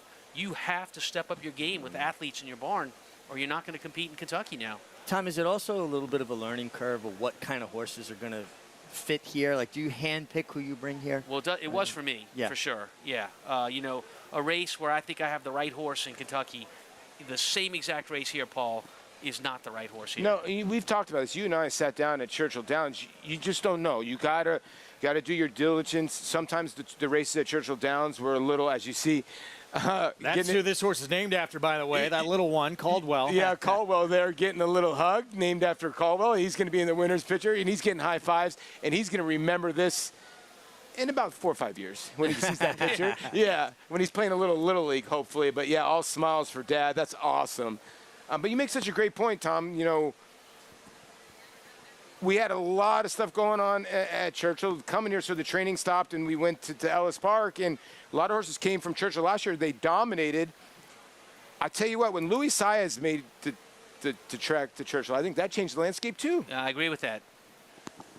We're taking time out. Caldwell Loves Gold. Back-to-back wins. Two-time winner at the meet now, taking the Seeking the Ante, and back-to-back wins for Brad Cox on this Sunday card here on New York Showcase Day. Prices when we come back. We'll set up the 8th right after this on our FS2 coverage.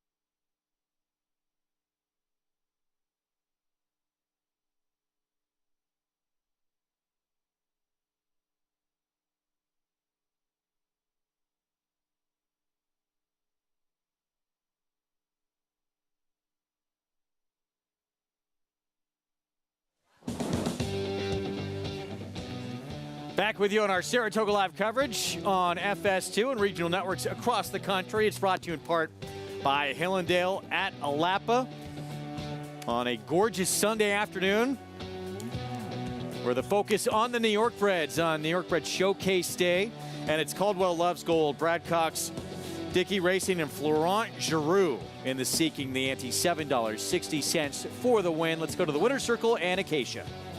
I'm so happy to be joined by the happy family here, Kevin Dickey, along with Melissa and Caldwell for Caldwell Loves Gold. How special, Kevin, to see the namesake get the big win here at Saratoga. It's been pretty incredible, pretty unbelievable. I said last time I was numb.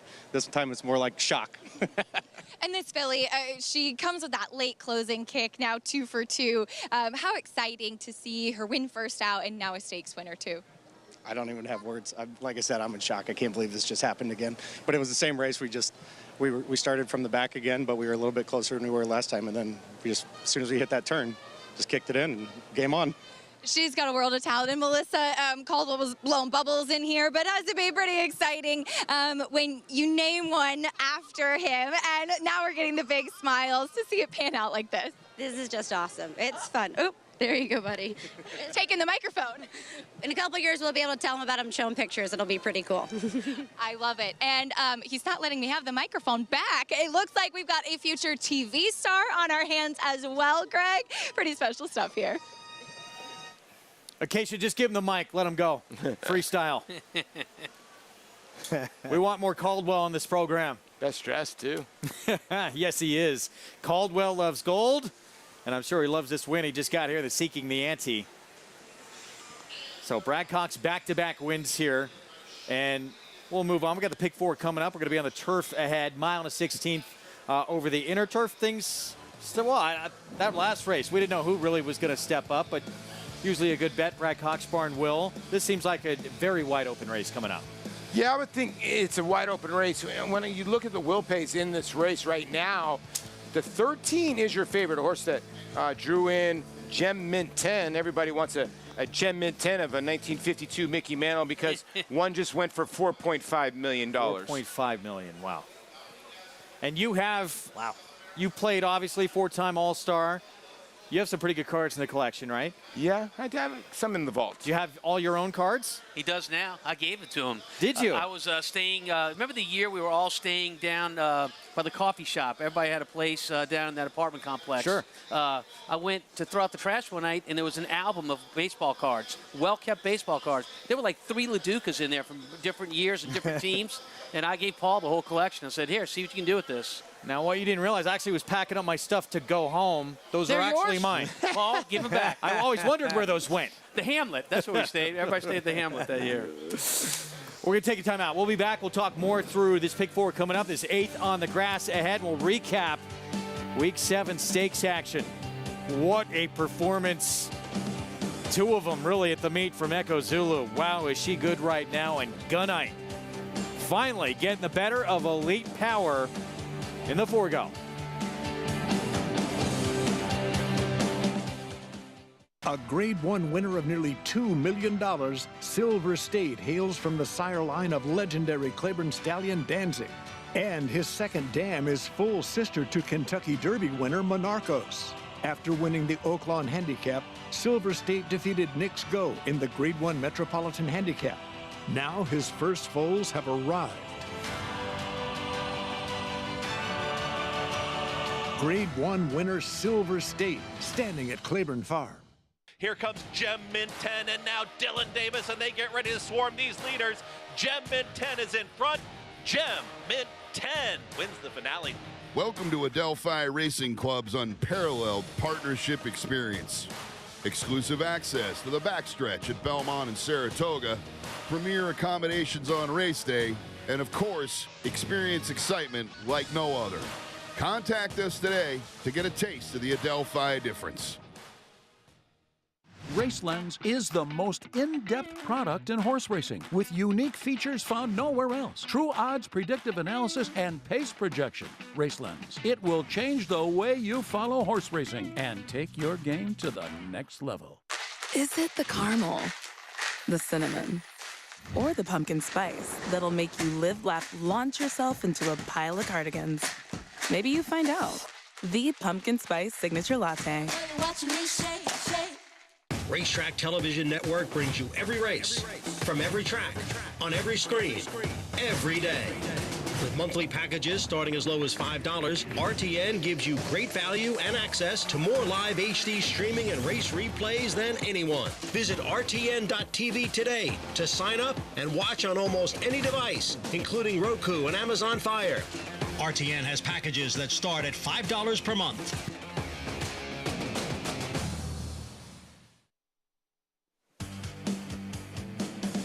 You're watching Saratoga Live on FS2, regional networks across the country. We're getting set for the 8th coming up.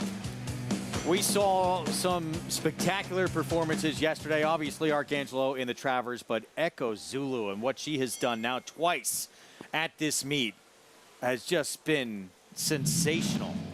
She is just such a pure sprinter, and Paul was pointing something out earlier. We were talking about it up in the office, how once they started concentrating on sprints and training her like a sprinter, she's just turned into a monster. I wanted to ask Tom this because she'd run 4th in the Kentucky Oaks. I think a lot of people forget about that, Tom. But it took Steve maybe one race to back her up. And obviously, you're going to train a horse different when you're cutting a horse back. And now she's now a full-time sprinter, and I think Steve's now found her niche, and he's training her like that? Yeah, no question. So with Serengeti Empress, wins the Kentucky Oaks, going 1 mile and 1/8. We came up here, we had the test on our mind, going 7/8 of a mile. And you definitely train differently. And of course, the following year, she won the Ballerina, the race we're talking about, also at 7/8 of a mile. And you do things a little bit differently. But the one thing that can help your cause a great deal is speed out of the gate. Echo Zulu has it, and so does Serengeti Empress. This horse is back-to-back 112 by her speed figures. I mean, that's the champ. She is putting away here, who ran a huge race. And she's flying early, but the thing is, she's flying home late. She's come home in 11 and change in her last 2 races. And it doesn't matter, Mig, if you pressure her early, as we showed in that honorable miss, she's still got plenty left to run away from you. Yeah. Well, it's not how fast you're going, it's how you're going fast. And Echo Zulu goes fast very easily. It just comes natural to her. I mean, and then she's got the tenacity, much like Serengeti Empress, which she did in the Ballerina. You don't see speed horses get collared and then fight. Usually, you're looking for the wire. With a horse like them, they fight for it. Well, that's not something you can train. That's inherent to the horse's desire to win. She has it. Echo Zulu has that desire to win. If there's one thing you could say about that race yesterday, it's that reviewing it and looking at it on paper, you were like, man, Echo Zulu's going to the front early. Nobody's going with her. There's no speed to go with her. Goodnight Olive, last year's champion sprinter, had to do the dirty work. She had to get out of position and get in a position to challenge her early enough that she could beat her. I think it may have taken away a little finish from Goodnight Olive. And here's the crazy part. I know that you said that she's going to go in the filly and mare sprint, right? Steve, can you please put her in the Breeders' Cup sprint so I can bet her to beat Goodnight? How about that? Hey, by the way, Tom, she's going to train up to the filly and mare sprint, it sounds like, Echo Zulu. He's a Hall of Fame trainer, Steve Asmussen. Who am I to argue with him? I'm with you. I'm with you. 2 of the fastest run races we've seen from any horse in any division all year long. Back-to-back here at the meet. Absolutely sensational. Meanwhile, stablemate in the Forgo. Finally, this is a rivalry now. Able to get the better of the reigning sprint champ, Elite Power, and put that 8-race win streak to an end. It's an absolutely masterful ride from Tyler Gaffleone. He invited Elite Power up his inside, gave him enough room there. Now he's going to switch leads. He's going to find more right in here. He finally gets over his right lead right there. And that tightened up Elite Power a little bit more within the boundary of the rules. But I thought that was the brilliant move, allowing him inside of him turning for home. I didn't see this outcome. You know, these 2 horses had faced each other twice this year at 6/8 of a mile, 6 furlongs. This race, 7/8 yesterday, seemed to play right into Elite Power's hands and work against Goodnight in terms of that extra 1/8 of a mile for Elite Power to put that kick in at the end. But Richie's exactly right. Having her down on the inside, maybe not the most comfortable position for Elite Power. Yeah, and again, Steve Asmussen, he can train a sprinter. And, you know, Goodnight right now is in as good as form as we just saw with Echo Zulu. Echo Zulu. I mean, it's just getting crazy right now. I mean, this horse is literally coming home. I don't know which one is better. Like I said, you know, Goodnight right now or the filly we were talking about before. I'm losing her name. Oh, Echo Zulu. I mean, like, 112 buyer. What did Goodnight run yesterday? I think Goodnight is very happy Echo Zulu is going to stay in the filly and mare sprint. Yeah, she got a 112. He got a 10. Let's see, a 101, I believe. 11 points higher she ran than him? Yeah. Wow. My goodness. Everyone in the male sprint division, I think, was happy to hear that she's going to go to the filly and mare sprint. I think so, yeah. That's actually very true. 8th race coming up. Mile and 16th inner turf. New York Threads. First allowance condition race ahead. 5-2 favor right now. That's the 9-1 headlight. Todd Pletcher meets leading rider. 50 and counting for Arad Ortiz Jr. looking for his first on this Sunday card. Let's go to Acacia. And I do think that with one headlight in this spot, Greg, we're just seeing the influence of Todd Pletcher, Rad Ortiz, Rapoli, and St. Elias as far as the money that he's taking is concerned. Let's Go Big Blue did come back to win, but to be disqualified in his subsequent start. And I think he faced a nice horse that day. And I felt going into that race, as I was in the paddock for that allowance, that one headlight was just a little bit of an unassuming type. And I feel that way about him today. He ran a very similar number than he did breaking his maiden, but I will say he wasn't as far back last time out as previously. He's certainly fine. He absolutely can take a step forward in here today. I just out of that race did prefer the number 13, Gem Mint 10, who I feel like is coming along. And I had wondered last time, looking at his form, if he wanted to really go the mile and continue getting further distances. He's really strengthened and developed, though, and kind of filled into that frame. And seeing him back in May, he'd been a little bit lighter the first time that he tried the mile, and he has strengthened up so much coming back in here. He's forward, he's striding out well, and I think the improved speed we saw from him last time out is definitely a benefit too. And he's on the muscle again like he should be forward again in this spot. So I find him very interesting, especially drawing in and should not be forgotten about. Taking a look at the number 1 Whistler's Honor, he's making his second start off of a near year layoff, which he was wired by King of Comedy last time out and just second best in that spot. And this was a horse that I said very big, needs one off of the layoff. And I think he's just the type of horse that just carries a lot of weight. He looks maybe a little bit more tucked up, but he really carries his condition. I do feel like the 9 furlongs that he ran last time and cutting back a little bit today, probably more distance is preferable for him. But he did perk up here in the paddock. And again, he has that race off of the layoff, which should help him from a fitness standpoint, though again, he's still carrying a lot of condition. But he's such a big and bulky horse. He just takes some time to get his feet underneath him, and that's probably a reason, Greg, why he does do a little bit better with some more ground. All right, Acacia, thank you. Flavian Pratt will ride here, 7-2 on Whistler's Honor. And we're going to show you his last start when he was a distant second to King of Comedy at Belmont. Yeah, and this was a nice effort, particularly off the extended layoff, just short of a 1-year layoff for him to run this well. And he's so well posted inside. Saving ground in turf racing, so important.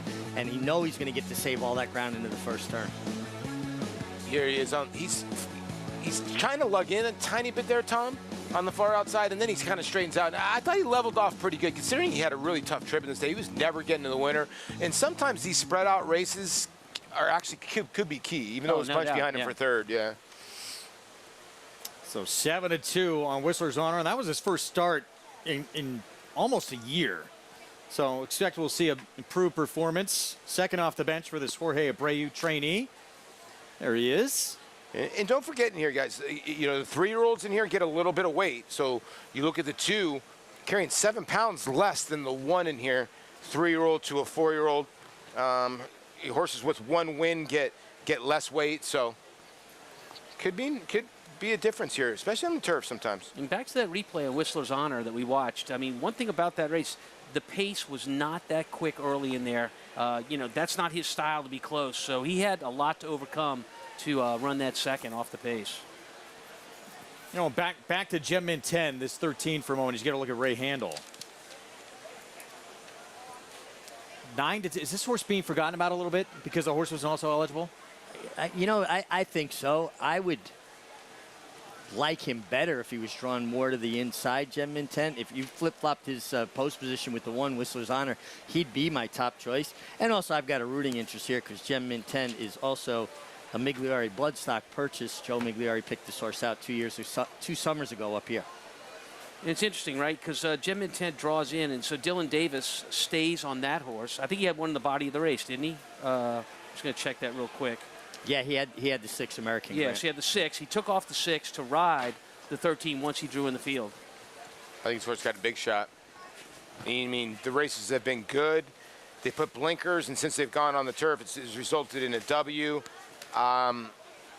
You know, the 2-turn race last time, this horse battled all the way around the racetrack, and I thought ran a really game race. Yeah, Paulie, Ray Handel doing his best Don Crockett impersonation. Hey, listen.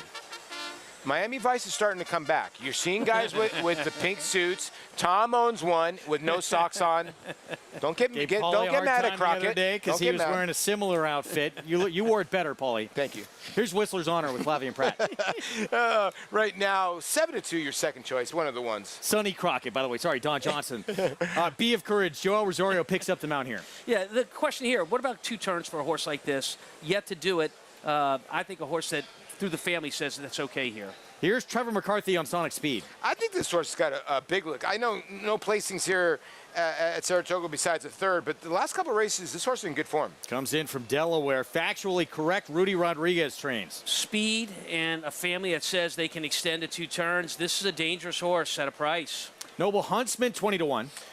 Katie Davis will get aboard. This horse gets back on turf after a decent race in the Wilson Chute. Jamie Torres on American Grant, big price. Yeah, big price. Has to improve, but certainly a race where he's going to be helped by the pace up front. Born Dancer's horse was third to a good one named Dakota Gold, who ran earlier on the card. I like this horse. I know we're stepping up out of a maiden race to going to the next level, but I think this horse is doing really well. One Headlight, trained by Todd Pletcher. For all you Wallflower fans, I think a horse that could fire here. It needs to get out of the gate, though.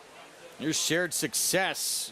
Only the second time on the lawn. Right, and the first time didn't go so well. Could have been for any number of reasons, but that's definitely a negative. And here's the Ray Handle runner, Gem Mint 10, who gets in from the also eligible list. Yeah, and Megan makes a good point. You know, this horse would definitely be your favorite if he was drawn inside, but he has enough speed. I would think Dylan Davis can get position from that way outside post. Better said than done. So here's Bee of Courage. And again, Joel Rosario. This was back on June 9th at Belmont, going 7/8. 6-wide trip at the quarter pole. Yeah, this is a horse that flashed ability right away in his career. He was narrowly beaten at the Belmont at Aqueduct meeting last fall and came back with Javier Castellano. Now Javier's off his mount today. Joel Rosario picks him up. Just wonder what kind of trip he's going to get, because I think there's a lot of speed in here. Will Joel rate him, or you think he'll be a part of that pace, Tom? Well, it's interesting you say that, because I was watching on the other screen him warming up.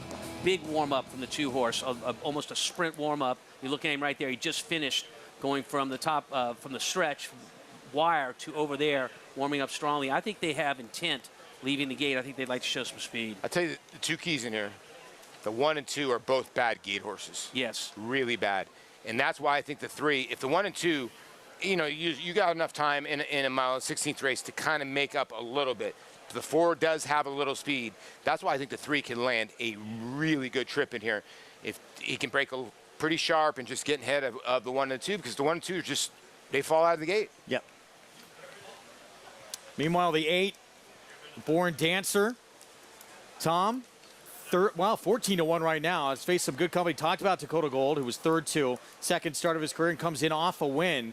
That was off a long layoff, too. It was off a long layoff from October all the way to the end of June for Born Dancer, and that race was fast. It was a good race. I think this horse can do what he wants to do. He's got that dangerous weapon, tactical speed. He used it, Born Dancer, the 8-horse did last time, to go to the front with Kendrick Carmouche. Kendrick is back up today.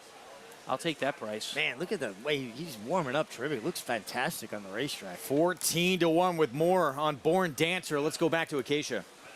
Yeah, he is warming up really well, and if you see him getting hot out there, that's very normal for this horse. He's a horse that typically gets pretty sweaty prior to his races, so don't be concerned by that. He's gotten pretty hot once again. I wasn't in the paddock for his most recent race, but I like that Kendrick Carmouche was really aggressive with him, because he's always had the demeanor of a horse that wants to show speed, and I think going out to the front is really the best move for him. He's sharp, he's on his toes, again, typically gets hot, so I'm not concerned about that at all, but moving really well out there for Michelle Nevin, and I don't mind him stretching out a bit either. Talking about the number 2, Bee of Courage, as Joel Rosario was giving him a big warm-up, but Tom's absolutely right. You can see that this is a horse who is on the muscle today. He's raring to go, tossing his head around. He's always been a really energetic type. I just really am not convinced that more distance is better for him. I know he ran fine going a mile, and he did run well going the 7/8 2 starts back, but this is definitely a different ball game, going the 2 turns, and he's just a smaller, lighter frame type of horse, another one that typically gets warm prior to his races. I think he's really trying to warm him up well to kind of get him into the bridle a bit and hopefully break better, because Paul's right. That's the thing with him. He doesn't get out of the gate well, as the buglers are playing Sweet Caroline behind me, and the crowd's starting to join in, Greg. Put me in, coach, in Sweet Caroline. I have heard over 8 zillion times. How many times did you have to hear that in Boston? Well, enough in Boston, but then everybody started adapting it in every minor league. By the way, look it up. The Pensacola Wahoos are Airbnb. It's a Miami Marlin affiliate. You can Airbnb the whole stadium for $5,000 a night. I say we get all together and we play a game. I'm in. Naira, the crew, we'll just go to let's go. The Pensacola Wahoos. Pensacola's a fun town. Let's do it. Got a lot of beach you can use there. It's yeah, why not? You know, Paul and his Speedo. It's amazing. You guys never get serenaded when you're out reporting. Kind of true, Mick. No, I know. No, I never get serenaded. Most of the time, when I was at Churchill, they just blaring music, and it's just you can't hear crazy. yourself. Yeah, Especially the evening races. yeah, the evening races. 5-2 favorite. It's the 9 here. 1 headlight. Pletcher around Ortiz Jr. As we get back to Whistler's Honor in Flavia Pratt. If this horse does again break slow, Mig, at least you're in the right post position, I guess, to save ground. Well, he doesn't have to go searching for the inside the first turn. And with his style being a closing type, you want to save all the ground you can on the first turn if you have to give up some of that ground on the second turn to avoid losing momentum.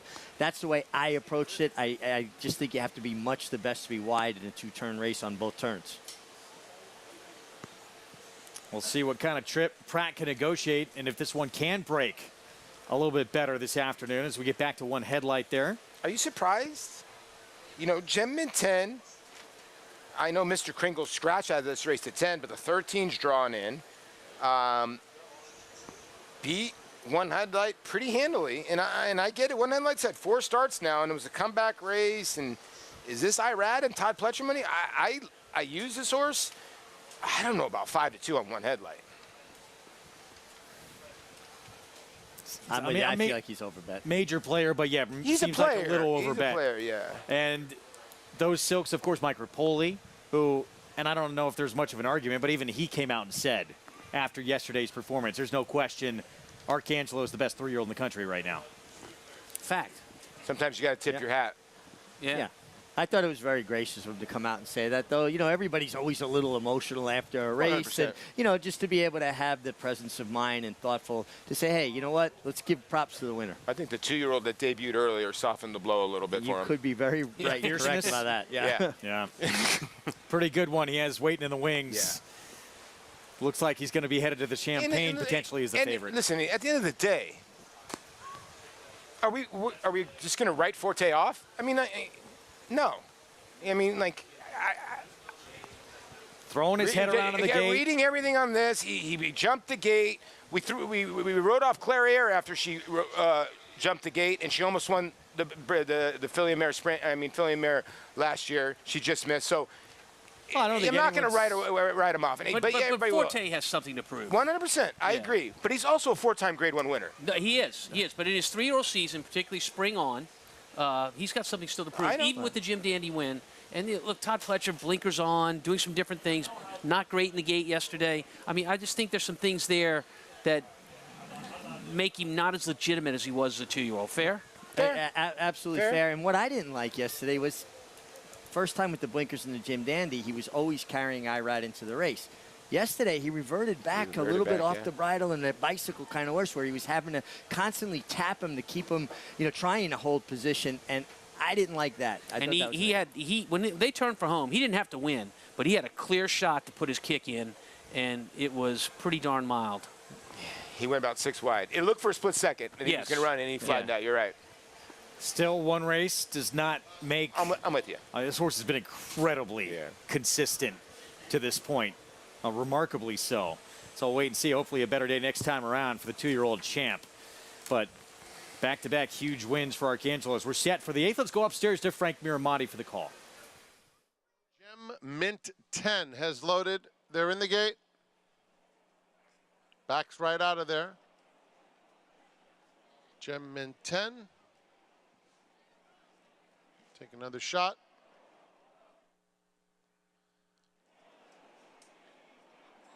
Others are well behaved. This horse well back to 3-1. Goes in. They're in the gate.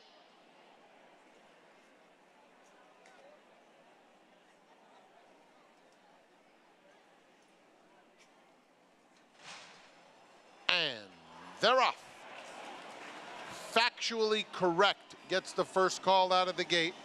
Born Dancer is flashing good speed. Those two are head and head in the early going, and Gem Mint 10 tucks in just behind them to overcome that outside draw.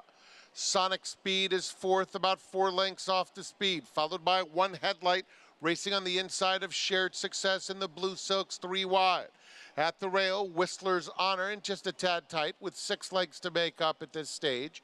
On the outside comes American Grant. The opening quarter went in 23 and 4/5 seconds. The 2 trailers are Bee of Courage and Noble Huntsman is at the back. It's Born Dancer leading the way, has it by 3/4 of a length over Gem Mint 10 in second. Sonic Speed makes an early move, inching up on the outside to be right in that joint second spot, and Factually Correct is down on the hedge in fourth, has 2.5 to find. Whistler's Honor between horses. One Headlight is on the outside just behind Shared Success at this stage. Bee of Courage is on the rail as well, has 7 lengths to make up. The 2 trailers, American Grant and Noble Huntsman. 50 flat for the half mile. It's Born Dancer a length. Sonic Speed trying to get by in second. They turn for home in that order. And digging in is Born Dancer. Born Dancer maintains a 1.5 length advantage on Sonic Speed. It's 3 more to the next flight. One Headlight is starting to close stoutly, very fast on the outside. And down at the rail, Bee of Courage also making some solid headway. It's going to get close. Bee of Courage coming inside. Born Dancer! Photo finish! That's so close. Bee of Courage or Born Dancer, and a flying One Headlight finished up third. Kendrick Carmouche saying, where is that wire? As a couple of horses flying late. He wasn't the only one saying that.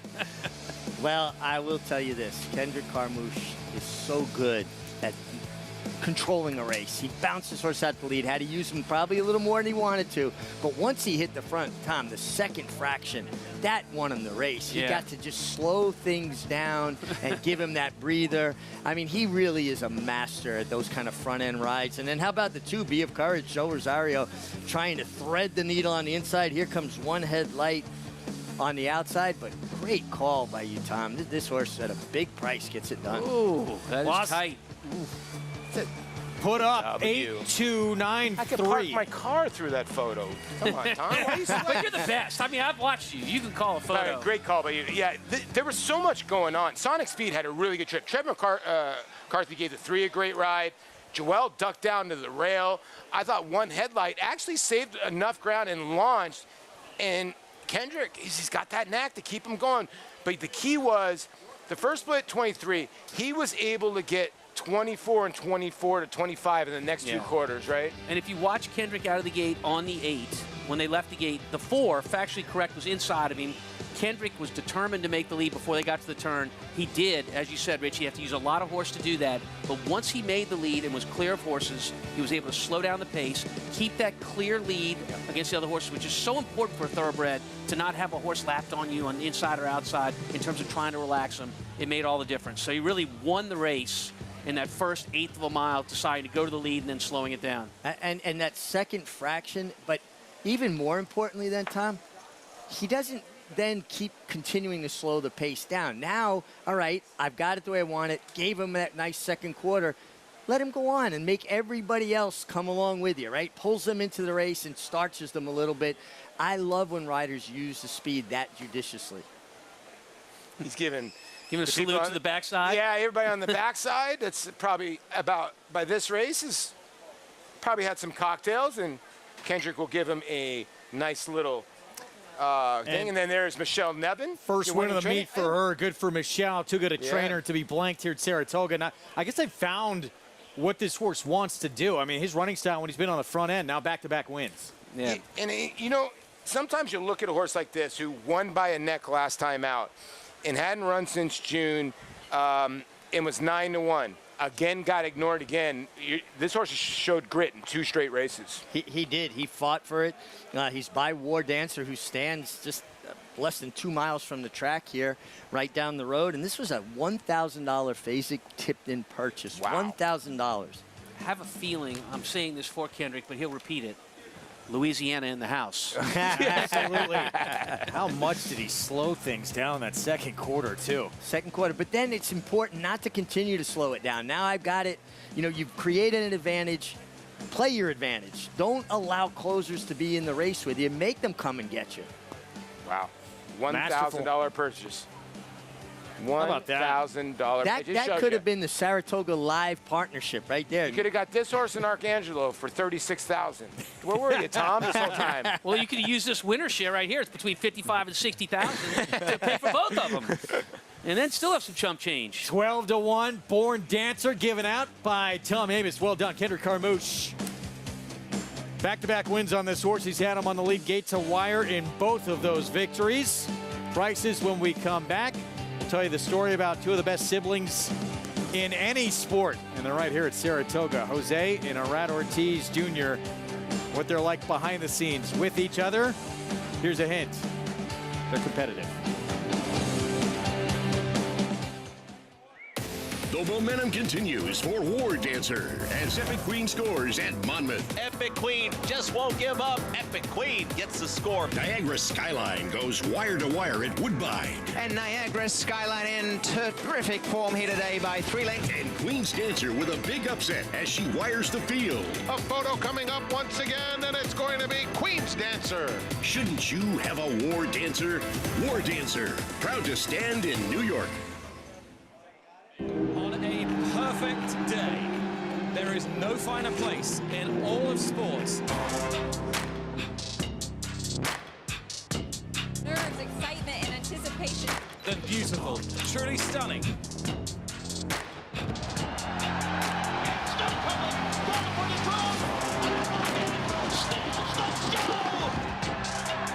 For the Breeders' Cup World Championships.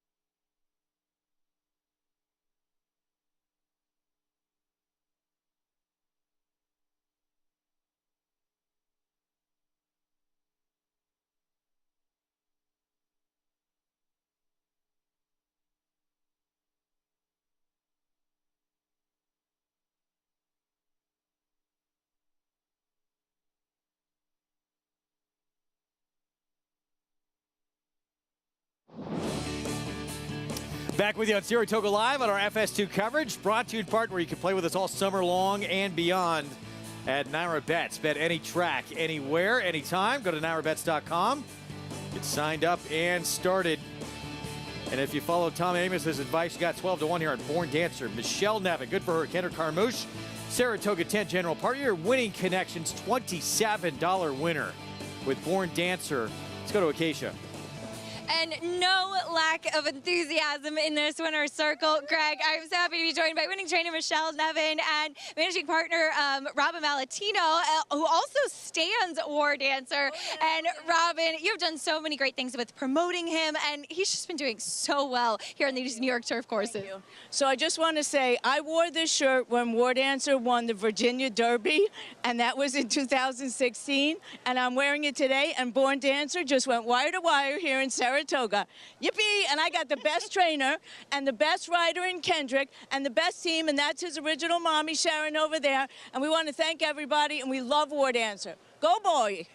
And he's doing so well. And you said it's all about the girl power here. Sharon, his breeder, Michelle, Robin, and Michelle, especially with Jenna winning the Travers yesterday. How awesome is that to see so many awesome, wonderful women in racing getting big opportunities? It's tremendous. It's so great. I'm so happy for Jenna. What a horse. And talk about this horse, Born Dancer. He's really come along, and showing speed seems to be what he prefers. Yeah, he's such a big guy. It took him a while to get himself together, but he's putting the package in there now, and he's doing great. It really is. Congratulations. Enjoy this special moment. So all of us walked the track this morning to make sure it was safe for our boy, and we all walked from 9 to 10, the entire track. I want to say girl power. Girl power. Amen to that, Greg. Thank you. They're making history. Good for Michelle Nevin, very good trainer that people who probably don't follow the sport on a daily basis or this circuit may not know, but does a very good job. Does a tremendous job, was assistant for a number of years to Rick Dutrow. She actually handled Kip DeVille out in California when he won his grade 1. She was out there with those horses. Breeders' Cup Mile winner. Tremendous horseman. And her dad, tremendous horseman. No, I mean, you can go on and on. This has been woman power. It really has been, and it's really been awesome to see. Michelle's been a great trainer for a long time, and a lot of people try to will link her to Rick Dutrow because her and Rick, they learned from each other. Now Rick's back training, but Michelle's gone on her own and done an unbelievable job. We saw Jen Antonucci just win the Belmont and the Travers, and I told you, we got a tour de force of women trainers. I'm telling you right now, Cherie DeVoe, Lindsay Schultz, I can go on and on. Tiana Richardsville, there's so many women that have gotten in the sport and are going to start dominating here pretty soon or getting really good horses. It's about time. Yep. I mean, 100%. they've always been there. They've always taken a back seat to the men. Look, traditionally, it's been a man's sport, you know, no more. And that's good. That's good for the sport. It's good for racing. Yep. Late pick 5, 2 legs in, long way to go. But a $27 winner there with Born Dancer as we move into race 9. And we're going to shorten things up on the grass. 5.5 furlongs on the turf. New York Bred's entry-level allowance. Favorite, Weekend Rags from the rail with Flavian Pratt, who has at least tactical speed from that inside post. We'll talk more about this race coming up in a moment. When you talk about some of the best siblings in any sport, there's the Manning brothers, the Williams sisters, and right there with that duo of brothers and sisters, Irad and Jose Ortiz. They have won 7 of the last 8 riding titles here at Saratoga. 5 of the last 6 Eclipse Awards as outstanding rider in this sport, and they are as competitive with each other off the track as they are on it. Vaya, que bien le da. Every single sport that we play, we compete. We play this game every day. Who do you think is gonna be the winner there? We never face each other against each other. We never did. Like now. Like now, yeah. Energy de qué? Energy de qué? First of all, it's very fun to share your success with your brother. We spend together more than 15 hours a day. We know how to manage business and life, real life, so that's pretty good. When we understand that, we have a line right there, it's perfect. Despite how close the brothers are, sometimes their competitive nature lends itself to some tense moments. We've been very heated moments. We curse a lot and say a lot about words in Spanish. When we was younger, we never throw punches, but we've been so close. We don't talk about races before the race runs. It's fun. It's Ira is very quiet, like you cannot say nothing. It's like on his own, and I don't want to know anything about his thing. yeah, it's very fun when you can outsmart the competition. I have to think how he thinks to try to beat him. It's very hard to a rider like Ira try to read his mind before he does it because he's so unpredictable. He's one of the best, and I think he has made me better. Sometimes I come out to Jose, why you will do different if you ride the race again? He say nothing. I say, are you sure? Because I have another mind. I have something. I see something different that probably he don't see. It's like the same thing happened to me. While the brothers push each other to be better riders on the track, Irad credits Jose with making him the man he wants to be away from it. He used to be too on the muscle, like too keen, and I need tell him he need to calm down and think before he do things and say things. He start winning like crazy and start winning all the Eclipse Awards. And I told him, just, my job is to keep you grounded and keep you doing the right thing. As a person, I think he made me better. He's so good at some things that I'm not. So I try to get whatever I can get of him to make me better in that part of the racetrack. He's been working, so he's been doing a lot better. Become a better person, a better father, better son, and everything. So it's nice to see that. Always gonna have him. He's my brother, he's my blood. I love him.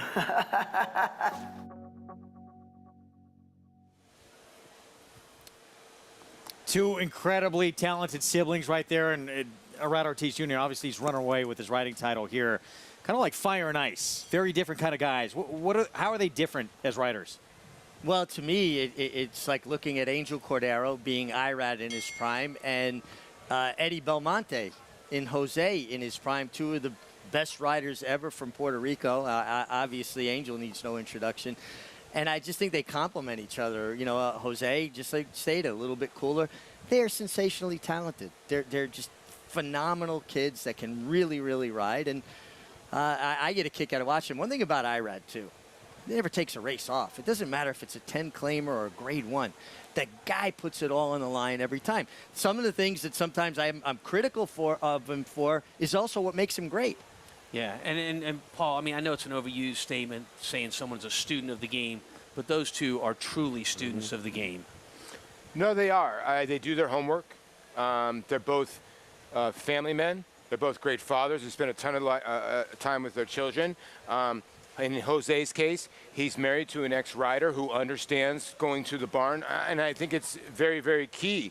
You know, and this is unprecedented to have these two kids. Like, now, we saw Ron Turcotte, and he had two brothers with Rudy and Roger that could ride, but not at the level that Ron rode. You know that, Meg. But and that was back in the 70s. We haven't seen two kids in the prime. We're looking at two kids that are like battling for the MVP every year. That's kind of crazy. It's incredible. I mean, it's Venus and Serena. Sam and Eddie Maple were terrific riders. The Pineda brothers, so many over the years. Yeah. We've never seen anything like this. So they're strong. They have a great deal of finesse. They know clocks. But the thing that really attracts me to them is in a race, they know the competition so well. There are times where they're riding 2 or 3 horses in the same race. They know the habits of the other horses, and they take advantage of them when they can, put those other horses in bad spots.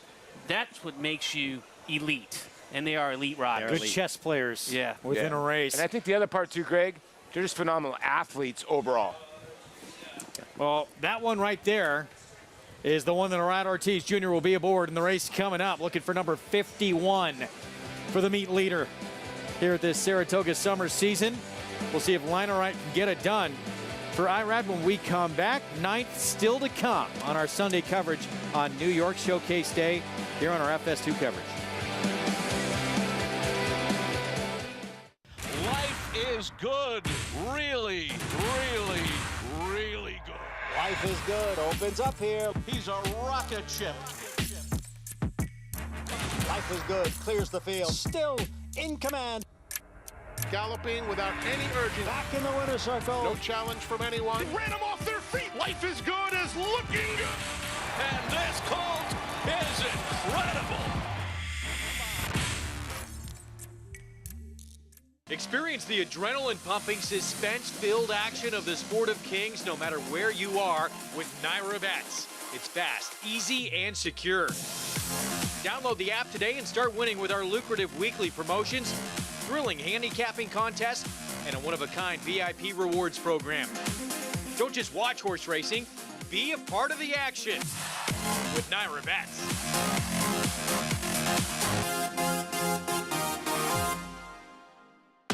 Speightstown.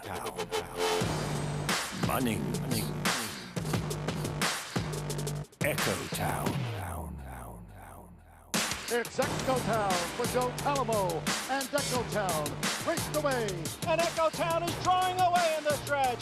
Echo Town wins the Allen Turkin Stakes. A sire line so prolific, it repeats itself. Echo Town.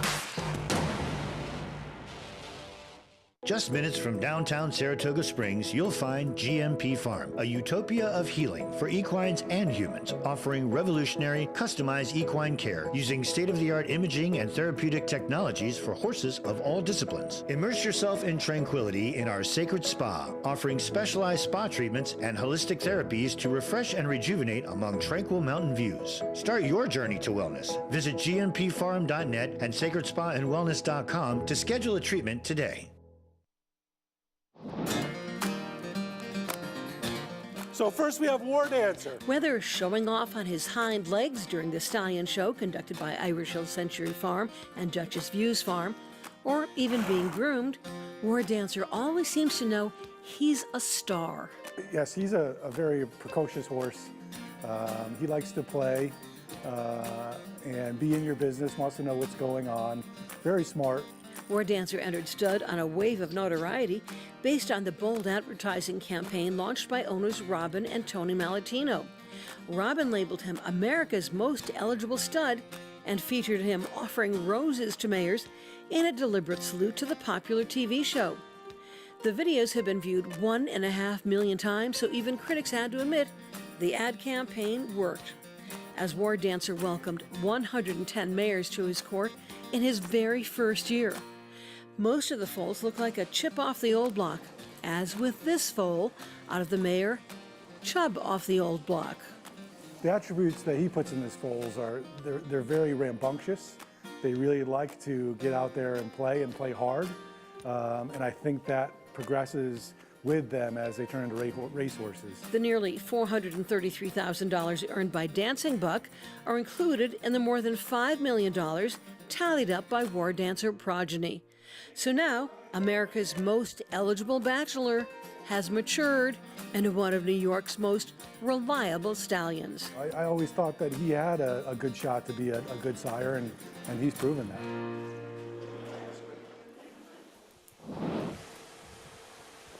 War Dancer, here's a son of the multiple graded stakes winning millionaire who was a son of Warfront. You should be dancing in this spot. Born dancing in the last race to you should be dancing. You sound just like the Bee Gees brothers. That's a hunch play of all hunch plays. Jose Ortiz will be aboard. This one here for Rudy Rodriguez. Let's go to Acacia for more.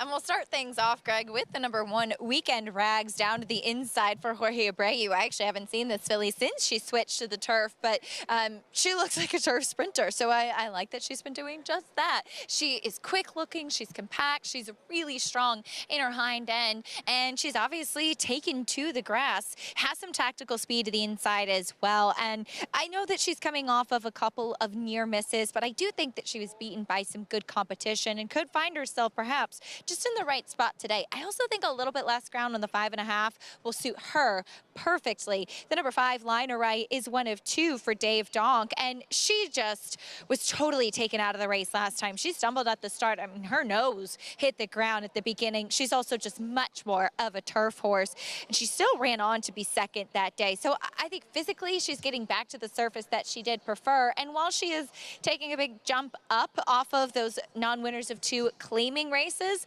I think her numbers stack up okay versus some of the others in here, and I do think she's intriguing, like I said, getting back onto the surface that she prefers, and she's on her toes. Hopefully she can keep herself focused and get out of the gate a little bit cleaner. The #6 Sordoro is a big price, but I wanted to mention her because she's trying the turf for the first time, and she's also cutting back in distance. First of all, she is much more of a sprinter physique. She's small, she's built downhill, she's short coupled, she wants to go short. In her debut, I wrote in my notes, could be turf. So I think it's very interesting with her trying the turf for the first time today. She's out of a mare who is 1 for 8. Her only foal was a winner on the grass. And the Baltoros are I think, really has been a really exciting stallion, and they can go either way. I actually really like them on the turf, and so I'm really intrigued with this one, who has some good form, a win 2 back, and I think perhaps doing maybe what she might want to do at a very generous price, Greg. Riders up, passing us just behind us here as we take a look back on our paddock set. We'll get to our post parade coming up. And Linerite just left our screen, the 5 of the Rat Ortiz Jr. Can he notch number 51 of the meet ahead? His brother on the 2, You Should Be Dancing. Jose, there's a rad. As we take a look at our jockey standings, presented by Game of Silks. And it was that early start, it seemed like this jockey race was over just a couple of weeks in. 21 wins make from his first 71 mounts. Yeah, just incredible. And listen, he did pick up some mounts from his brother Jose, who missed a couple of days after a fall, but he came in here on a mission. He was narrowly defeated for the Belmont Spring title by his brother, and I think he just wanted to come up here and make a point. Yeah, but he never makes it easy, right? I mean, he was literally in the winner's circle for the last race at Belmont because his brother could tie him, Jose. It was like, and then Jose on air said the right thing. I'm rooting for a tie, but we know he wasn't rooting for a tie. Let's be honest. He admitted as much in that interview. Yeah.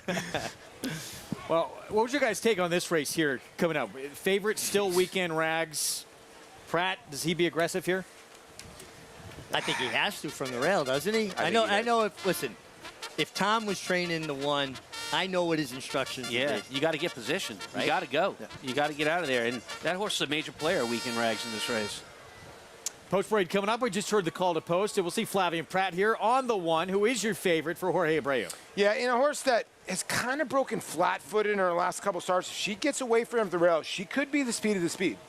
We're going to have to cue the Bee Gees if this one wins. You should be dancing. Here's Jose Ortiz for Rudy Rodriguez. Everybody's favorite closet band, the Bee Gees. A horse with a real chance in this spot. They're in a huge effort last time out from off the pace. Here's Saratoga Gaze for Mark Hennig. This horse possesses a lot of speed as well. And, that last race was pretty good. Cleared off and then kind of got lost on the lead. Sikkim for Jose Camejo has Jamie Torres. Was Rosario on this horse or was Torres? I think there might have been a rider change, but I'll look into that. But anyhow, this is a horse that, needs some pace up front. Here's the 5, Liner Right, Arad Ortiz Jr. for David Donk. This horse has got gait issues, but if she can get out of the gate, she's shown a real good turn of foot late. Dancer Doro, Florent Giroux for Bill Morey. Should have trusted you, Greg. Sikkim is Torres, and Dancer Doro is a horse that needs to improve to be good in this spot. Joel Rosario on Carey at 5 to 1. I see the way you said that. Yeah, Carey, another player in this spot. Had a perfect trip when he did win. We're going back a year to that race. Needs to get back to that form. That's sprint speed as well. Here's the 9, Bustin' Bullet, 11 to 1, Manny Franco. Yeah, I see you skipped ranting on me because you didn't want to hear what I wanted to say about that horse. Queens over 3s, big price. Queens over 3s doesn't win when they lay down the hands here. Here's the 12, Little Lindsay. Oh, the 11 actually sneaks in our picture. Yeah, 3 unions here. David Duggan, he's talk about a good trainer that doesn't get his due. He's a very good trainer. This horse needs to improve, though, 33 to 1. And there's Katie Davis on Little Lindsay. Yeah, Little Lindsay, maybe that last race was too far. First time Lasix today. The sprint numbers say maybe. Well, let's go back to the 2. So here's You Should Be Dancing. Rudy Rodriguez having a very good Saratoga season. This horse, big finish from off the pace, Paulie, last time out.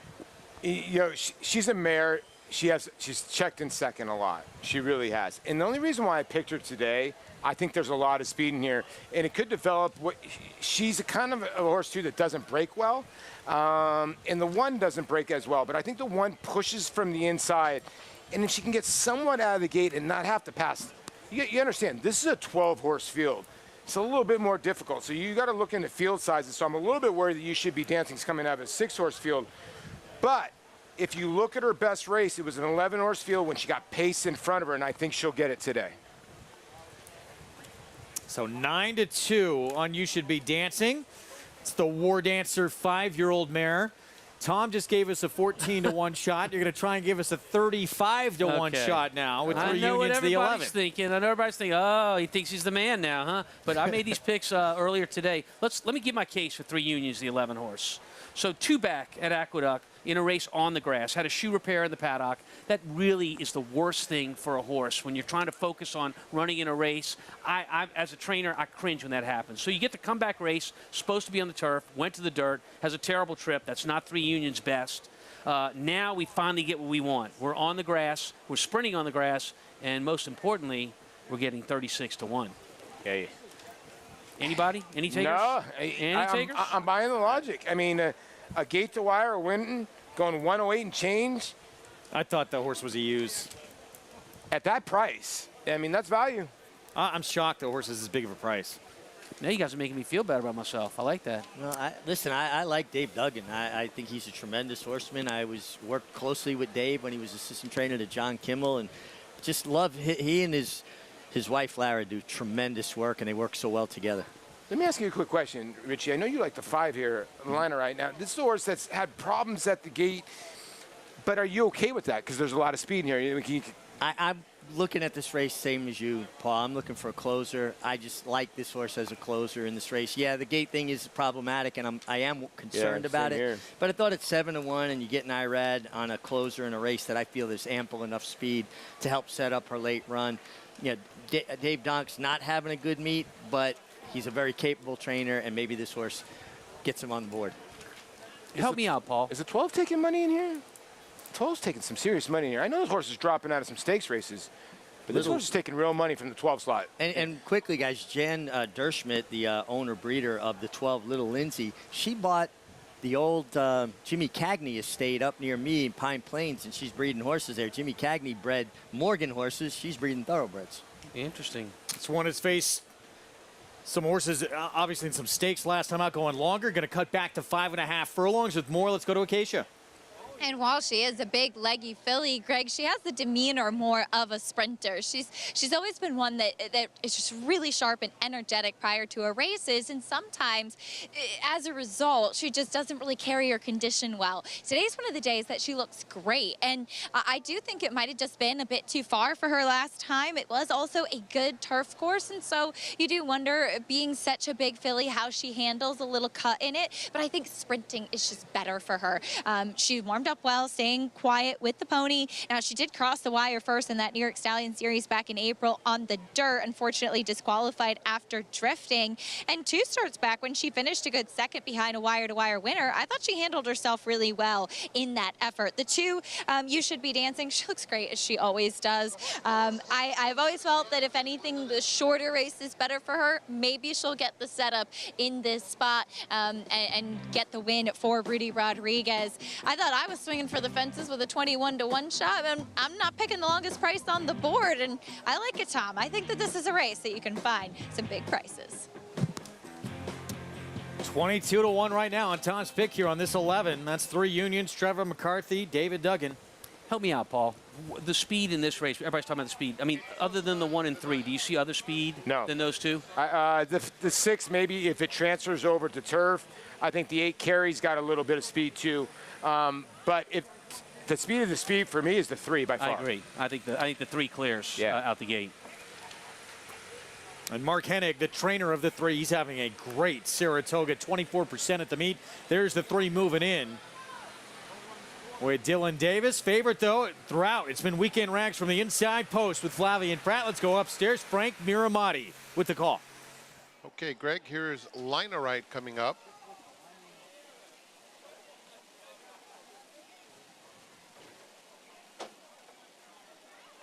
Three Unions, Don Surdoro,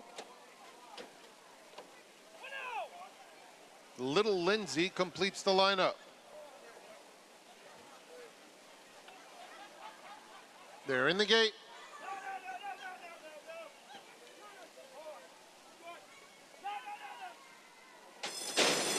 And they're up. Bustin' Bullet and Saratoga Gaze are the first 2 out, and these 2 hook up right away. With Queens over 3's a length and a half back third. 3 Unions, Whitecap takes that 3rd spot. Little Lindsay is widest of all. Then comes Weekend Rags, just behind the battle, only 3 lengths off the lead, with Ranting just outside of her. It's another 2 to carry on the outside of Linerite. They are followed by Sikkim, who's about a dozen off the pace. The 2 trailers, You Should Be Dancing and Dancer Doro. 22-1 for the opening quarter mile. It's Bustin' Bullet on the inside, dueling with Queens over 3's. Queens over 3's just in front, floating a bit wide. Little Lindsay is just outside of that pair, and Weekend Rags is looking for a spot on the inside of horses. In the meantime, here's Carey storming down the center of the course, and Carey has taken command and is opening up. Sikkim also running a big race, dives to the inside. Carey got the jump, and it's Carey. Good ride from Joel Rosario to get the money. Sikkim was second. Then it was Liner Right third, and You Should Be Dancing in the battle for fourth. Carey, Pickup, Mount Win, Joel Rosario, and now 2 wins, 6 tries on the turf for this 3-year-old filly.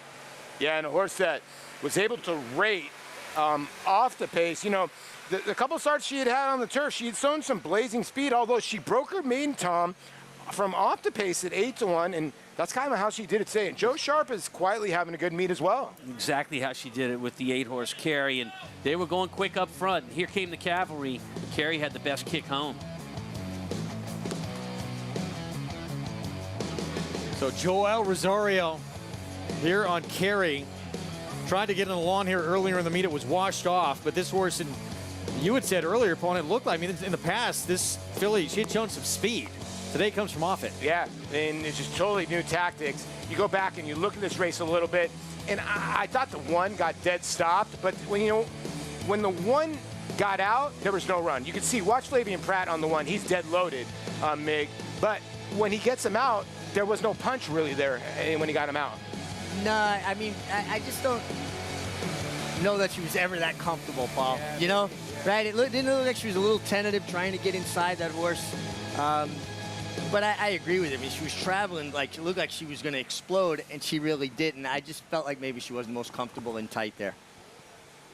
5-1 on Carey. 19-1 shot behind in second and Sikkim. And a downward practical joke for Joe Sharp with the win. Jordan Wyckoff a couple of days ago on the show. Yeah, right. Said he was having a tough meet. Started to pick up a little bit. And you know what? He started playing the reverse psychology game. He had kept on saying, my 2 wins at this meet were off the turf wins. Well, you know what, Jordan? You got a turf win. Well done. His dad's been outshining him, and Jordan takes it personal. And you know, we're talking about Joel Rosario make a lot. And tremendous rider, obviously, an Eclipse Award winner. But these turf sprints, is that where he excels? I think it's just because he's just such a cool customer. He doesn't worry about, you know, how far back he gets. He just comes with that one late run, that patented run. And I feel like Joel maybe hasn't ridden as well the entirety of this meet, but then he delivers rides like this that you go, well, there's the Joel Rosario that we've come to expect. So what makes horse racing so great, Tom, is that you think a 5.5 furlong race, you have to move soon. But you actually don't. As you see Jordan with his beautiful daughter, she's been the good luck charm, by the way. It's a couple times been in the winner's circle. But it just shows you can still be patient at 5.5 furlongs. You don't have to go. And in this area, these 5.5 furlong sprints, when you're in the market for claiming horses as a trainer, this is the one area where you can make the best improvement with horses. Claiming horses off pedigree. The Wyckoffs have been doing it forever. Yeah, it's true. You know, and you can make big jumps in class when you go to the turf and you go to sprint. Meanwhile, Cross-Border was originally there, and he ran a bang-up race again at like age 8. He loves it down here at Saratoga, but he was with them too. They're very, very, you know, Jordan and his father on Three Diamonds Farm, they do a really good job. They're very bright. They claim horses. They spot their horses well. And oftentimes they go right to the turf with those claims. Yep. 8-4, 5-2 finish. Rosario on Carey for Joe Sharp and owned by Jordan Wyckoff. We're going to take a timeout. We have the Albany coming up next. 1 1/8 on the main track. $250,000 purse for 3-year-olds. And there is Maker's Candy. Had a very troubled beginning over at Finger Lakes. And a horse is going to break next door to him today. Was able to win that race with a better break. Going to be a different story with his son of Twirling Candy. We'll be back with the Albany next.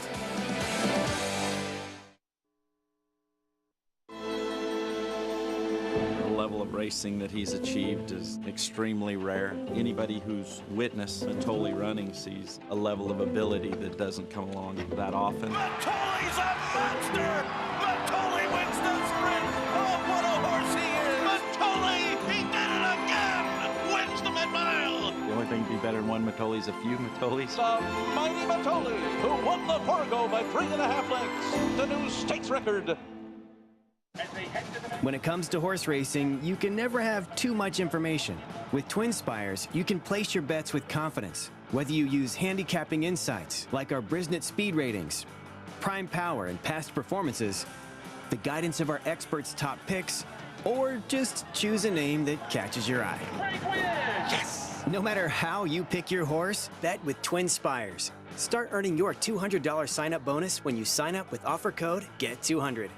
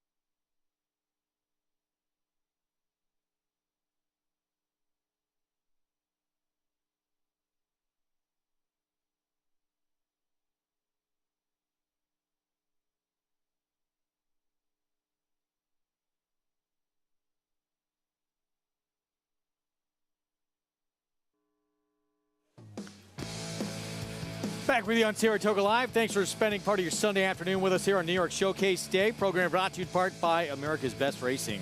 For the love of the race, visit americasbestracing.net today, and it's ABR providing this opportunity to win a trip to Saratoga next summer with all of this included. VIP hospitality, $1,000 wagering voucher. Spending spree on myracehorse.com, 2-night hotel stay, and more. Enter to win. We hope to see you here next summer. If you just stay with my hotel, we'll increase that voucher to $1,500. Paulie gets everyone the deals here. Carrie, Joel Rosario picking up the mountain here for trainer Joe Sharp. Pays $13.40 for the win. Let's head to the winner's circle with Acacia. Oh, I'm so happy to be joined by Jordan Wyckoff and his daughter Hadley, who has horses on her dress, was ready for the win picture today. Jordan, I know you were bemoaning getting off the turf victories. You got a win on the grass today. We got a win on the grass today. I mean, she trained great on the dirt for Joe. Joe was shocked when she didn't run good the other day. But as I was joking with your father-in-law, he goes, Jordan, she'll be fine, just put her back on the grass. So we were happy, and Joel gave her a great ride, and Joe and his team did a great job. And Carrie, she's a bit quirky, but she has it in her. You know, she tends to drift a little bit. You have to time it right. And Joelle just really seems to fit a horse like that perfectly. Yeah, Joelle did a great job, and we were a little worried with the lugging in stuff because she does do that quirky stuff. And even in the morning, Joe breezed her the other day behind a horse, and he goes, she was loaded, and I let her run, and then I had to pick her up to pass the other horse. And we just talked this morning after Tyler unfortunately had to take off, and goes, Joelle will do this perfectly. So Joelle gave her a great ride. And he really did. And celebrating wins here with the family at Saratoga, how special is that? It is as special as you can ever imagine, having my daughter here and my wife and my mom and dad and our friends. It's, you know, memories that last a lifetime. Those you'll never forget. Hadley, good job on another interview, and I'm sure we'll see you back here soon. Congratulations, guys. Thank you. Thank you. You're very welcome. Greg? It's been a theme today, seeing these next generation in the winner's circle. We're all going to get kicked off air. She's better than me. Rajiv is better than me. Who else did we have on? Rajiv's coming from my job. All right. Crazy. These connections have, as we talked about before we went to break, have a lot of success in this game. Good for them to get another one here where it's always special to win. We have the Albany coming up next, which we'll get into here in a moment. Let's take a look at this late pick 5. It is a good one to be alive in to this point, especially with that $27 winner, Born Dancer. Now Carey in a tough race, returning $13.40, and 2 legs still to come. We get a little upset in either one of these next 2, forget about it. Yeah. $880 pick 3. Yes. Tells you the whole story right there. Capital, not far away from this historic race course. And we have the Albany coming up next. Paulie keeps an office there in the off-season. Interesting. I mean, there's a few interesting horses in this race, but Drake's Passage, no one expected what he did coming off the bench in that 3-year-old performance, and he ran lights out for Christophe Clement. Can he back it up? He did. I mean, I think to back that race up, I think what has to happen is he needs to get the perfect trip and maybe a bit of an assist in this race here by breaking better, getting better position than he got last time. What do you do with horses like this, Tom? Listen, you and I are both sheep players, and this is the kind of horse that just is basically a one-number horse, because when you look at the horse's PPs, 1 race on the turf, 2 races on a muddy racetrack, 1 race on a fast racetrack, and the horse kind of freaked a little bit and ran a giant number. And as a horse player, you're wondering, can he repeat that? Right, and that's a fair question. So on the one hand, he's going from his 2-year-old year to his 3-year-old year. We often see horses make big improvements when they do that. So that's the plus. The minus is that he was able to use the permissive medication Lasix last time. He doesn't get to do that today. Yeah. So was that big number in his 3-year-old debut, was he helped by a medication that we're allowed to use in claiming races, allowed to use in allowance races, but we're not allowed to use in stakes races? He won't get it today. See if he can back it up. And again, for him, look, that was at a mile distance as well. Going to see if he can get this 1 1/8 and stretch things out a little bit. It was a huge figure, though, in that race. You have Makers, Candy Allure, Money. They battled each other at a 1 1/8 stakes race at Finger Lakes. And then you have Mariachi stretching out for the first time. It looks like he's going to be the horse in front, Mig. I believe he'll be in front, particularly with Kendrick. And I've been watching this horse train. I'm good friends with John Kimmel. I'm at the barn all the time. Mariachi is doing better than he's ever done. Now, the 1 1/8's the question. But I do think he'll be in front. And if he runs to the way he looks in the mornings, he's going to take a lot of catching. We'll talk more about this field coming up in a moment. We're going to continue to look back at that sensational Saturday with all those grade ones. And every once in a while, Bolshoi Ballet decides to make a visit to New York and win a grade 1 and then head back home. He blitzed this field. And, you know, I had said this before. One thing I had learned when I first started getting on air and first started really playing thoroughbreds, I remember my father came up to me and said, son, when Galileos come over here, you got to make sure they have cut in the ground. Well, rain came, and Bolshoi Ballet ran first, and the horse that ran second, Soldier Rising, is out of a Galileo mare. Yeah. And you know, it's funny, there was a common ownership between the 3-year winner and the 7. And the 7 horse challenged on the lead early, kind of your winner, Bolshoi Ballet, sat behind in the pocket behind the speed. It really set up well for his finish. What a beautiful strider. You get like floating daisy cutter action. He really was fun to watch yesterday. And Soldier Rising, another good effort from him. He's a check getter, a lot of seconds, but boy, he's earning a lot of money. I don't know how hard it is, but is Johnny V the best pickup rider or first time getting on the horse rider of all time? Honestly, like Animal Kingdom picks up that ride, wins the Derby. He's unreal at picking up a horse for the first time. It's unreal. Well, Rajiv Maharaj earlier talked about it with us here on the set, how consistent he is. And I think when you've got a rider that his approach, his preparation, everything he does is so consistent, horses are going to respond well to him. And he gives them every opportunity. He puts them in position to win. And the thing that I marvel about with Johnny is at an advanced age now, I see no diminishing of his skills. His legs are still just as strong. And that's the first thing I notice.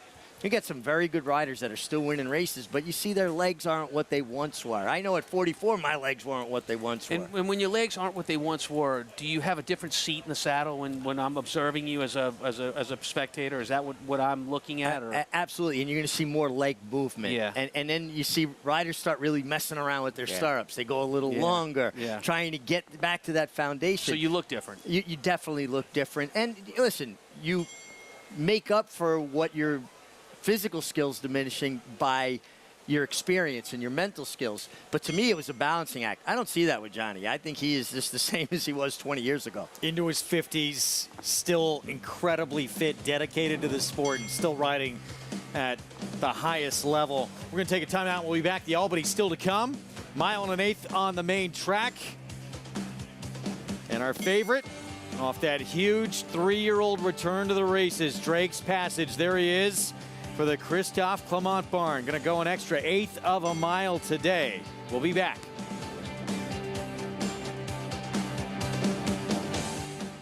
Eclipse champion Blade, a proven sire with over 15% lifetime stakes horses. And in the sales ring, Blade continues to prove his value. Now 50, 550, 550,000. I'm at a period 85, 85 to the back, 485,000. Thank you. 310,000 upstairs. His stakes producing daughters include the dam of Eclipse champion Forte. Forte to win the Breeders' Cup Juvenile. Blade, standing at Claiborne Farm. It's America's original sport, and no one covers it better than americasbestracing.net. From the sport to the lifestyle, the best races, horses, and destination venues, cocktails, gambling, fashion, and more. americasbestracing.net is a sport for you.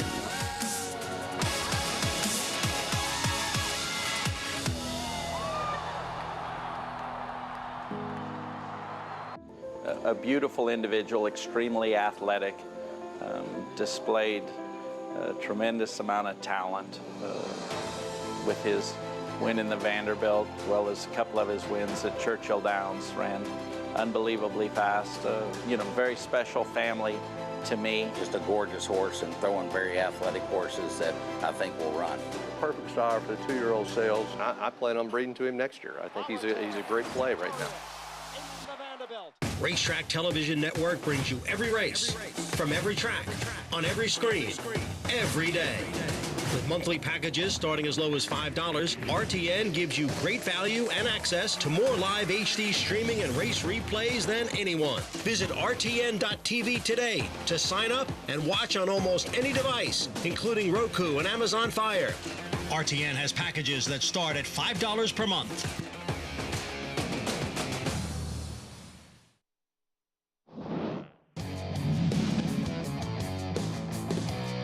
Quarters 11-3.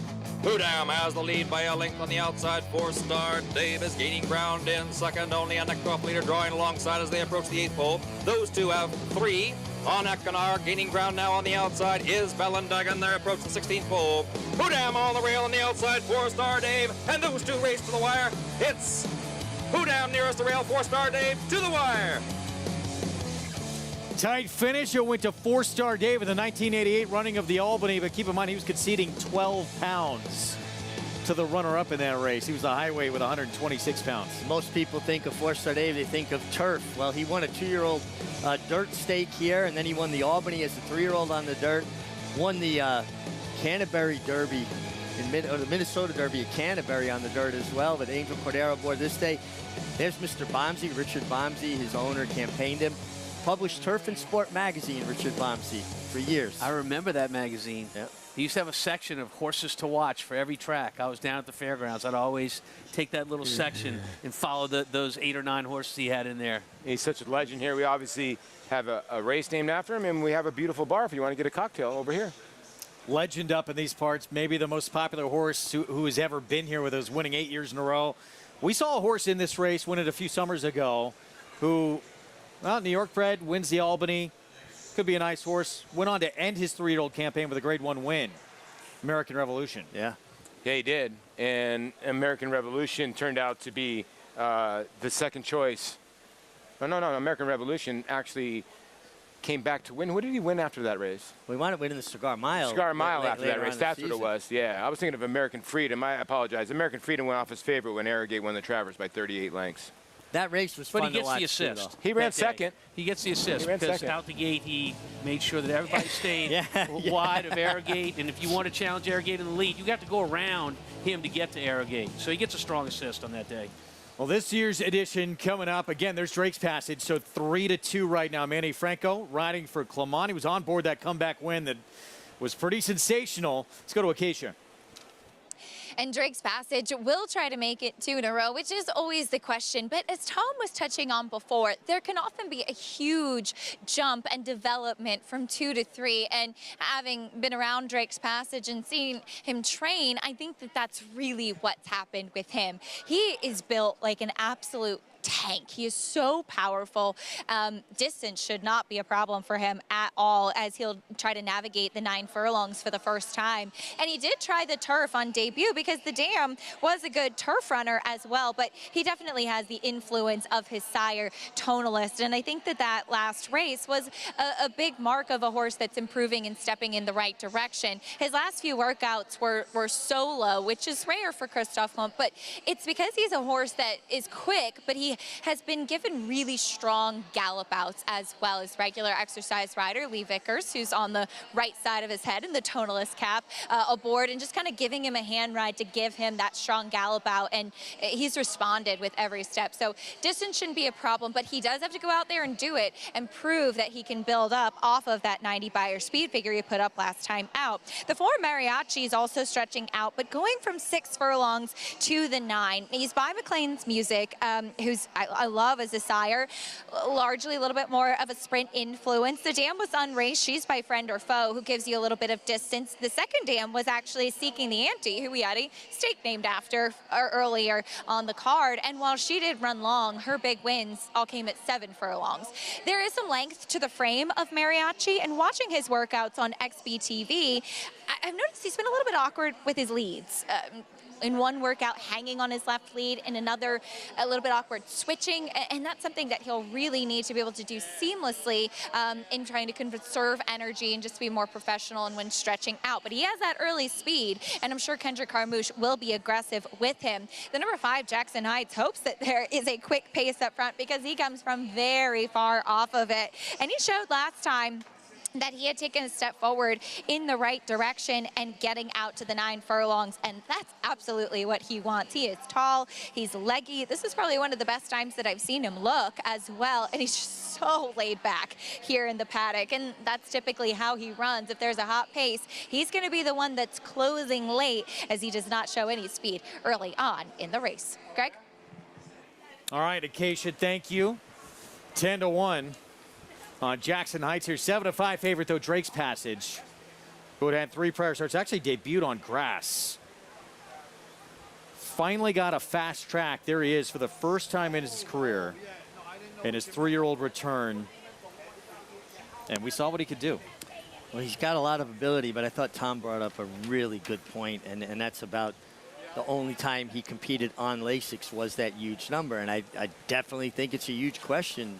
Tom, some horses really respond well to that permissible medication. They do. But, you know, when you run that good, and we've seen it so many times in the past, sometimes coming off that medication, they're still there. And I think you need to put as much emphasis on the fact that that was a 3-year-old start and a year more development for Drake's Passage as you do the medication situation. And also, too, Paulie, first time on a faster track. Yeah, it was. So, you know, and you gotta have to love that Christophe Clement started this horse long on the turf. Now this horse has got a mile win on the dirt. Now we're going to go a mile and 1/8. I don't think that's going to be an issue, considering that he started this horse going a mile and 1/16. So that could be in Drake's Passage's corner as well. Mig, pretty appropriate too that we'll see how good he is, but that this Clement barn looks like they have another talented 3-year-old on dirt by Tonalist. By Tonalist, exactly. You know, for everybody that said, well, Christophe Clement's just a turf trainer. Well, obviously he can train all kinds of horses. Depends what kind of stock you get to train.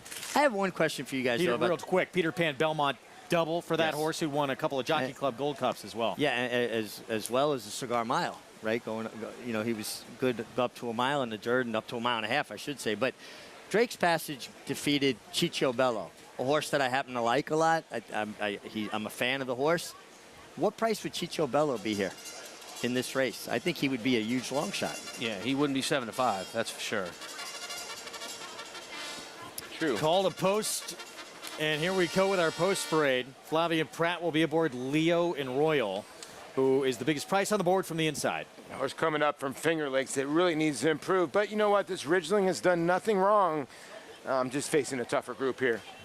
Maker's Candy was a pretty significant stumble out of the gate in that New York Derby when Allure of Money beat him. No question about it. He got shuffled back at the start. He has to use horse to get in the right position. It cost him a neck at the finish. I know he was a big favorite, 1-9 that day. We'll see. Here's Allure of Money. He won that race. He wants to be 4. The problem for him is the horse next door. Yeah, and Michael Ferrero, who is a very good trainer, brings his jockey Louis Perez up from Finger Lakes. His horse is game, 4 for 6 lifetime. Mariachi trying to go beyond 7 furlongs for the first time. Yeah, you're looking for that 2-turn distance in the pedigree of Mariachi. There's not a lot to go by on the dam side. Joel Rosario teaming up with a Nota Barn here. Jackson Heights at 10-1. Yeah, this horse will be coming from Jackson Heights. I would think this horse will be way out of it. And Joel fits this horse for the Nota Barn, who finally got their W a couple days ago. Here's Drake's Passage. Won the last start of his 2-year-old season, and his 3-year-old debut was special. Yeah, Lasix, no Lasix. I like Drake's Passage. I think Drake's Passage looks to be the horse to beat in this spot. And Miracle Mike on the outside, Todd Pletcher and Arad Ortiz Jr. An interesting runner. Obviously, Irad and Todd, they're going to take money, right? So 15-1 down to 4-1. This horse broke her maiden, as his maiden, around the turf, off the dirt event last time, and was completely, really wide. And this horse is getting bet, and maybe off that first effort, I don't know why, but I don't know how this horse is lower than the 4. Well, let's go back to Maker's Candy, trained by Mike Maker, and here's that start in this New York Derby that did not go well for the 6. It's a bad stumble. It's a legit stumble, Tom. And to speak to that, Mig, how much will this take out of a horse? Oh, a lot, and especially then he gets kind of bounced around in between and winds up last into, in the first 70 yards and then rushed up into the first turn. And he wants to be forward. Oh, yeah. Yeah. Down the backside, he regained his position, but that takes energy. That takes gas out of the tank, you know, and it's what cost him this finish because he's there. But he's used a lot of energy to get there. It's him on the outside with the little shadow roll, and so he gets beat a neck that day. But with a clean break, he was the best horse. A little bit like when a basketball team's down by 20 and they exert all that energy to get back, tie the game, and then late they just run out of gas. Yeah, exactly right. And the other team sinks a 3 at the right time. Ugh, that hurts. Yeah, and the thing is, too, is she ran, he ranged up to a foe that had 3 wins lifetime and knows how to win. And Allure of the Money, I get it. For 12-1 right now, can't knock the record. The horse likes to win races. Yes, he does. 4 for 6 with a second as well. Let's go to Acacia for more. And we'll take a look at the 2 horses coming out of that New York Derby, starting off with Maker's Candy. It was funny, heard Mike Maker tell Maggie a little bit earlier in the show. He said, well, I love twirling candies, so I guess that's why they named them Maker's Candy. And this horse has done some good things, winning the Mike Lee 2-back, unfortunately after drifting, disqualified in the Gander, but he has the propensity to get out and drift a little bit as well. And with the stumble that we just saw last time out, sometimes he kind of causes his own trouble a little bit. And he was sharp, but he was taking a little bit of time to kind of get into the warm-up, and he's had a very reserved warm-up on track. And for a horse that has some quirks, I would have liked to see a little bit of a bigger gallop from him, from Jose Ortiz. But he obviously knows this horse. He's ridden him in his last couple, and hopefully he can keep a straight course and get out of the gate well. The 3 Allure of Money did beat him that day. My first time laying eyes on him, of course, as it's his first start out of Finger Lakes. And while he does have some length to his frame, he's much more of a lighter frame type of horse than some of the others that he will face in here. Got the wins in back-to-back efforts last time, but I just think he had a much better trip than Maker's Candy last time out with that tactical speed, and he could be forward. I just think that he'll be outfooted by Mariachi, which might take him out of his game a bit, Greg. All right, Acacia, thank you. 3 minutes of post coming up. This, in some ways, is the most interesting horse in the race here, Mariachi. He is quick. He is a very talented sprinter. So why now all of a sudden they say, let's try 2 turns in a mile and an eighth? Is it just to check a box here in a race worth $250,000? Well, yeah. I mean, how many opportunities do you get to be a 3-year-old to run for $250,000 against other New York breds? I understand why they're taking a chance to see if he can get the mile and an eighth. His pedigree doesn't scream it. McLean's music, his speed. The female side of the family, you go back to Seek and the Annie, she was good. She won going further, but and Acacia said it earlier, she was best going 7/8 of a mile. And what makes the task a little bit more difficult for the 4-horse Mariachi is that you're not just making the transition from sprint to route. You're going a mile and an eighth. And oftentimes the transition on a traditional course would be to a mile and a 16th. Another football field further on a course that has a circumference that's bigger than a mile and makes it really difficult to do just that. And drawn alongside another speed in the 3, Allure of Money. And it was always my experience, Tom, when you're got 2 speed horses and they're drawn side by side in the gate, they have a tendency to incite each other, get a little bit more, keen and run off, get a little more unmanageable. But I mean, the 4 is so athletic, Richie. I mean, does the 3 Allure the Money even entertain making the lead against Mariachi out of the gate? I don't think he's fast enough. I don't. I think the 4 clears here, and it's a question of how far can you go. Well, it's intent, right? Yeah. You have a guy here in Louis Perez, very talented rider, but he rides up in Finger Lakes. Nothing against that at all. He's a 17% rider. Guy can flat out ride. Good rider. Okay? But you got Kendrick Carmouche. And you know Kendrick, like we Tom know what said, he wants to do. Louisiana's in the house. He's Ricky Bobby. He's going to go fast. They're going to try and create separation. Go gate to wire with this field, and we'll see if this horse here can make a bid from off the pace. Drake's Passage, that 6 horse. That was a big 3-year-old debut, and no one really saw it coming. He was 15-1 that day. Right? Yeah. So here's the thing, Jake. You didn't go to the wedding. Hopefully you don't go, to the funeral? Yeah. 15-1 would have been nice to have. Yeah. And, 6-5, is that too short for you now, Tom? I don't know. I do see, as a trainer, oftentimes how much horses change from 2 to 3. And I just think Drake's Passage is the right horse. It was an eye-catching win. Very wide trip that day, and that's why he earned that huge figure.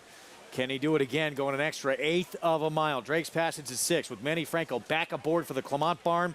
It's the Albany. Our feature on New York Showcase Day. Let's go upstairs to Frank Miramonti. Thank you, Greg. They're moving into line. Here's Maker's Candy. Allure of Money coming up.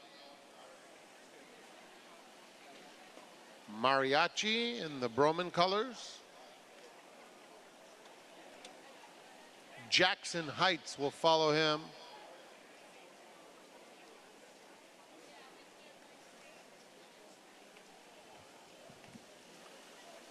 He's turned away from the gate currently.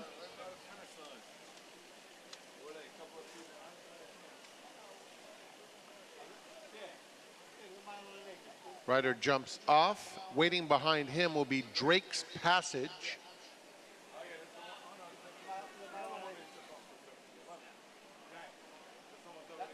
Drake's Passage by Tonalist. Christophe Clement looking for his 3rd on the day, and 2nd for owner-breeder Robert Evans. Their new Ginia won the Yado on today's card. And Miracle Mike completes the line. We're set for the 46th running of the Albany.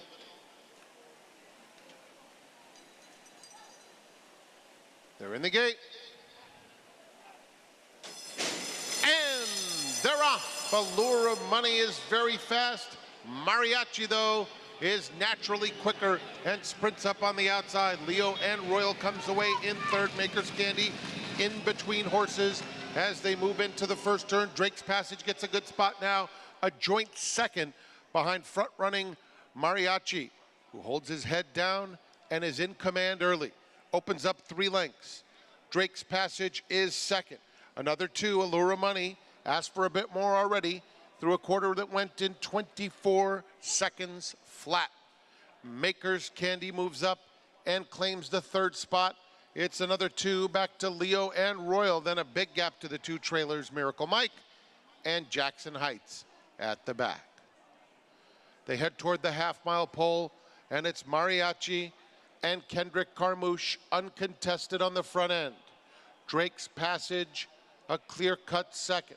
Another 2 back to Maker's Candy, who's now clearly into 3rd. Allure of Money dropping out of it. Leo and Royal is just outside of him. Still 4 back to Miracle Mike and Jackson Heights, 48-2 for the half. Mariachi trying to stretch that speed. Has company as the favorite. Drake's Passage comes to him. Those 2 arrive at the quarter pole. Drake's Passage on the outside. Mariachi is asked to counter. 4 lengths back to Maker's Candy in 3rd. And on the outside, Miracle Mike is making some headway. There's an 1/8 of a mile to go. And Drake's Passage puts away Mariachi and opens up. Miracle Mike continues to make headway, but only trying to get second. Jackson Heights also on the scene late behind Drake's Passage. Drake's Passage gallops in the Albany by 7 or 8 lengths. Jackson Heights finished strongly into second. Miracle Mike third. Maker's Candy fourth. A great day for Christophe Clement here at Saratoga. Named after the man who circumnavigated the globe, this horse circumnavigates his field. That's one of your best ever, Greg. Well, that is strong. This horse, great. You know, Tom, you called it. Great call by you, too. Because I know you had this horse pegged, singled, never looked like loser. You even sent it back to the 6. It's just jogging right now. Yeah, his rider, Manny Franco, on Drake's Passage, he looked so confident the entire way around there. The horse that set the pace, Mariachi, actually didn't break that well, but he's so gifted and athletic that he was able to get to the lead, Richie. But this isn't for him, 1 1/8 miles. No. Kendrick gave him every opportunity. He just doesn't want to stay this far, but Drake's Passage was always poised and always moving like a winner.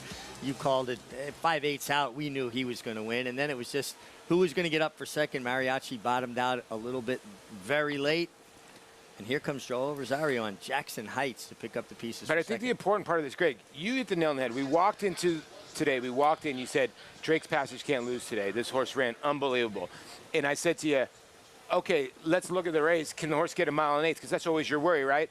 As soon as I looked that Christophe started this horse at 1 16 miles first time out, you knew the 1 1/8 miles was not going to be a problem. The horse just got right on the right surface. This might be a pretty good 3-year-old. Back-to-back wins to start off his 3-year-old campaign now. 3 wins in a row total. 3, by the way, today for Manny Franco and for the barn of Christophe Clement. And just again, it's nice to see the Clement barn with a good dirt horse by the best dirt horse they've ever had. Yeah, and a horse that has an uncanny resemblance to his sire, Tonalist. Even the same kind of white marking on his head, that kind of teardrop coming down. And it's a very, very nice performance. And Maker's Candy was flat. He never looked like he was traveling, into the bridle at any point in the race. Yeah, and you wonder, like, stumbles like that sometimes, they could take a little bit out of him. Next time, a little starch out of him, maybe. Sure, yeah. You know? And also, he couldn't get by Allure of Money with that rough beginning last time and tough trip. But Allure of Money didn't show anything at all as well. Yeah. I don't want to get ahead of ourselves, too. It's a nice win. Dominated this field. But, we talked about American Revolution, who won this race a couple years ago, wound up winning a Grade 1. It's a horse who's ready, maybe, for open company soon. Yeah, I think it's a testament to the New York Breds, period. I mean, the New York Breds can run with anybody. This is the dominant win today, and certainly I would respect this horse in open company. Drake's Passage, impressive in the Albany. We'll have the prices when we come back. We'll get to the nightcap as well when we continue on Saratoga Live.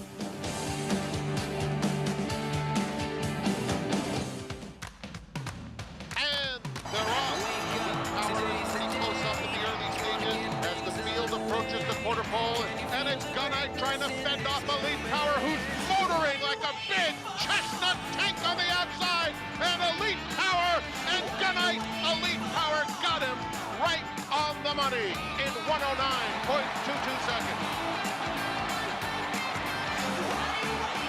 Herman, the classic sire.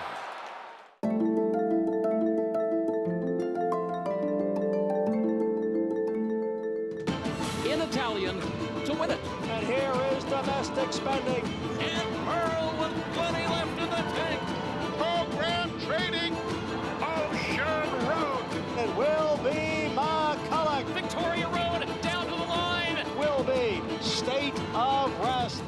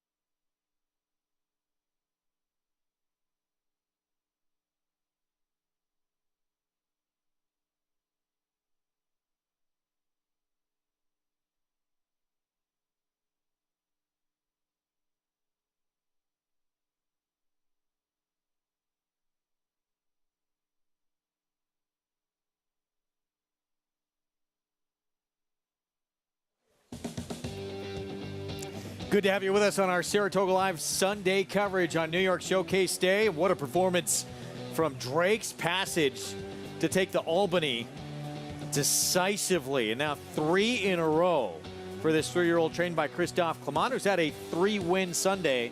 Our winner circle lead-in brought to you by the Facing Tip to November sale, the world's premier breeding stock event. Nominate now to the sale where stars are sold. And maybe a star in the making here. $4.50. Drake's Passage with Manny Franco aboard. Let's go to Acacia.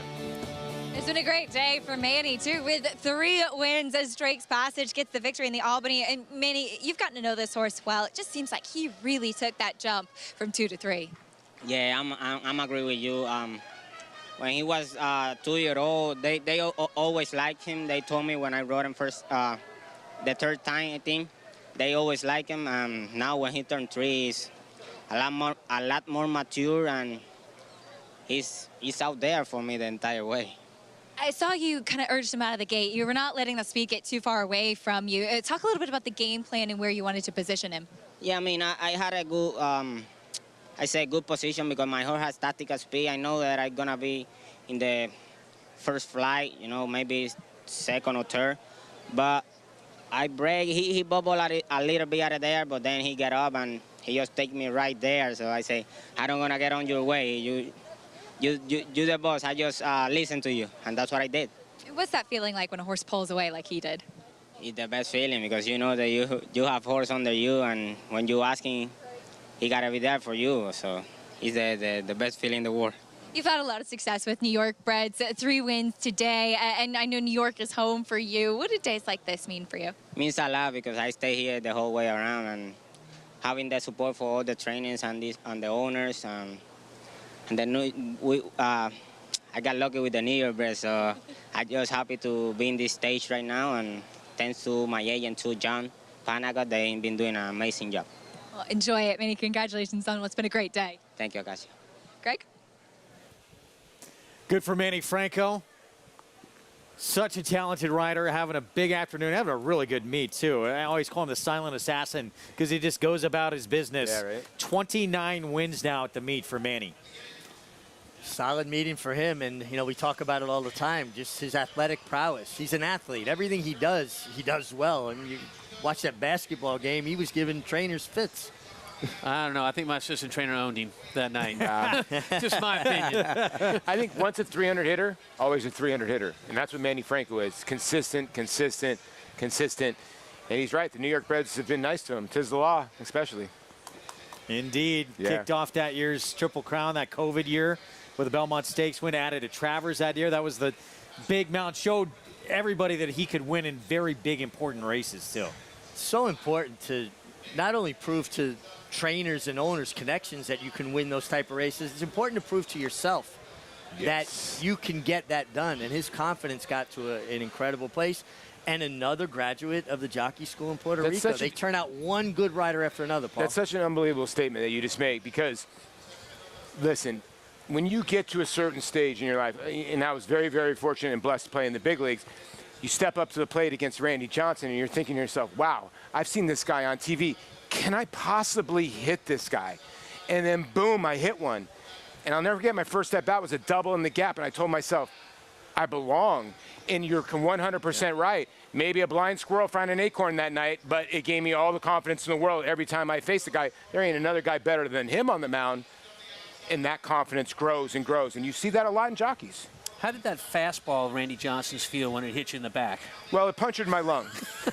But what ended up happening was, okay, here's the story, because I know that Tom loves this story. I do. 3-1 ball game in the bottom of the ninth, 1st and 2nd. Bob Brenly came to the mound. Randy Johnson, they're having this little conversation, and Randy cussed at me saying, I want this little you-know-what. So, I'm a very tiny little guy, got tiny shoulders. A lot of people have been telling me that around here. Well, what ended up happening was I hit a 3-run walk-off home run. Well, I flipped the bat on Randy, okay? Which was probably the wrong thing to do at the time, considering it was my 1st or 2nd year in the big leagues. So the next day we go to Arizona the next week, and I go to the home plate, and Damian Miller goes, you know you're wearing this? I go, yeah. and he hit me in the straight in the back with a 99-mile-an-hour fastball, and I got to first base, and I remember I was breathing a little hard, and Mark Grace goes, "Are you okay?" I go, "I don't think so." So I punctured my lung. About 2 weeks later, they come back. We're in the training room, and in those days, you only had one training room. Randy came straight up to me and goes, "We're even?" I said, "We're even, Mr. Johnson." Wow. Taking one. Yep. Ouch. We got to say goodbye to those watching on SNY. Thanks for being with us on this Sunday New York Bred Showcase Day. We're going to talk Travers history being made when we come back. Arcangelo, Jenna Antonucci, number 7 for that man. Game winner first got started and ran a very, very impressive maiden race to Del Mar. Came back in the Del Mar Futurity and again won very impressively at 7 furlongs, and then just continued that unbelievable 2-year-old year. Went on to win the American Pharoah Stakes at Santa Anita and then the Breeders' Cup Juvenile, and then was obviously crowned 2-year-old champion. Got the precocity to do that, plus the stamina and everything that his whole family indicates. Now more than ever, it's time to get with the program. When shopping for your next race prospect, consider that New York Breds start with an advantage. Our New York Breds run for serious green. At Saratoga Race Meet, New York Bred maidens run for up to $88,000. New York Bred allowance horses run for up to $100,000. And New York Bred owners can collect awards of up to $20,000 per horse per race. So get back with the program. Seriously. Any success that we've enjoyed is directly attributable to the men and women who first bring horses to us to sell. It's not a chicken and the egg situation in the thoroughbred industry or in the auction industry. You got to have good product. If we're able to attract quality horses to our sale with quality men and women selling them, we're going to have good sales. We provide a platform for the auction of thoroughbred horses. Our mission is to do that with the highest level of integrity and service. We are the oldest thoroughbred auction company in North America. The stops at Fayetteville are circled on a calendar and are not to be missed. The product that our customers are able to provide is sought after throughout the world. Well, I believe the future of Fayetteville is extremely bright. Everything that we do is going to be to achieve success tomorrow by doing things right today. It's a commitment to get up and do the right thing every day in a consistent and a professional fashion, and that's a great recipe for success long term.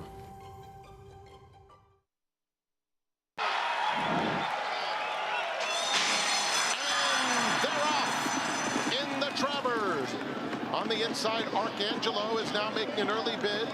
The opening quarter went in 23 and 2/5 seconds. 23 and 2. Arcangelo has backed off Ford 3 lengths off the lead. Arcangelo will go 4 wide, but he's making some nice headway, and there goes Arcangelo on the outside along with Tapit Trice. Forte still has 4 lengths to find. He's starting to warm up, just got a crack as he'll come 5 wide into the stretch. Scotland, Arcangelo, in between them it's Tapit Trice. Forte still 5 lengths back and Disarm trying to come through a narrow opening as Arcangelo has opened up a 3-length lead, and it's the Belmont winner in charge. Disarm gets loose late and is coming with a menacing bid. It's Arcangelo and Disarm 1-2. Arcangelo, another Travers for Javier Castellano. Congratulations, Jenna Antonucci. What a training job.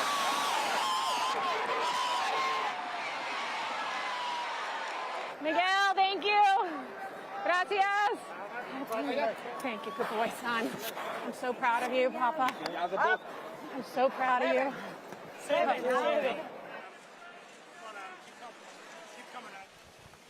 What a story. What a training job from Jenna Antonucci. 7 for Javier Castellano and Arcangelo. Belmont Travers double. First female trainer ever to win a Triple Crown event. Now the first female trainer to win a Travers since 1938. Just an incredible story that keeps on giving in this sport. And great to see.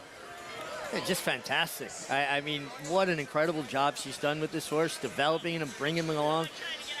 Stated right after the Belmont, we're going to train up to the Travers, and she did it perfectly. And second woman to ever win the Travers. First was back in 1938.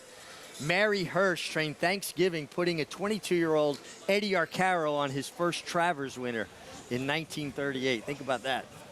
Did you know Arcaro at all? I did. Actually, I did dinner with him in Miami. He was a steward down in New Orleans for a little while. I will tell you this, He was a no-nonsense guy. At 45 years old, Javier Castellano is doing his best impression of Derek Jeter because he's showing up when the lights are bright. He's in the mix for an Eclipse Award right now, and he does not near the amounts the top guys do.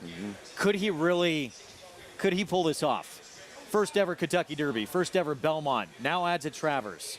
Well, I think the formula is a little bit askew if you're just going on wins and earnings. I think you've got to look at the importance of the races that a rider's winning. And, I mean, he's won 2/3 of the Triple Crown with 2 different horses. Now he wins the Travers, and the whole entire year has been like that for him. He finishes this season, this fall, the way he's gone through the rest of the year. His name is strong in the conversation. Oh, yeah. No question about it, because he almost won the Haskell, too. Yeah, good point. Yeah. Look, he's the resurgence is remarkable at his age. So I'm with you guys. If the season ended today, he would win outstanding. He would win the Eclipse for outstanding jockey. What about this horse? It seems like we're ripe for potentially a 3-year-old to win the Classic this year. I mean, the best older horse, I guess, is it White Abario? I don't know, maybe, who won the Whitney here. But could this be a year we see a 3-year-old again? I think of the group that we're watching over here on the East Coast and in the Midwest, that Arcangelo is indeed that horse. Maybe the Pacific Classic next week will have a little bit to say about that. You're going to have Go Rocket Ride that won the Haskell in that race going against Older. Maybe he can do it as well. But certainly, from what I've seen, he's the one horse. Just reading the tea leaves, the 3-year-olds, and being out in California before, when Richard Mandela ships a horse, he means business. I think Go Rocket Ride is the real deal. I do too. So I think he's a horse that they're going to have to deal with as well. Well, the spoils of winning the Travers, not just that Man-O-War trophy. You get this as well. That canoe in the infield lake, painted in the winning silks of the owner. In this case, Blue Rose Farm. What would you have done in the canoe? Like, if you filled it up with Cheerios, you could do anything you want, Mig? Or like the Stanley Cup? Or what would you do? I would take it and go put it in Mrs. Steiner's pool, like the Jump Riders did years ago. This is so cool. Like, they kept her tethered up so they could pull her back in. I would cut me loose. I'm going for it. I don't know if I'm taking it down I'd to still be in the canoe right now. Oh, good for them. The great picture here. And the belief, too, that the owner, who somehow really liked what he saw with his horse, too, John Everett, to stick with Jenna Antonucci. I mean, he started getting a lot of calls saying, you got a serious horse here. Move to my barn. Yeah. He didn't do it. Yeah, and along with that, for smaller trainers, oftentimes when a horse displays talent, they'll get bought by a bigger trainer stable, and they move. And you don't get to experience all that. Curlin is a perfect example of that. You know, of that horse was in a very small stable. Helen Pitts, yeah. Helen Pitts. She developed him one, and he moved after a big race because he was sold. That didn't happen here, and so hooray for the small trainers. I will tell you this. After that horse broke his maiden, they were offered a ton of money. After Arcangelo won the Peter Pan, it was up in the millions, and they turned it down. That's kudos to Jenna, and that's the confidence she had in the horse. I mean, to turn down $1 million for a racehorse. Now the horse has won the Belmont and the Travers. This horse just broke his maiden, Tom, really late March of this year. Right. And now has become a Belmont Travers winner. Well, so we're seeing a lot of the rules, you know, for the spring classics, they're being broken now, right? You know, it used to be you couldn't win the Derby if you had more than 5 weeks off, or you had to have the right dosage. And there's all these rules that are out there. They've come and gone, right? Yeah. They're rules made up by the media that covers the sport. A good horse is a good horse, and this is a really good horse. Yeah. Proved it again, and Jenna Antonucci, his trainer, said this was in some ways even bigger than the Belmont because we wanted to prove that was not a fluke, and they certainly proved that with this Travers win. We have the finale still to come on our Sunday card. We'll have more on it when we return. Was scheduled for the Turf Mile main track now, and that is the horse to beat when we come back on this gorgeous Sunday evening from Saratoga.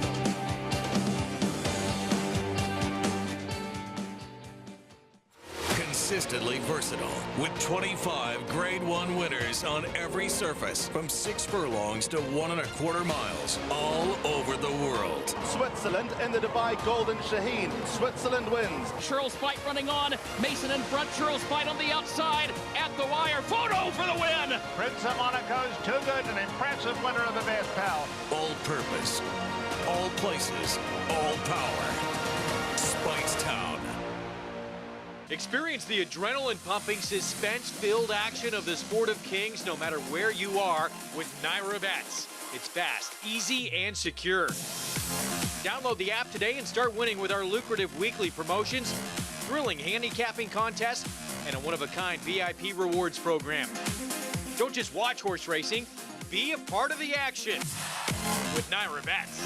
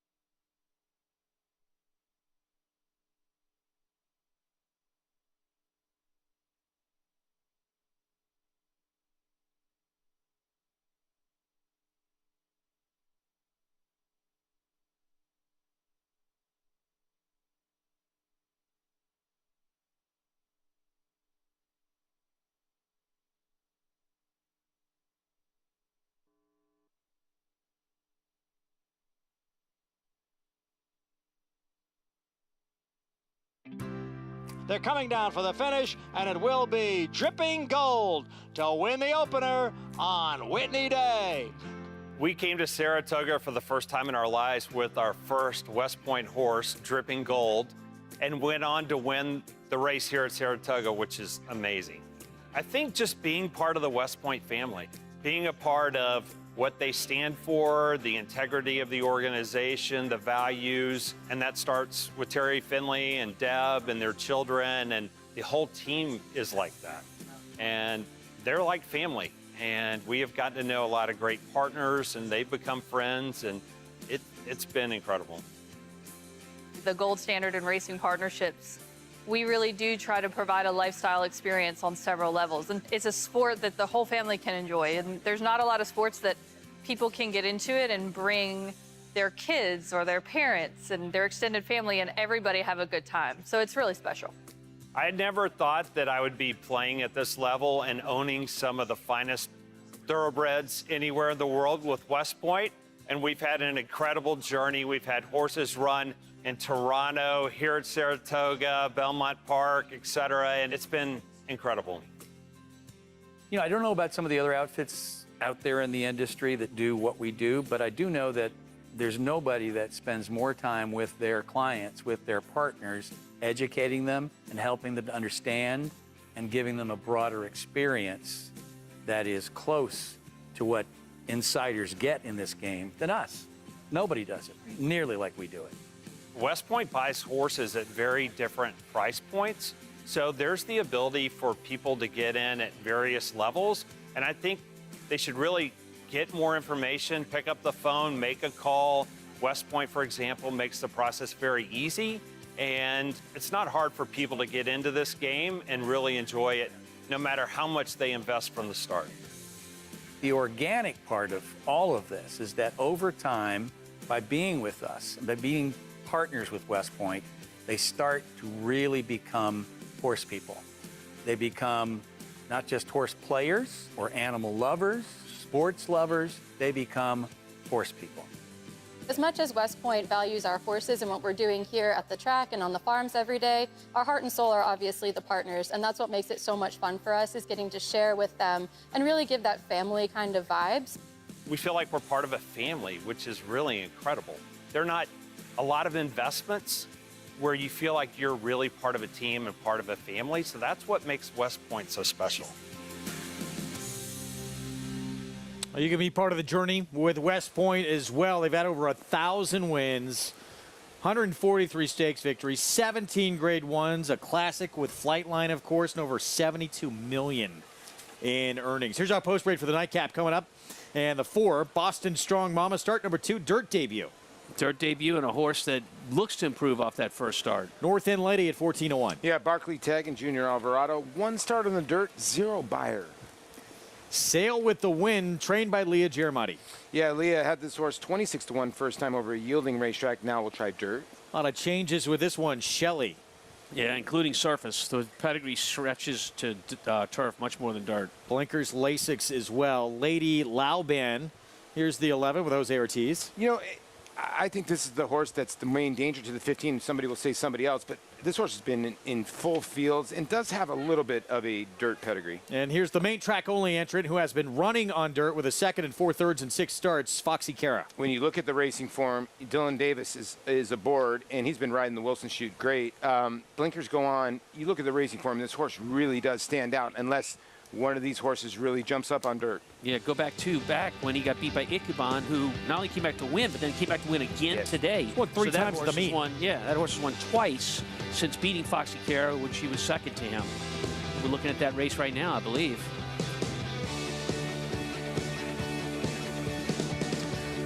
Yeah, I just think this race points her out. I mean, she's the only horse entered in the race specifically hoping it would come off the turf. It's a small field. She's drawn outside.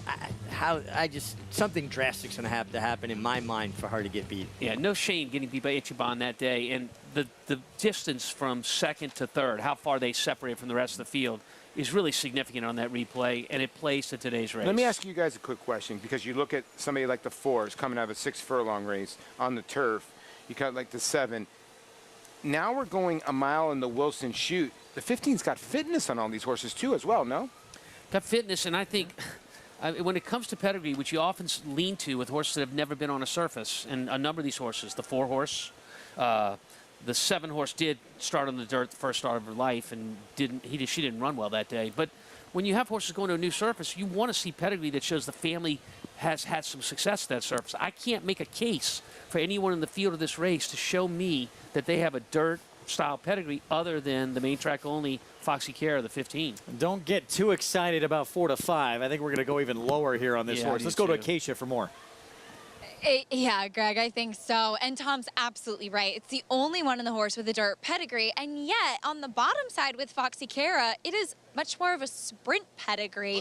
And while she does have a little bit of length of leg to her, I just didn't want to pick her at such a short price. I'm going to take a little shot against her. She's a little bit more compact in her build. She could just be much better and more than anything on the right surface in here. The Dam was a dirt sprinter.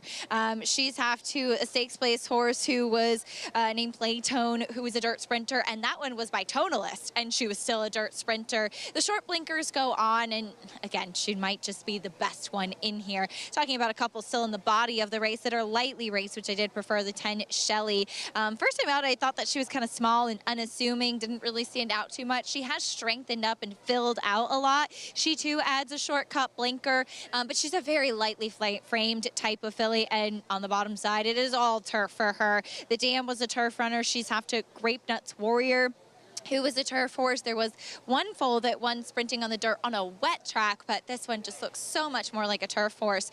As far as the 11 Lady Lauban, Laubans I think are versatile, and on the bottom side, it's all turf for her. The Dam was a 4-time turf winner. The sibling that was a winner was 3 times on the turf. But the reason I went to her today, A, for an alternative, and B, she's just acting so much better than she was last time out. That last race, it was raining pretty steadily before the July 29th race. Overreacting wired the field.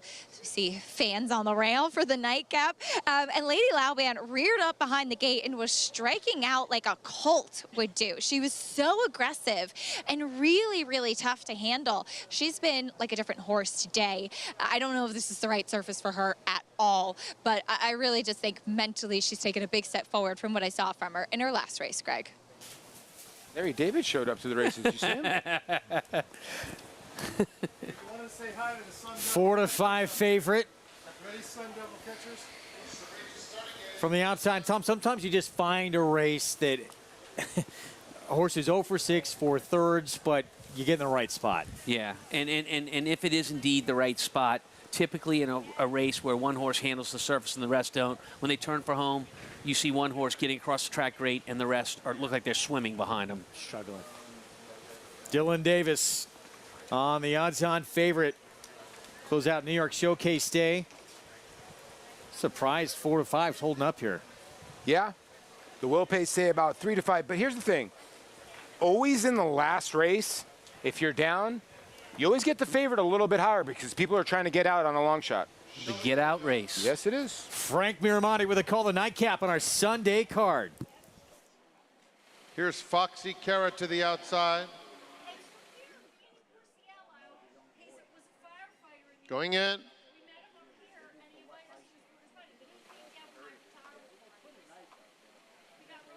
And they're off in the finale.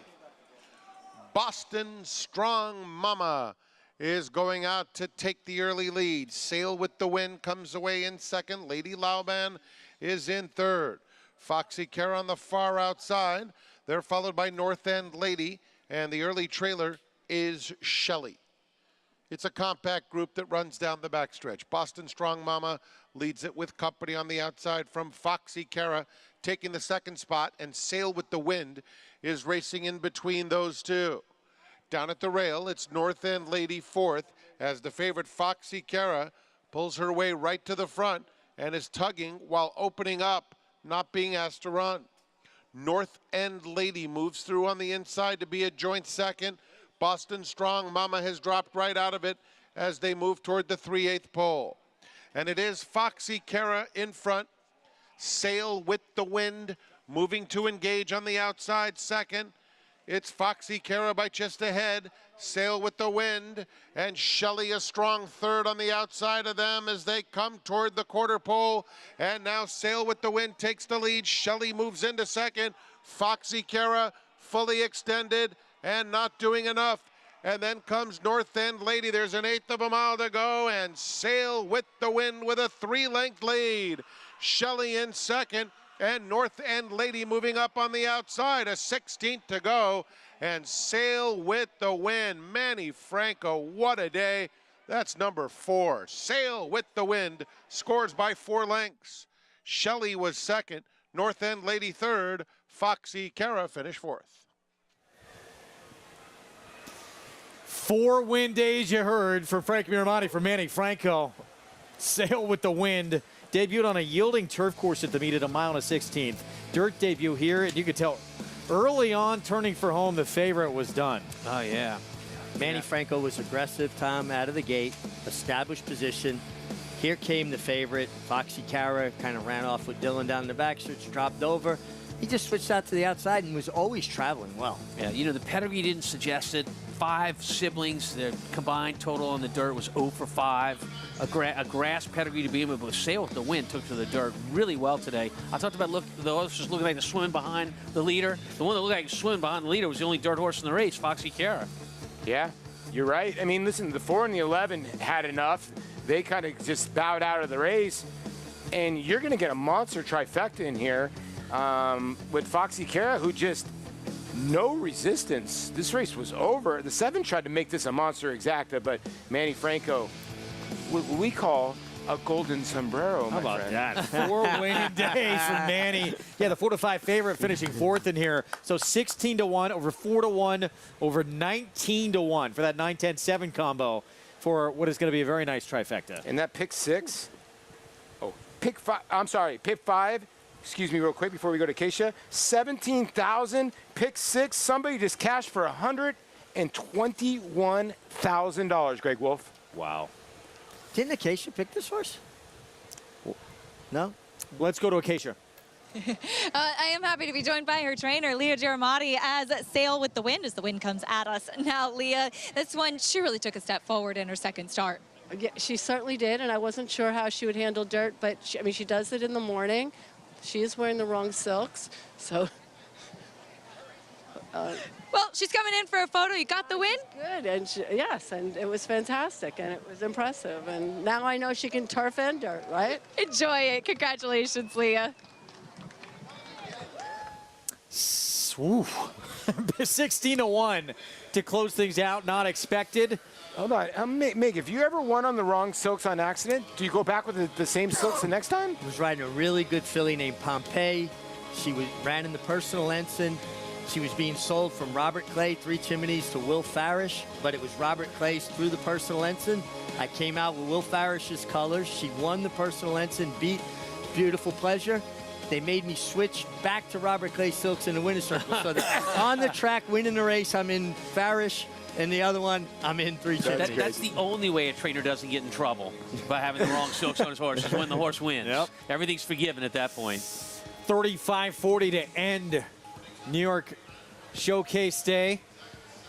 Wow. Some good handicapping if you had this, Greg. 4,200, 17,000, and 121,000 of that pick 6. And if you have had 5 out of 6, yeah, 5 out of 6. If you had 5 out of 6. What a bummer. Like I had 5 out of 6. Oh, I'm sorry. There are no gimmies at this meet, are there? There is no gimmies at this meet, and I knew it. I knew the 15 was, listen, I was single to the 15 in the last for the pick 6, and I just had a feeling like it's one of those races where you sit there and you tell yourself, I don't bang myself over it because I would have never had this horse. I'll be honest with you. Right, okay. So at the end of the day, to me, this was an all race or the 15 wins this race. Yeah. You know what I mean? They're hard to have conviction and think this horse was going to get it done on dirt. I don't even know if the trainer thought that after hearing from Leah Giramati. Based on the interview. Wow, big price to close things out, but tremendous day of racing where, look, we talk all the time about it paying to have a New York bred and the day to celebrate the New York bred. No, it was a true celebration of the breed in the state of New York. And New York breds have come so far from when I first came around, the late 70s, early 80s, and now they can compete internationally, grade 1 levels.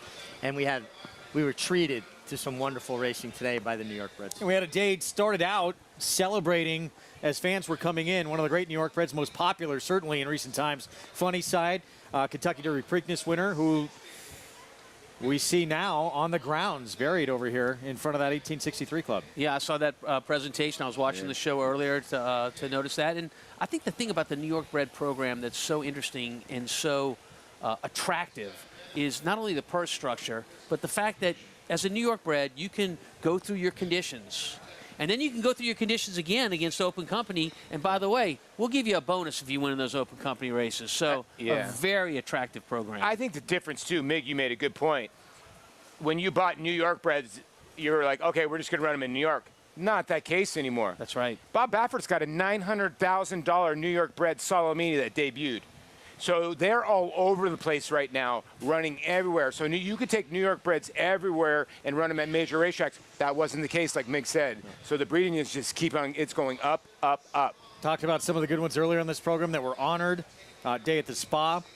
Ended her career with back-to-back grade 1 wins. Mind Your Biscuits, who went around the globe and won some big races. And he's making a big impact as a stallion now in Japan as well, Mind Your Biscuits. And when I was a kid, I remember riding a horse van to go take mares to breed to Nihawk's Bullet, Nihawk's Brother, Pontoise, names that weren't household names. And now... Still aren't. No, there you go.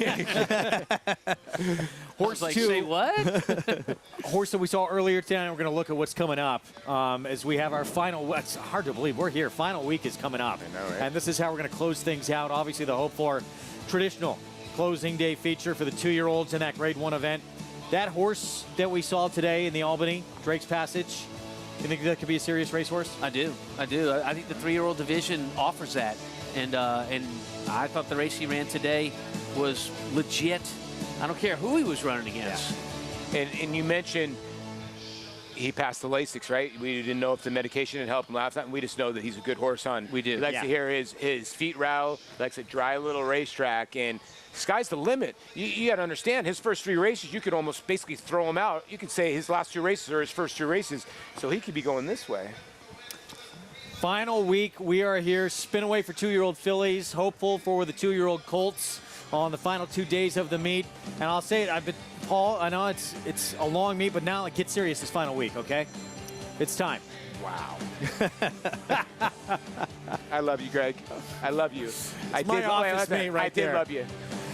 We're back on Wednesday, 1 Eastern start time. We'll see you then. It was the Wine Steward in the funny side, part of a 4-win day for Manny Franco. How about Caldwell Loves Gold, Brad Cox, Florent Giroux with a stakes victory. The horse we were just talking about in the Albany. Drake's Passage, 3 in a row now, and 2 extremely impressive starts as a 3-year-old for the Christophe Clement barn. We'll see you on Wednesday.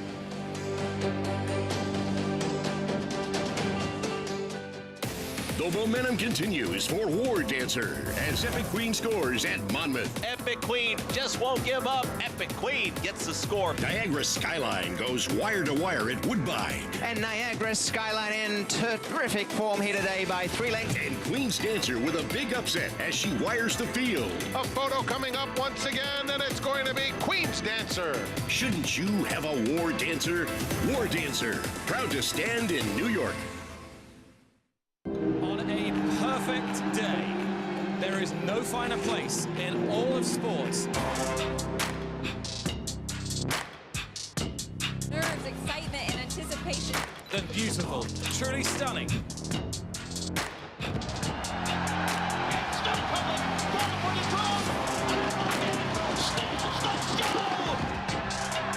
For the Breeders' Cup World Championships.